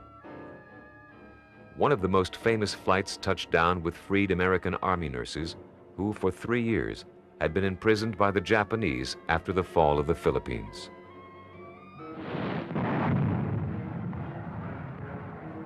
By late 1943, Allied forces were on the offensive. Ground troops displaced the Japanese from their island outposts, while U.S. naval forces challenged the Imperial fleet. But the human toll was high. Hamilton was a main receiving base for the thousands of injured sailors, soldiers, and airmen returning home. The base hospital filled beyond capacity, so barracks 422 and 424, here in wartime camouflage, were turned into hospital wards, and still more temporary buildings were constructed to accommodate the wounded and their visiting families. In 1945, the Axis powers were in retreat. Germany capitulated in June. With Japan's surrender in August, the war was finally over. Months before Germany and Japan surrendered, the Allies were preparing for a post-war world and the challenge of maintaining peace. April saw the arrival of representatives to a conference in San Francisco to draft the Charter of the United Nations.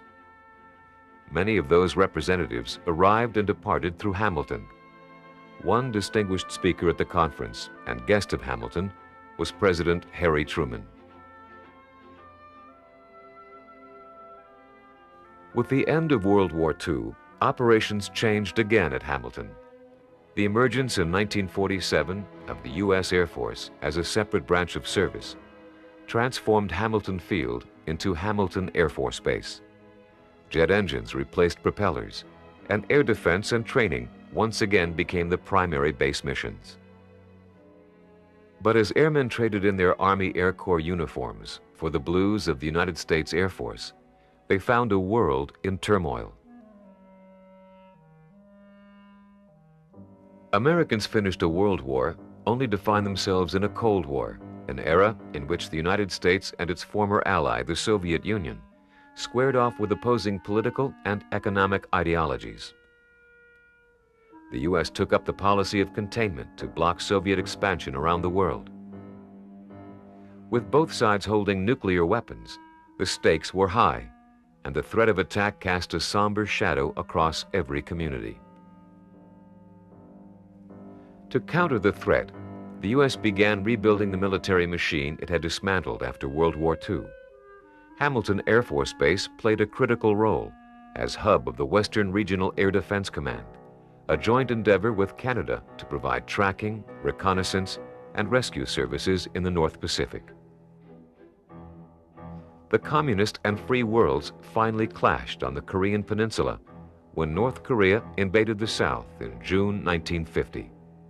Although unprepared, the United States quickly responded in South Korea's defense. But the hastily gathered American and UN forces could only slow the communist advance. In the skies, the Allies were forced to rely on World War II-era propeller planes, which were outperformed by the newer, faster Soviet-built MiG jets.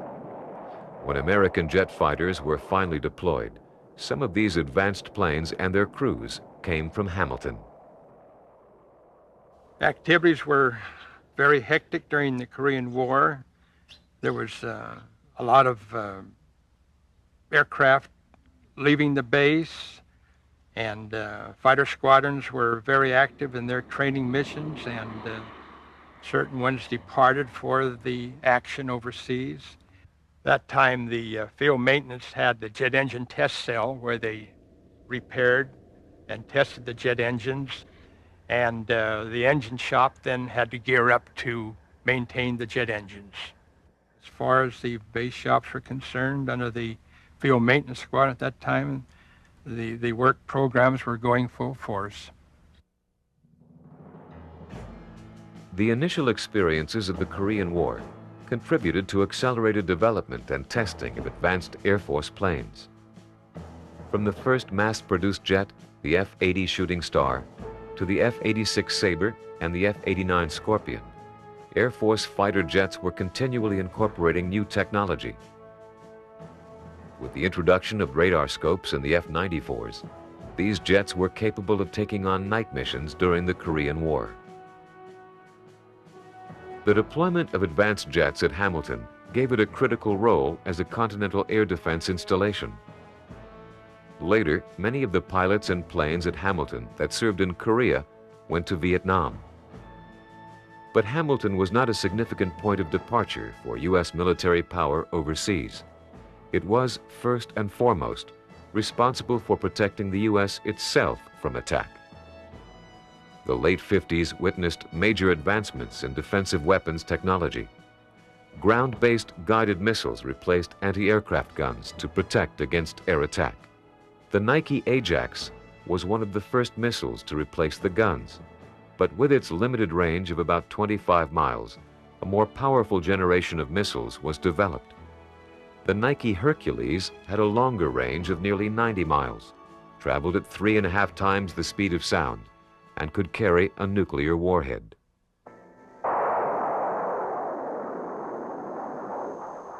Nike missile sites installed throughout the Bay Area were operated by Army units, but overall command and coordination of air defenses was the Air Force's responsibility, and Hamilton Air Base was the center of the communications network, providing the link between radar stations and underground missile sites. In the event of an enemy bomber attack, the missiles were the country's last line of defense. In addition to its Nike command and control duties, Hamilton was an active fighter interceptor base on 24-hour ready alert. The Air Force selected Hamilton to house the first completely operational squadron of F-104 starfighters. F-101, 102, and 106 jets also operated out of Hamilton to intercept any enemy aircraft. Throughout the 50s and 60s, squadrons of jets flew in and out of Hamilton daily on test and training missions. But by the 60s, Hamilton was once again affected by changes outside its control. The development of long-range intercontinental ballistic missiles presented a new type of threat. Neither the jet interceptors nor the Nike missiles could provide an effective countermeasure against these weapons. Defense more properly belonged to an air and space center, not a traditional air defense base like Hamilton. Changes in the surrounding communities were also affecting Hamilton. The population of Marin County was booming. New housing occupied formerly open fields and hillsides, and a sizable residential development was built in the flight path of Hamilton.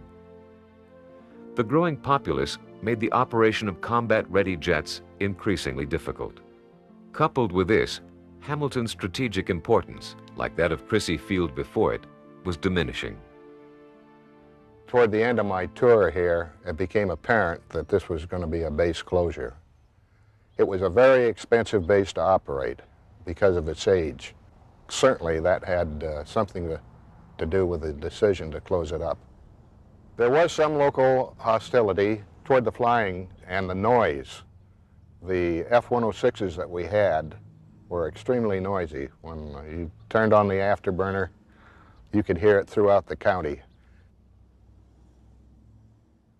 In 1974, Hamilton Air Force Base was declared excess property. It was the first of nearly 85 bases targeted for closure in the 1970s. It could have served as a model of transfer to civilian use, but it didn't turn out that way.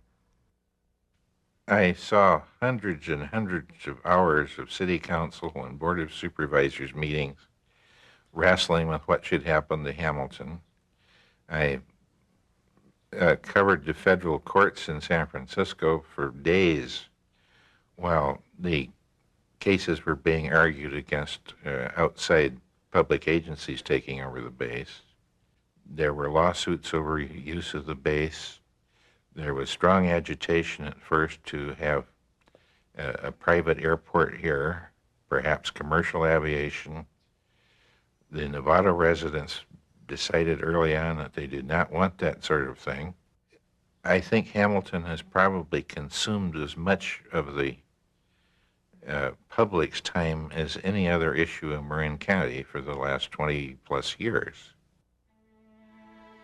During this period of intense debate, Hamilton was not completely idle. From 1980 through the first part of 1983, the State Department used Hamilton as an entry point, for over 180,000 people fleeing Vietnam, Cambodia, and Laos for the West. During the peak of the crisis, boat people crisis, the U.S. government was bringing charter flights in every other day, and we could not find any temporary housing to overnight those people, so we decided to find a place that we can keep them for a couple of nights before they go on to their final destination. Most people, I would say, remember this place vividly because this is their first contact with America, and they were assisted and they were given attention by the people here, by the staff. No one could deny in our organization this was one of the glorious days of our history, Hamilton operations. From the government down to the driver, from the top State Department official down to a driver interpreter, those are our golden days. All that remains of that era are murals by a local artist and words scribbled on barracks walls, reflecting the new arrivals' hopes, fears, and the life they left behind. Back in 1930, Marin residents faced the daunting task of attracting a new military airfield to their area. Decades later, they were even more challenged with its conversion to civilian use. Today, after many meetings and proposals, reuse plans are finally being developed, thus bringing to an end 20 years of uncertainty regarding future use of this historic installation.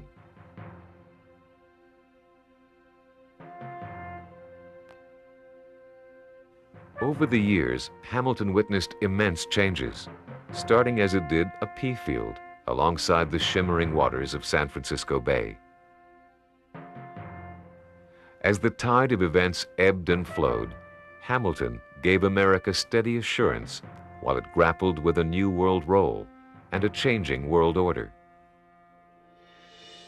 Hamilton was a showcase for the early Army Air Corps and played a major role in the emergence of military aviation. It helped sustain the country's mobilization when world conflicts called Americans to war, and it stood guard over our western shore during perilous times of threat and uncertainty. But Hamilton was more than the pinnacle of military aviation operations. It was also a beautifully conceived blend of form and function, of place and scale. A place not just for the machines of war, but also for the people called upon to use them.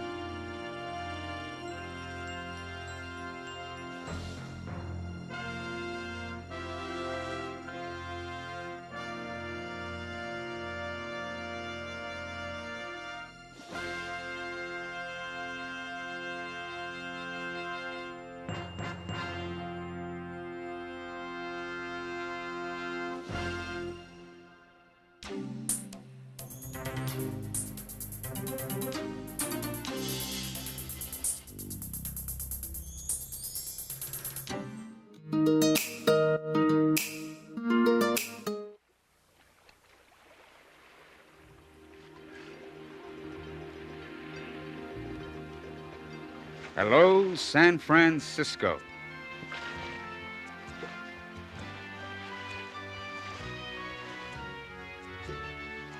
This bay eluded mariners for centuries. Ironically, it was not discovered from the sea, but from the land.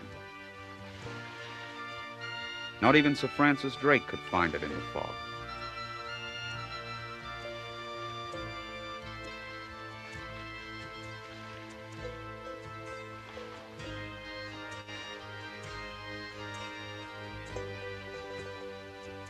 More significant is the name of the first ship that sailed in here, the San Carlos, sometimes known as El Tuizon do Oro, the Golden Fleece.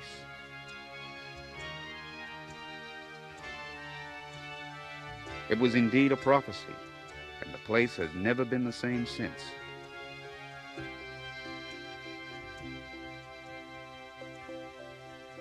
The Spanish took possession here on November the 16th, 1542.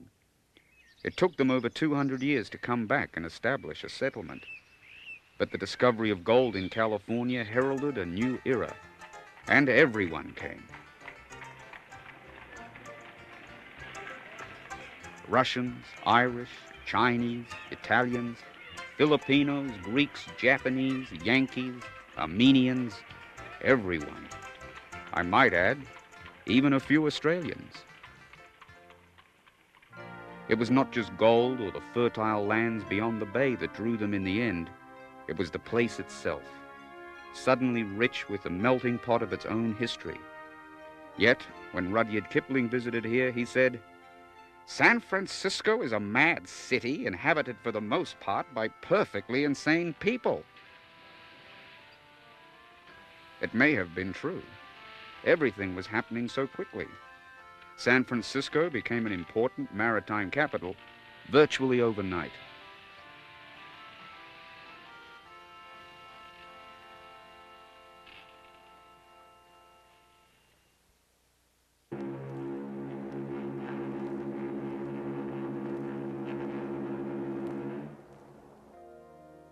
Here, streets shoot recklessly upward from waterline to skyline. Without much forethought about the effect of muddy, 30% grades on wagons and mules, angular streets for a flat town were built, and the cable car was born.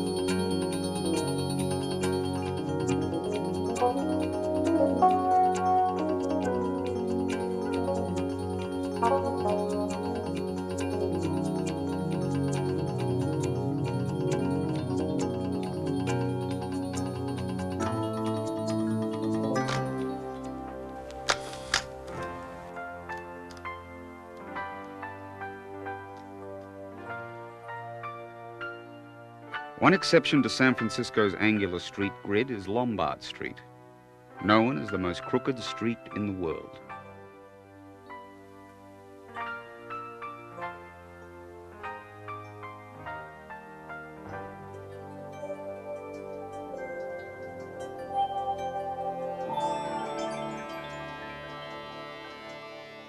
Here we have the largest Chinese community in the Occident, a labyrinth of souls and dialects and cuisines. Like most of the city, it was laid low by the 1906 earthquake and then rebuilt. It has been, and still is, a quarter of legend and fantasy.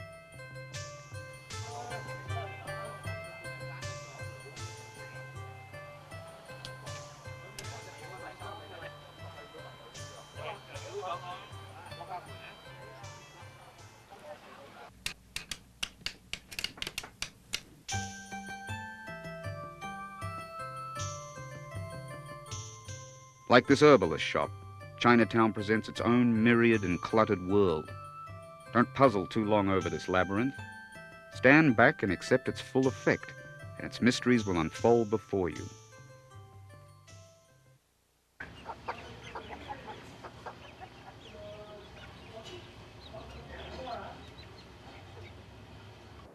Grant Avenue is a pathway to another time and another world.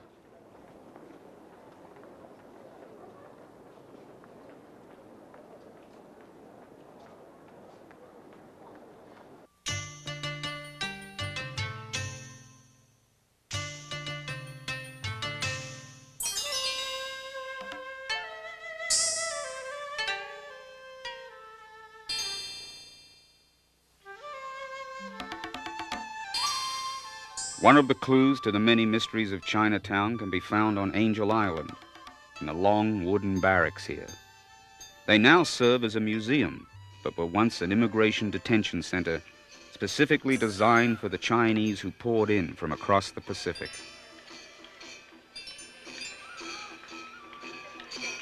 They had come in search of what they called the Great Golden Mountain of America, and instead found themselves here, prisoners on the summit of a drowned mountain in San Francisco Bay.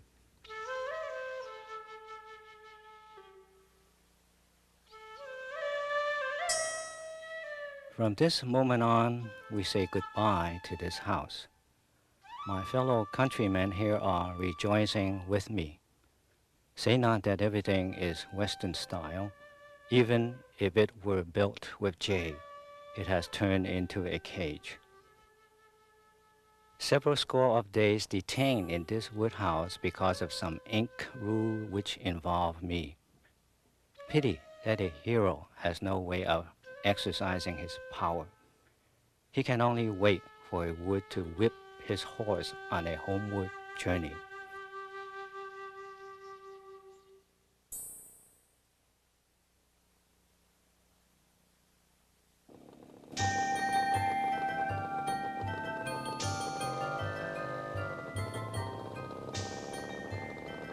Making friends in San Francisco is always easy, and seeing Chinatown through the eyes of someone who lives here is a real pleasure.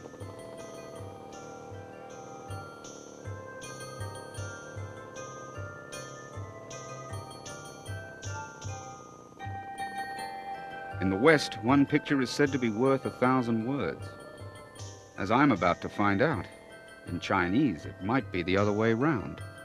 Do you know what it means? No. It means all equal under the sky.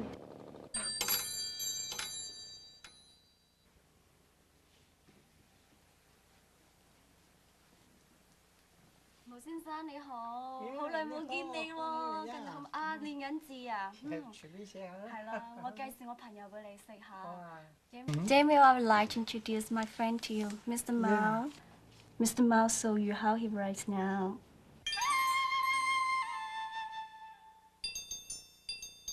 This is the character for Beau. The rice bowl is delectably employed at this typical restaurant in the quarter. By the looks of the menu, it could be in Hong Kong or Kowloon. Roasted duck. Mongolian beef. Okay. Oyster with ginger and onion.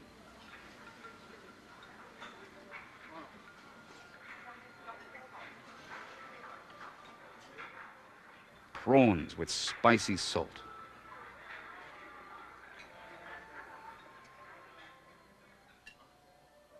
Delicious. This is the character for Buddha.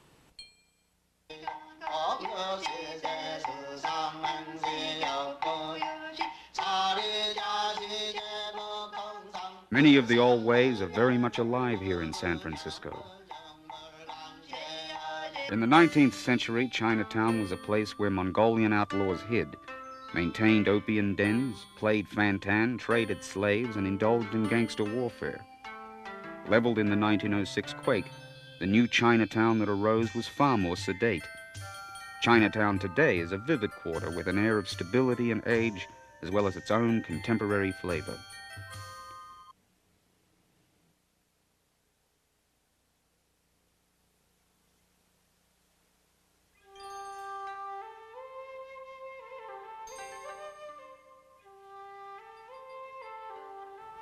This is man. This is the character for woman.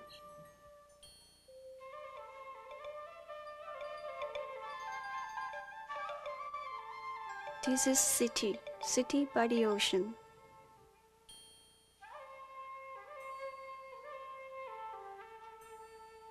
This is the character for phrase.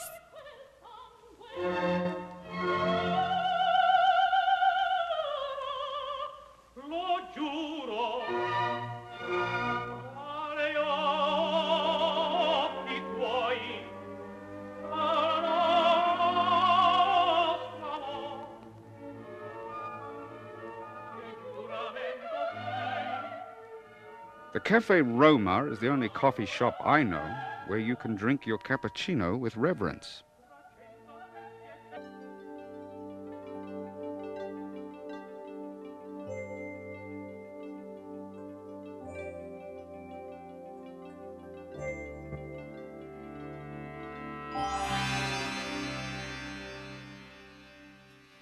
As in all cities where Italians and Chinese are found, the two are close together. In North Beach, all one has to do is go next door. Here, artists, intellectuals, business people, and newcomers to San Francisco mingle within an atmosphere of tolerance and conviviality. It is the center of the Italian community as well as the city's bohemian life. In the 19th century, Genoese fishermen set out from here in triangular sail feluccas to bring in their daily catch. They had captured the waterfront from the Chinese and would be supplanted in their turn by other Italians from Naples and Sicily.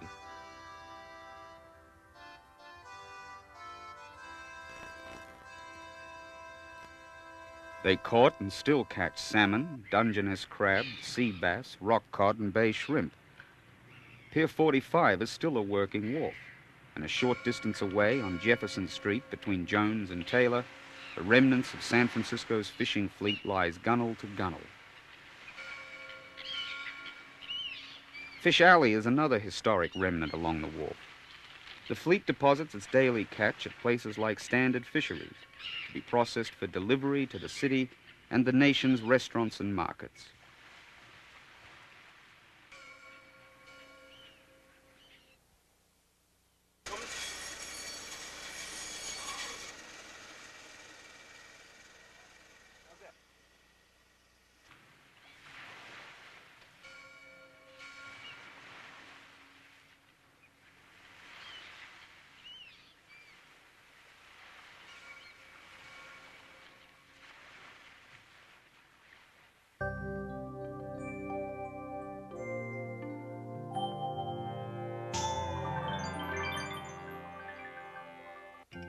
Today the wharf, named for fishermen, bustles with an activity of yet another kind.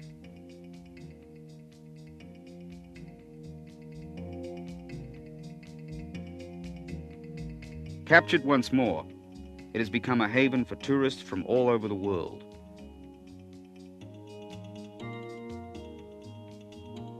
Charming shops abound in buildings that were once used by the fishermen of old.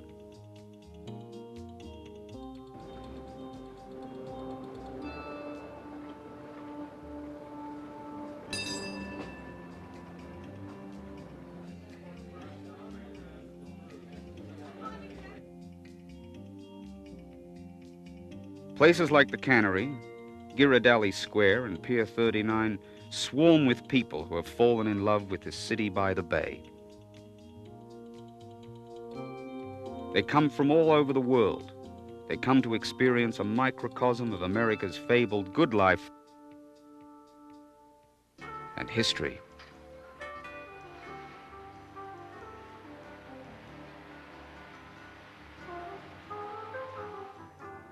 In 1931, the Hyde Street Pier was a part of the daily commute.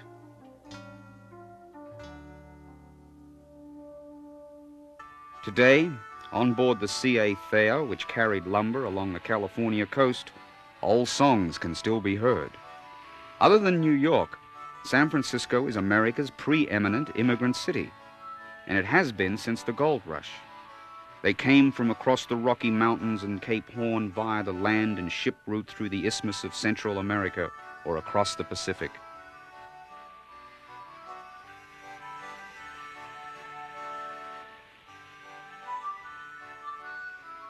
These boats tell of the legacy they left behind.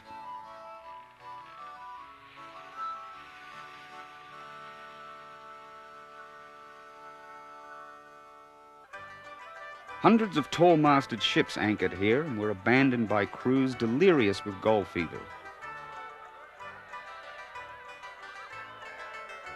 These ships became part of the century-old landfill upon which these buildings now stand.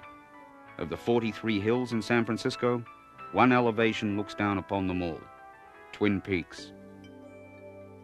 The peaks nourish the stream that made the Spanish decide to build a mission down there on Arroyo de los Dolores, Dolores Avenue.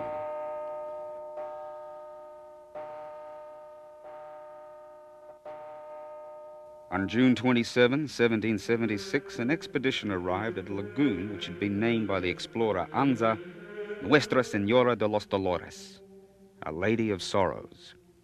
Here they halted and built a rude chapel of branches. The building was completed by the end of September that same year. A visit to the adjoining cemetery reveals further evidence of San Francisco's full ethnic spectrum. A century ago, the population was 60% immigrant. Today, that figure is about the same. Before the Second World War, Irish, Germans, and Italians predominated. Now Asians make up 1/4 of the city's population, followed closely by people from all over Central and South America.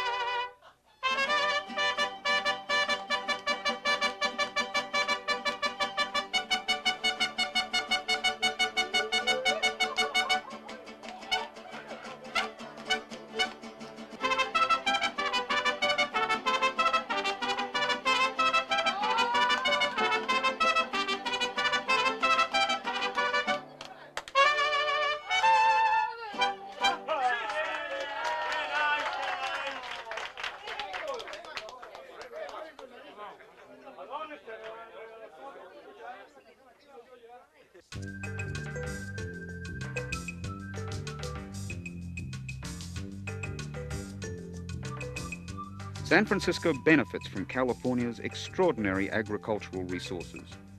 The qualities of fruits and vegetables here rival any I've seen in the world.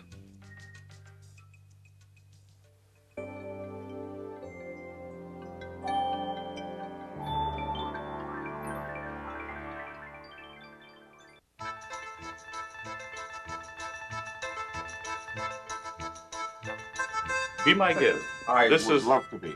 This is right in the heart of the Russian community, and my favorite place because it has so many wonderful things. It reminds me of Russia.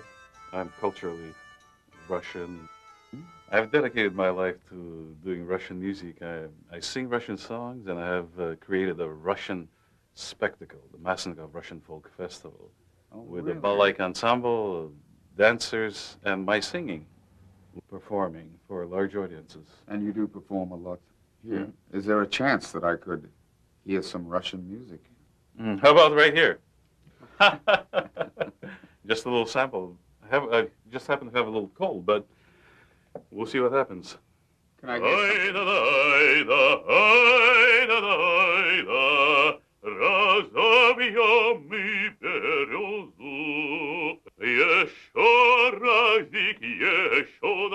This is the famous Volga Boatman. The Volga Boatman.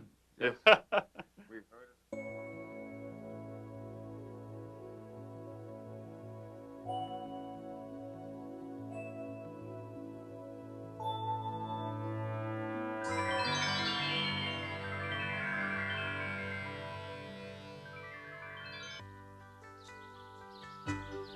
It's amazing to think that this magnificent park, named after the Golden Gate, was once nothing more than 1,000 acres of shifting sand dunes.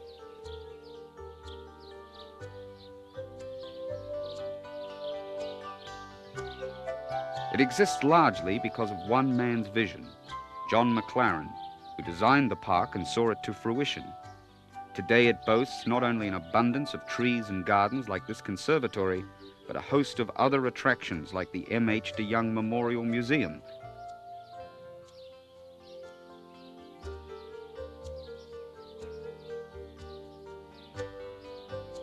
and the California Academy of Sciences.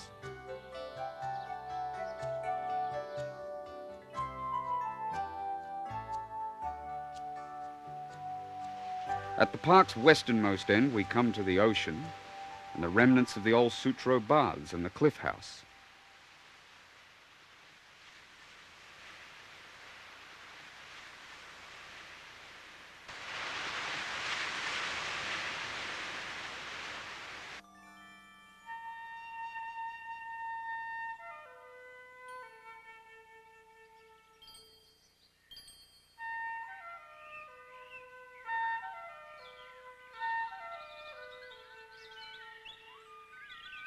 And in the middle of all this natural splendor is yet another of the city's ethnic jewels.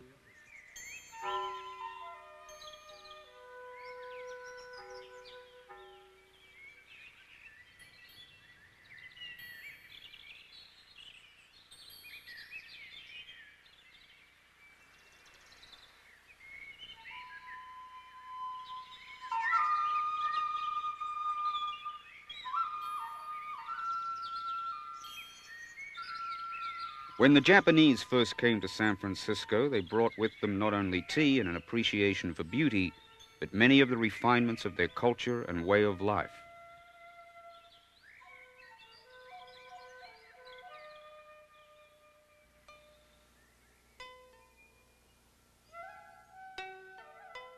To be found in Japantown at the Miyako Hotel.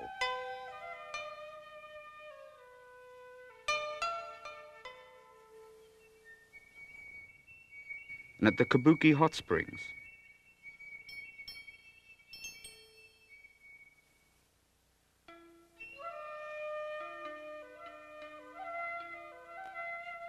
Even the Go game expresses the delicacy of this Japanese refinement, while remaining a complex challenge for the players.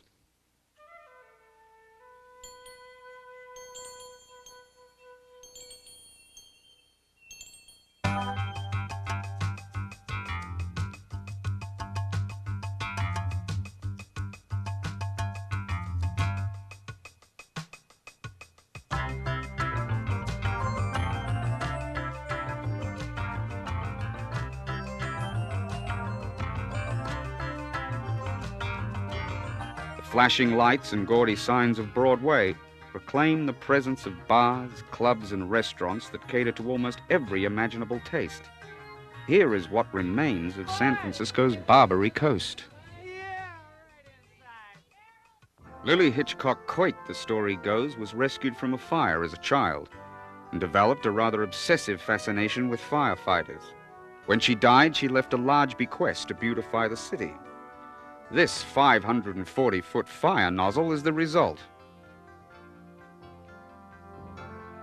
After Coit Tower was completed in 1934, 25 WPA artists were commissioned to decorate its walls with murals depicting scenes of life in California.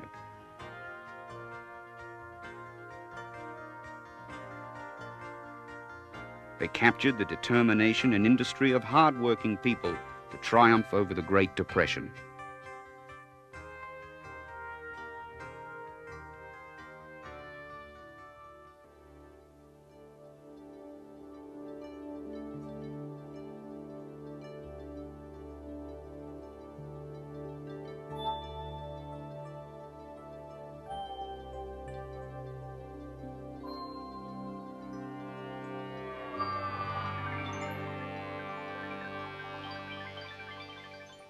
Here in the city's financial district, the soaring skyscrapers are testimony to a new and changing San Francisco, now one of the giant corporate capitals of the world.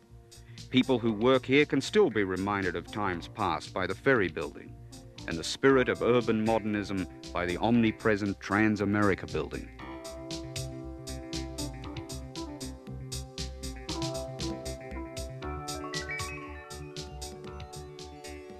It can be said that the Hyatt Regency Hotel carries the spirit even further. Yet the old elegance still remains in a host of San Francisco hotels like the Mark Hopkins and the Fairmont.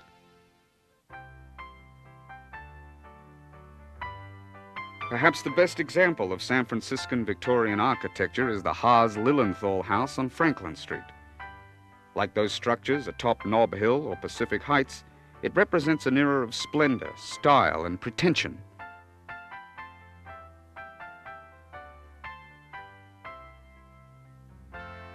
It was built in 1886 at a cost of $20,000. Today, it is a museum operated by the Foundation for San Francisco's Architectural Heritage. San Francisco is not an old city by any world standards, but it is aware of its history and traditions. The wide range of architecture here suits the extraordinary human topography and the degree of tolerance in this city. What other town can boast its own officially ordained royalty in the person of the eccentric Emperor Norton? Writers like Samuel Clemens, Robert Louis Stevenson, Dashiell Hammett, and Jack London were all drawn here. And William Randolph Hearst left this palatial legacy, the Palace of Fine Arts. It should come as no surprise that a city that has allowed so many to become a part of it would go to such extremities to open its doors.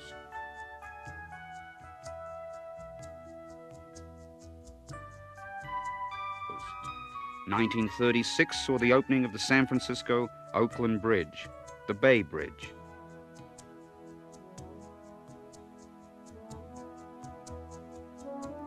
And 6 months later, the Golden Gate Bridge was completed. It was John Fremont who named this narrow entrance to the harbor. In 1848, he wrote, "To this gate I give the name Chrysophili, or Golden Gate, for the same reasons the harbor of Byzantium was called Chrysoceros, or Golden Horn." Few cities have been erected more haphazardly or needlessly than this one, yet it is one of the world's most beautiful. It has been shaped not so much by human history as by the forces of earth, wind, and water, the combination of which has provided a setting so splendid that no building or freeway we create will ever overcome it.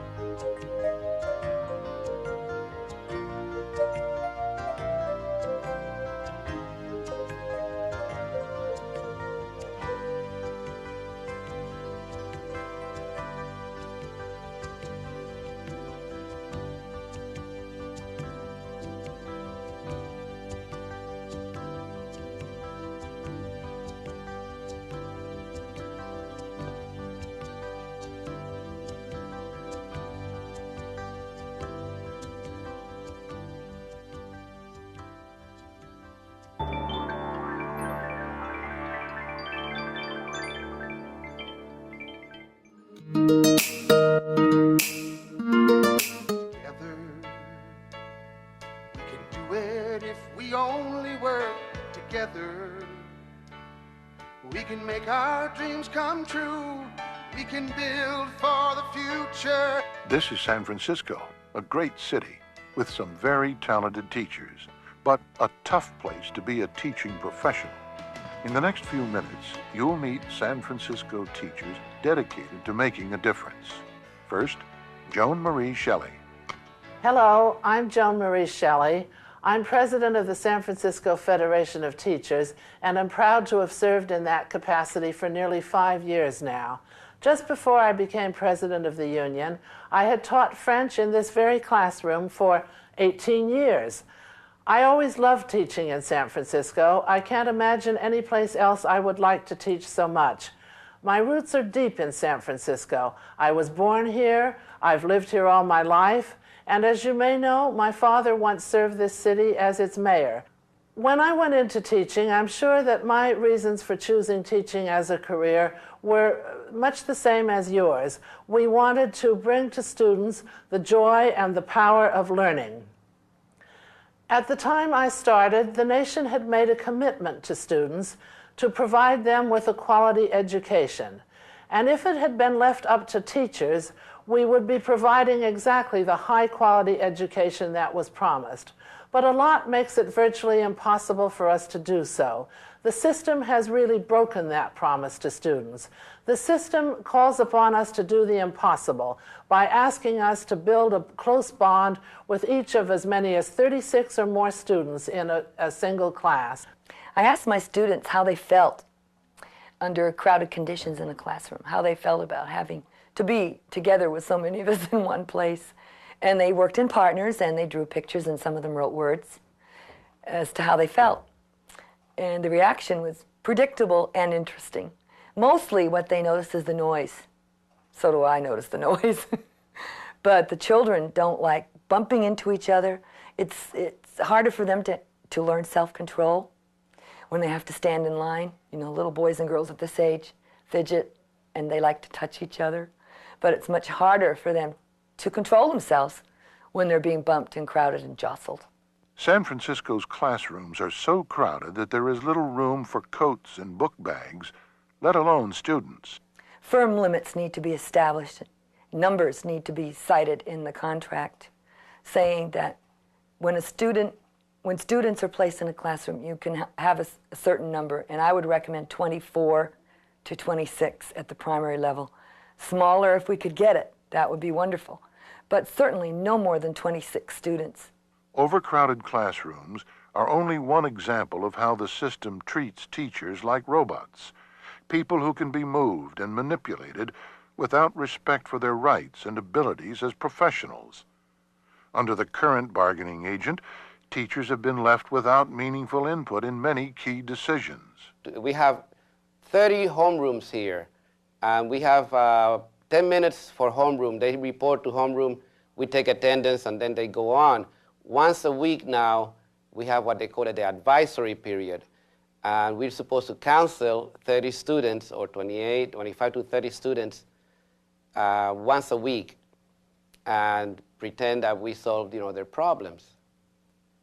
And that's, not really quite realistic. Besides a lack of teacher input in middle school redesign, teacher professionalism has suffered in many other areas. Elementary teachers have lost minimum days for parent-teacher conferences. High school teachers must often make do without adequate supplies and instructional materials. Strict and forcible class size limits, first negotiated by San Francisco AFT, were traded away for a small, demeaning stipend. Teachers' transfer policy has been weakened repeatedly. And that's only the tip of the iceberg. Libraries are severely understaffed. Counseling loads are overwhelming, and the needs of bilingual and special education teachers continue to go unaddressed. One of the biggest problems we've had at McAteer over the last couple of years is the line of teachers at the Xerox machine. And the reason that's a problem is that we don't have the teaching materials that we need. We actually have to Xerox our teaching books, papers, workbooks. Anything we want those students to have in their hands is almost always Xeroxed for them. We have a serious problem in that area. I can't buy books and give them to kids. In fact, it has taken me so long to get books in the past that this year I bought a class set of some spelling books myself out of my own pocket, because I knew that if I ordered them in September, I wouldn't get them until January. And the kids were in the room in September, so I bought them. And I don't think that's unusual. At Phillip and Salaberton High School, Kim Woo has a lot to say about professionalism and teaching conditions. In the last 3 years of teaching, I would say the improvements have been very, very minimal. There were talks of smaller class sizes, and that hasn't happened yet. In fact, just the opposite. Class sizes have gotten larger. The materials have gotten more scarce. Overall, there have been some minor improvements. The last in-service we had, we got to see Stand and Deliver. But out of all the in-services, I would say that was probably the most beneficial one.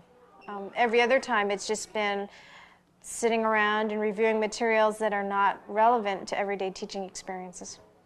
The professional rights that we've lost didn't just vanish by themselves. They were given up or traded away by our bargaining agent, the same organization that is supposed to be protecting these rights.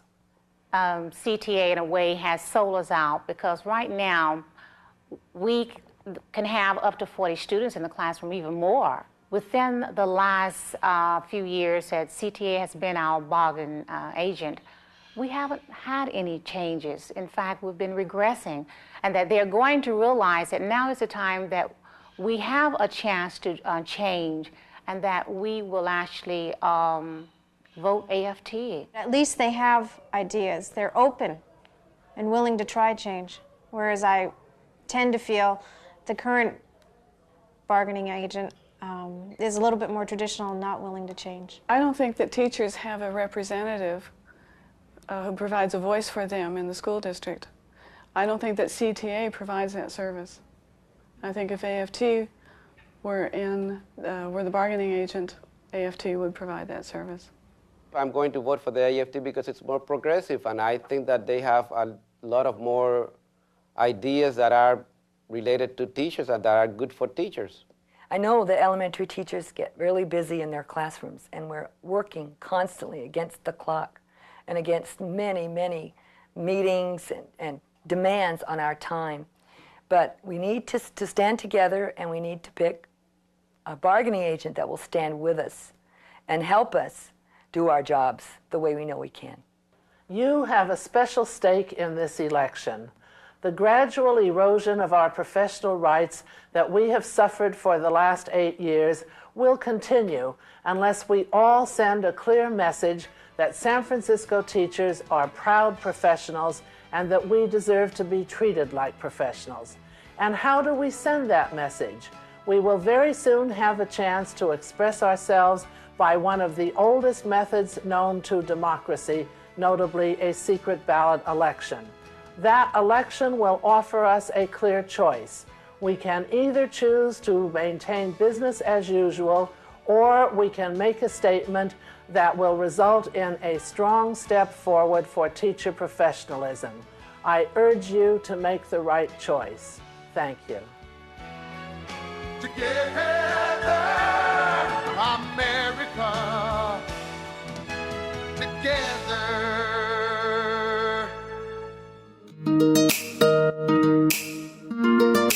We'll continue on the back roads to Los Angeles by taking Route 46 back to 33 and then heading south. It's about an hour-and-a-half drive to the town of Taft. This is Kern County, oil country. In fact, Kern is one of the biggest oil-producing regions in the state, and the oil wells do a strange, almost hypnotic dance all along the road. If you follow Highway 33 south into Taft, you'll come across a museum that spells out the entire oil picture from top to bottom at the West Kern Oil Museum. This is Jane Kinsey, who's the volunteer curator of the, the Kern County Oil Museum? West Kern. Okay, she's a former school teacher. You're going to correct me all the way around, right? That would be bad. You may. Now, before we talk about this museum, a little about Taft. I understand it used to have a different name. Yes, it did.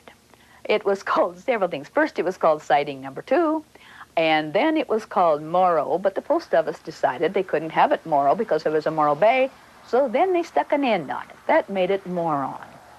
And a nice baker, one of the stories, there's several stories about how the fire started, but supposedly he ran into his truck into one of the buildings, started a fire. That was the end of Moron or Moron, and became Taft because Taft was president at the time. For somebody just driving into Taft, down 33 from the north, the sudden sight of all of those oil wells is a surprise and spectacular. This is real oil country. This is real oil country. This is exactly what this is. Nothing but oil is here. And so people, when you think of oil communities like Dallas and Oklahoma, you think of wealth and enormous mansions. Where are they? No, no, no, no. These were boom towns. These were boom towns. People going to come here, get their fortunes, get rich in a hurry, and leave.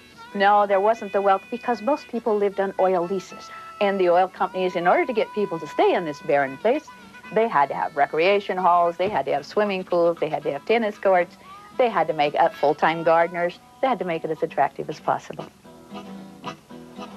But that was back then. Now things are a bit tighter since oil prices fell several years ago. But the museum is a reminder of how things used to be in California's first oil capital. If there's one thing you want people from the Bay Area driving through to know about oil and your museum, what would that be? One thing to know about oil. You might know that it's air-conditioned in here. That would be the best thing. Maybe we should know that in 1950, 1 out of 2 barrels in the state of California came from this field, Midway Sunset. In 1985, the figures in 1984, this Midway Sunset field led the state in oil production. So you're proud of the oil legacy here? Right. Right. Yes, I think so. I think the kids should be proud of it, yes. They certainly can be proud of the museum. It's in the town of Taft at the intersection of Highway 33 and Wood Streets. Now it's time to grab a bite or two, and Taft is a good place. Let me recommend a place right in the center of town called Joe's. Now, this is down-home eating. They have the Chuck Wagon special for lunch, $4.75, all you can eat. You'll see the town locals having huge burgers, and everybody's very friendly. Now, if you're looking for a place to stay, let's go back a little bit to Coalinga. We mentioned that there are lots of motels around there, none so grand as the Harris Ranch. Now, you may know their steakhouse. Well, now the Harris Ranch has built an inn with a big swimming pool and rather elaborate rooms. A good place to stay if you want to spend the night and take your time. Next up on the back roads to L.A., over the valley into the beautiful town of Ojai.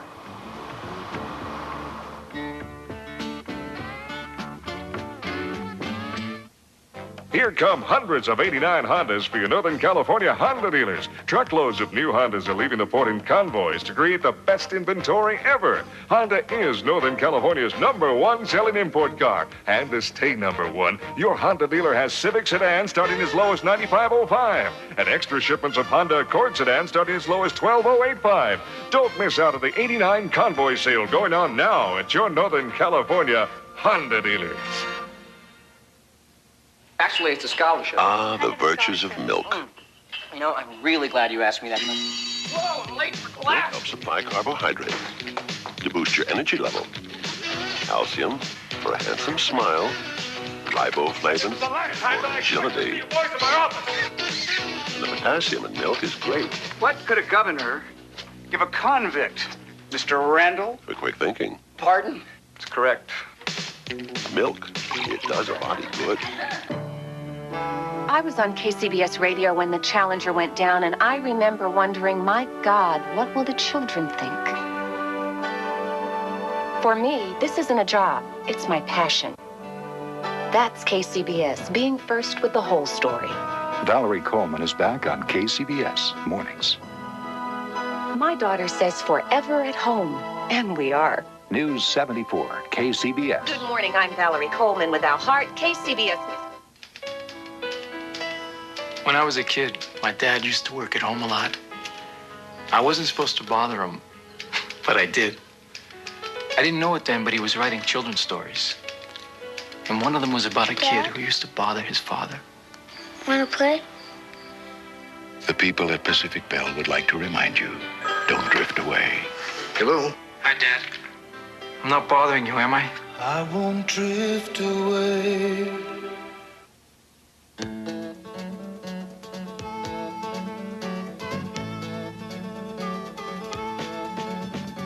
As we continue on the back roads to Los Angeles, one of the most beautiful and surprising stretches of the road for me is between Taft and Ojai on Route 33. It's more than 80 miles of winding mountain roads, and it'll take at least 2 hours to drive. Just south of Taft, you leave the oil country, and the road climbs quickly toward the Los Padres National Forest. Now, don't expect to see a lot of trees yet. At first, it feels like you're out in the desert somewhere. But a little further along, you'll reach the forest and the beautiful vistas from the heights. By the time you drop down into the hidden valley of Ojai, filled with the fragrance of orange blossoms, you might think you've arrived at Shangri-La.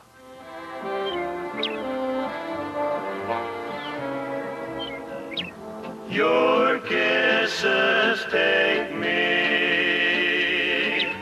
to Shangri-La.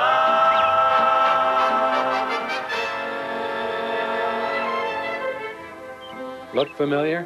This was Ronald Colman's first view of Shangri-La in the movie Lost Horizons. That's probably before your time.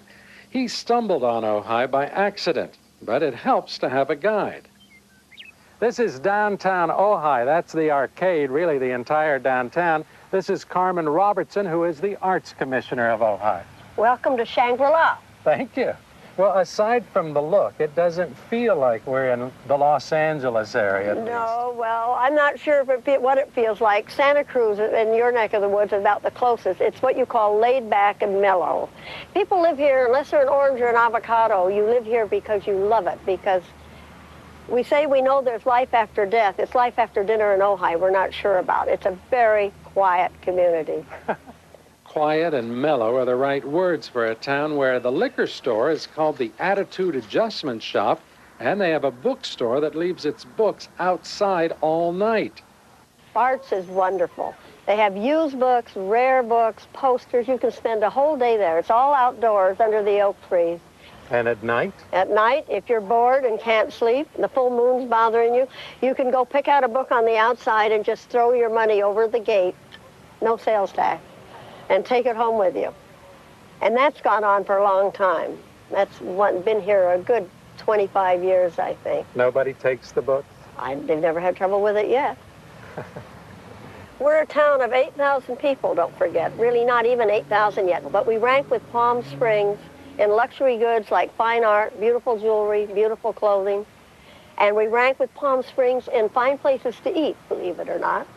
And we also rate as the thrift shop capital of Southern California. There's a lot of recycling here. We have retired people, and as you know, anybody who lived through the Depression doesn't throw anything useful away.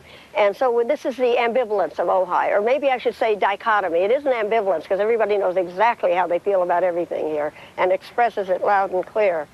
But that is sort of the dichotomy of Ojai, is very basic and then some wonderful, worldly, luxurious things at the same time.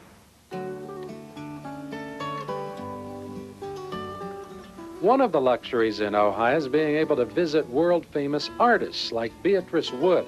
She's now 90 years old and still working in her studio every day. You can stop in for a visit, enjoy her work, and the view of Upper Ojai. One of the other luxuries is the Oaks, a famous spa where people come to lose weight. It's right downtown. If you just like a soak in some beautiful scenery, you can visit Wheeler Hot Springs. It's just 6 miles up into the mountains. But it isn't all spas, artists, and orange groves. A lot of people know Ojai because of the philosophical community, started almost 70 years ago by the Theosophists. They're the folks responsible for building this miniature Taj Mahal, one of the more esoteric, only in Ojai attractions you can see here. The Theosophists came up here because they said the cosmic signs meet in harmony over the Ojai Valley. I'm not sure what that means, but I like it. And they said it's one of the spiritual centers of this part of the world. And whether you believe that or not, people seem to feel differently here. What does the name Ojai mean? Well, Ojai is a Chumash word. The Chumash lived here up to about 1,000 years ago and through to 200 years ago, where they were kind of Christianized right out of existence. Ojai means the moon. We call it the nest of the moon, but we found out recently that it means the place the moon leaves and comes back to, and it cycles. So it sort of is a place where the moon nestles down, maybe, is how they look at it. So this really is Shangri-La? Well, as near to it as you'll probably find. Well, we're always looking on the back roads. If you're looking for a place to spend the night, there are lots of motels here. As for places to eat, I'll give you one for each meal. For breakfast, try the Mexican specialties at Antonio's. For lunch, there's a nice little place right downtown called The Nest. Prices are reasonable. And for dinner, the most famous place in town is called the Ranch House. A little more expensive, but well worth it.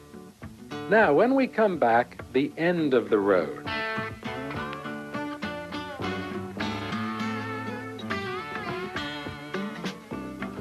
Camaro RS, the car you've always dreamed of owning. Camaro RS. Air conditioning, speed control, AM/FM stereo cassette, and more. Camaro RS. This month, just $11,221 after your rebate. Camaro RS. $11,221 with air and much more. Camaro RS. Your choice, $1,000 cash back or 2.9% financing. Camaro RS. Don't miss the opportunity to fulfill a dream. Today at your nearest Northern California Chevrolet dealer. I've heard of diets where they make you live on special food that comes in little boxes. That's fine if you're a gerbil, but if you're a real person, you need real food. You want to lose weight fast and you want to keep it off. That's why I called Diet Center. It worked for me because it was a diet that I could live with. On the Diet Center program, you can eat out, you can have lunch with your agent, you can go to parties and still lose weight. Try that with gerbil food. Call Diet Center. You'll feel the difference. When you started driving, you pretended your car was real. Come on, Joey, faster! Now you wish your real car were as little trouble as that old soapbox. We can't promise that, but we can offer a gasoline that can give us smoother ride. Our 92 octane, the highest level octane out there. Fill her up. Sure, Murph. Give us the best you got. And check the oil, too. Will that be cash or credit, gentlemen? Hertz presents #1 Club Gold, the fastest way ever to rent a car. Now, pay attention. That was it. Want to see it again? You go right from the plane to the #1 Club Gold area, where you'll see your name in lights. Your car will be warmed up and ready to go. There's no paperwork, no lines, nothing to slow you down. Just show your license at the gate, and you're off and running. Well, this is as far as I'm going. Santa Monica is right over there, and Anaheim and Disneyland's further in that direction. Hollywood and the stars over there somewhere. Enjoy yourself. There's lots to see. If it gets too smoggy for you, remember, there's always the beach, and it's always nice here. Now, during this road to LA, we have taken a lot of stops, and we have lots of details. If you want information on places we visited tonight on the back roads, drop us a line to Backroads, Box 444, San Francisco. Please send along a self-addressed stamped envelope. Next week, we'll be closer to home. We'll see you then. And remember, you'll never know what you'll find on the back roads. Good night.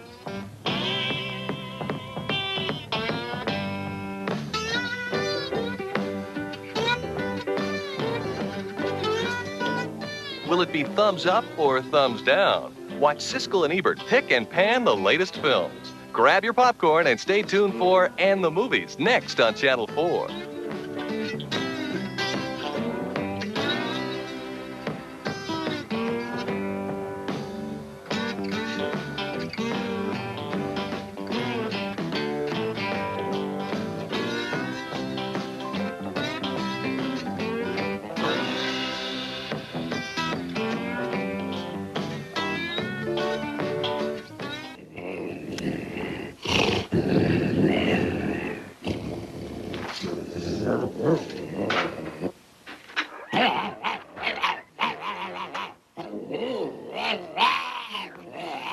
The Daihatsu Charade from Japan.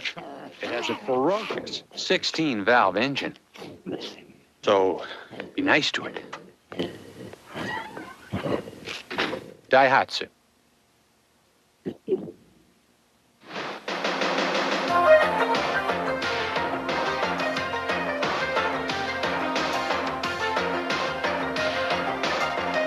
There's lots of business to be had in California.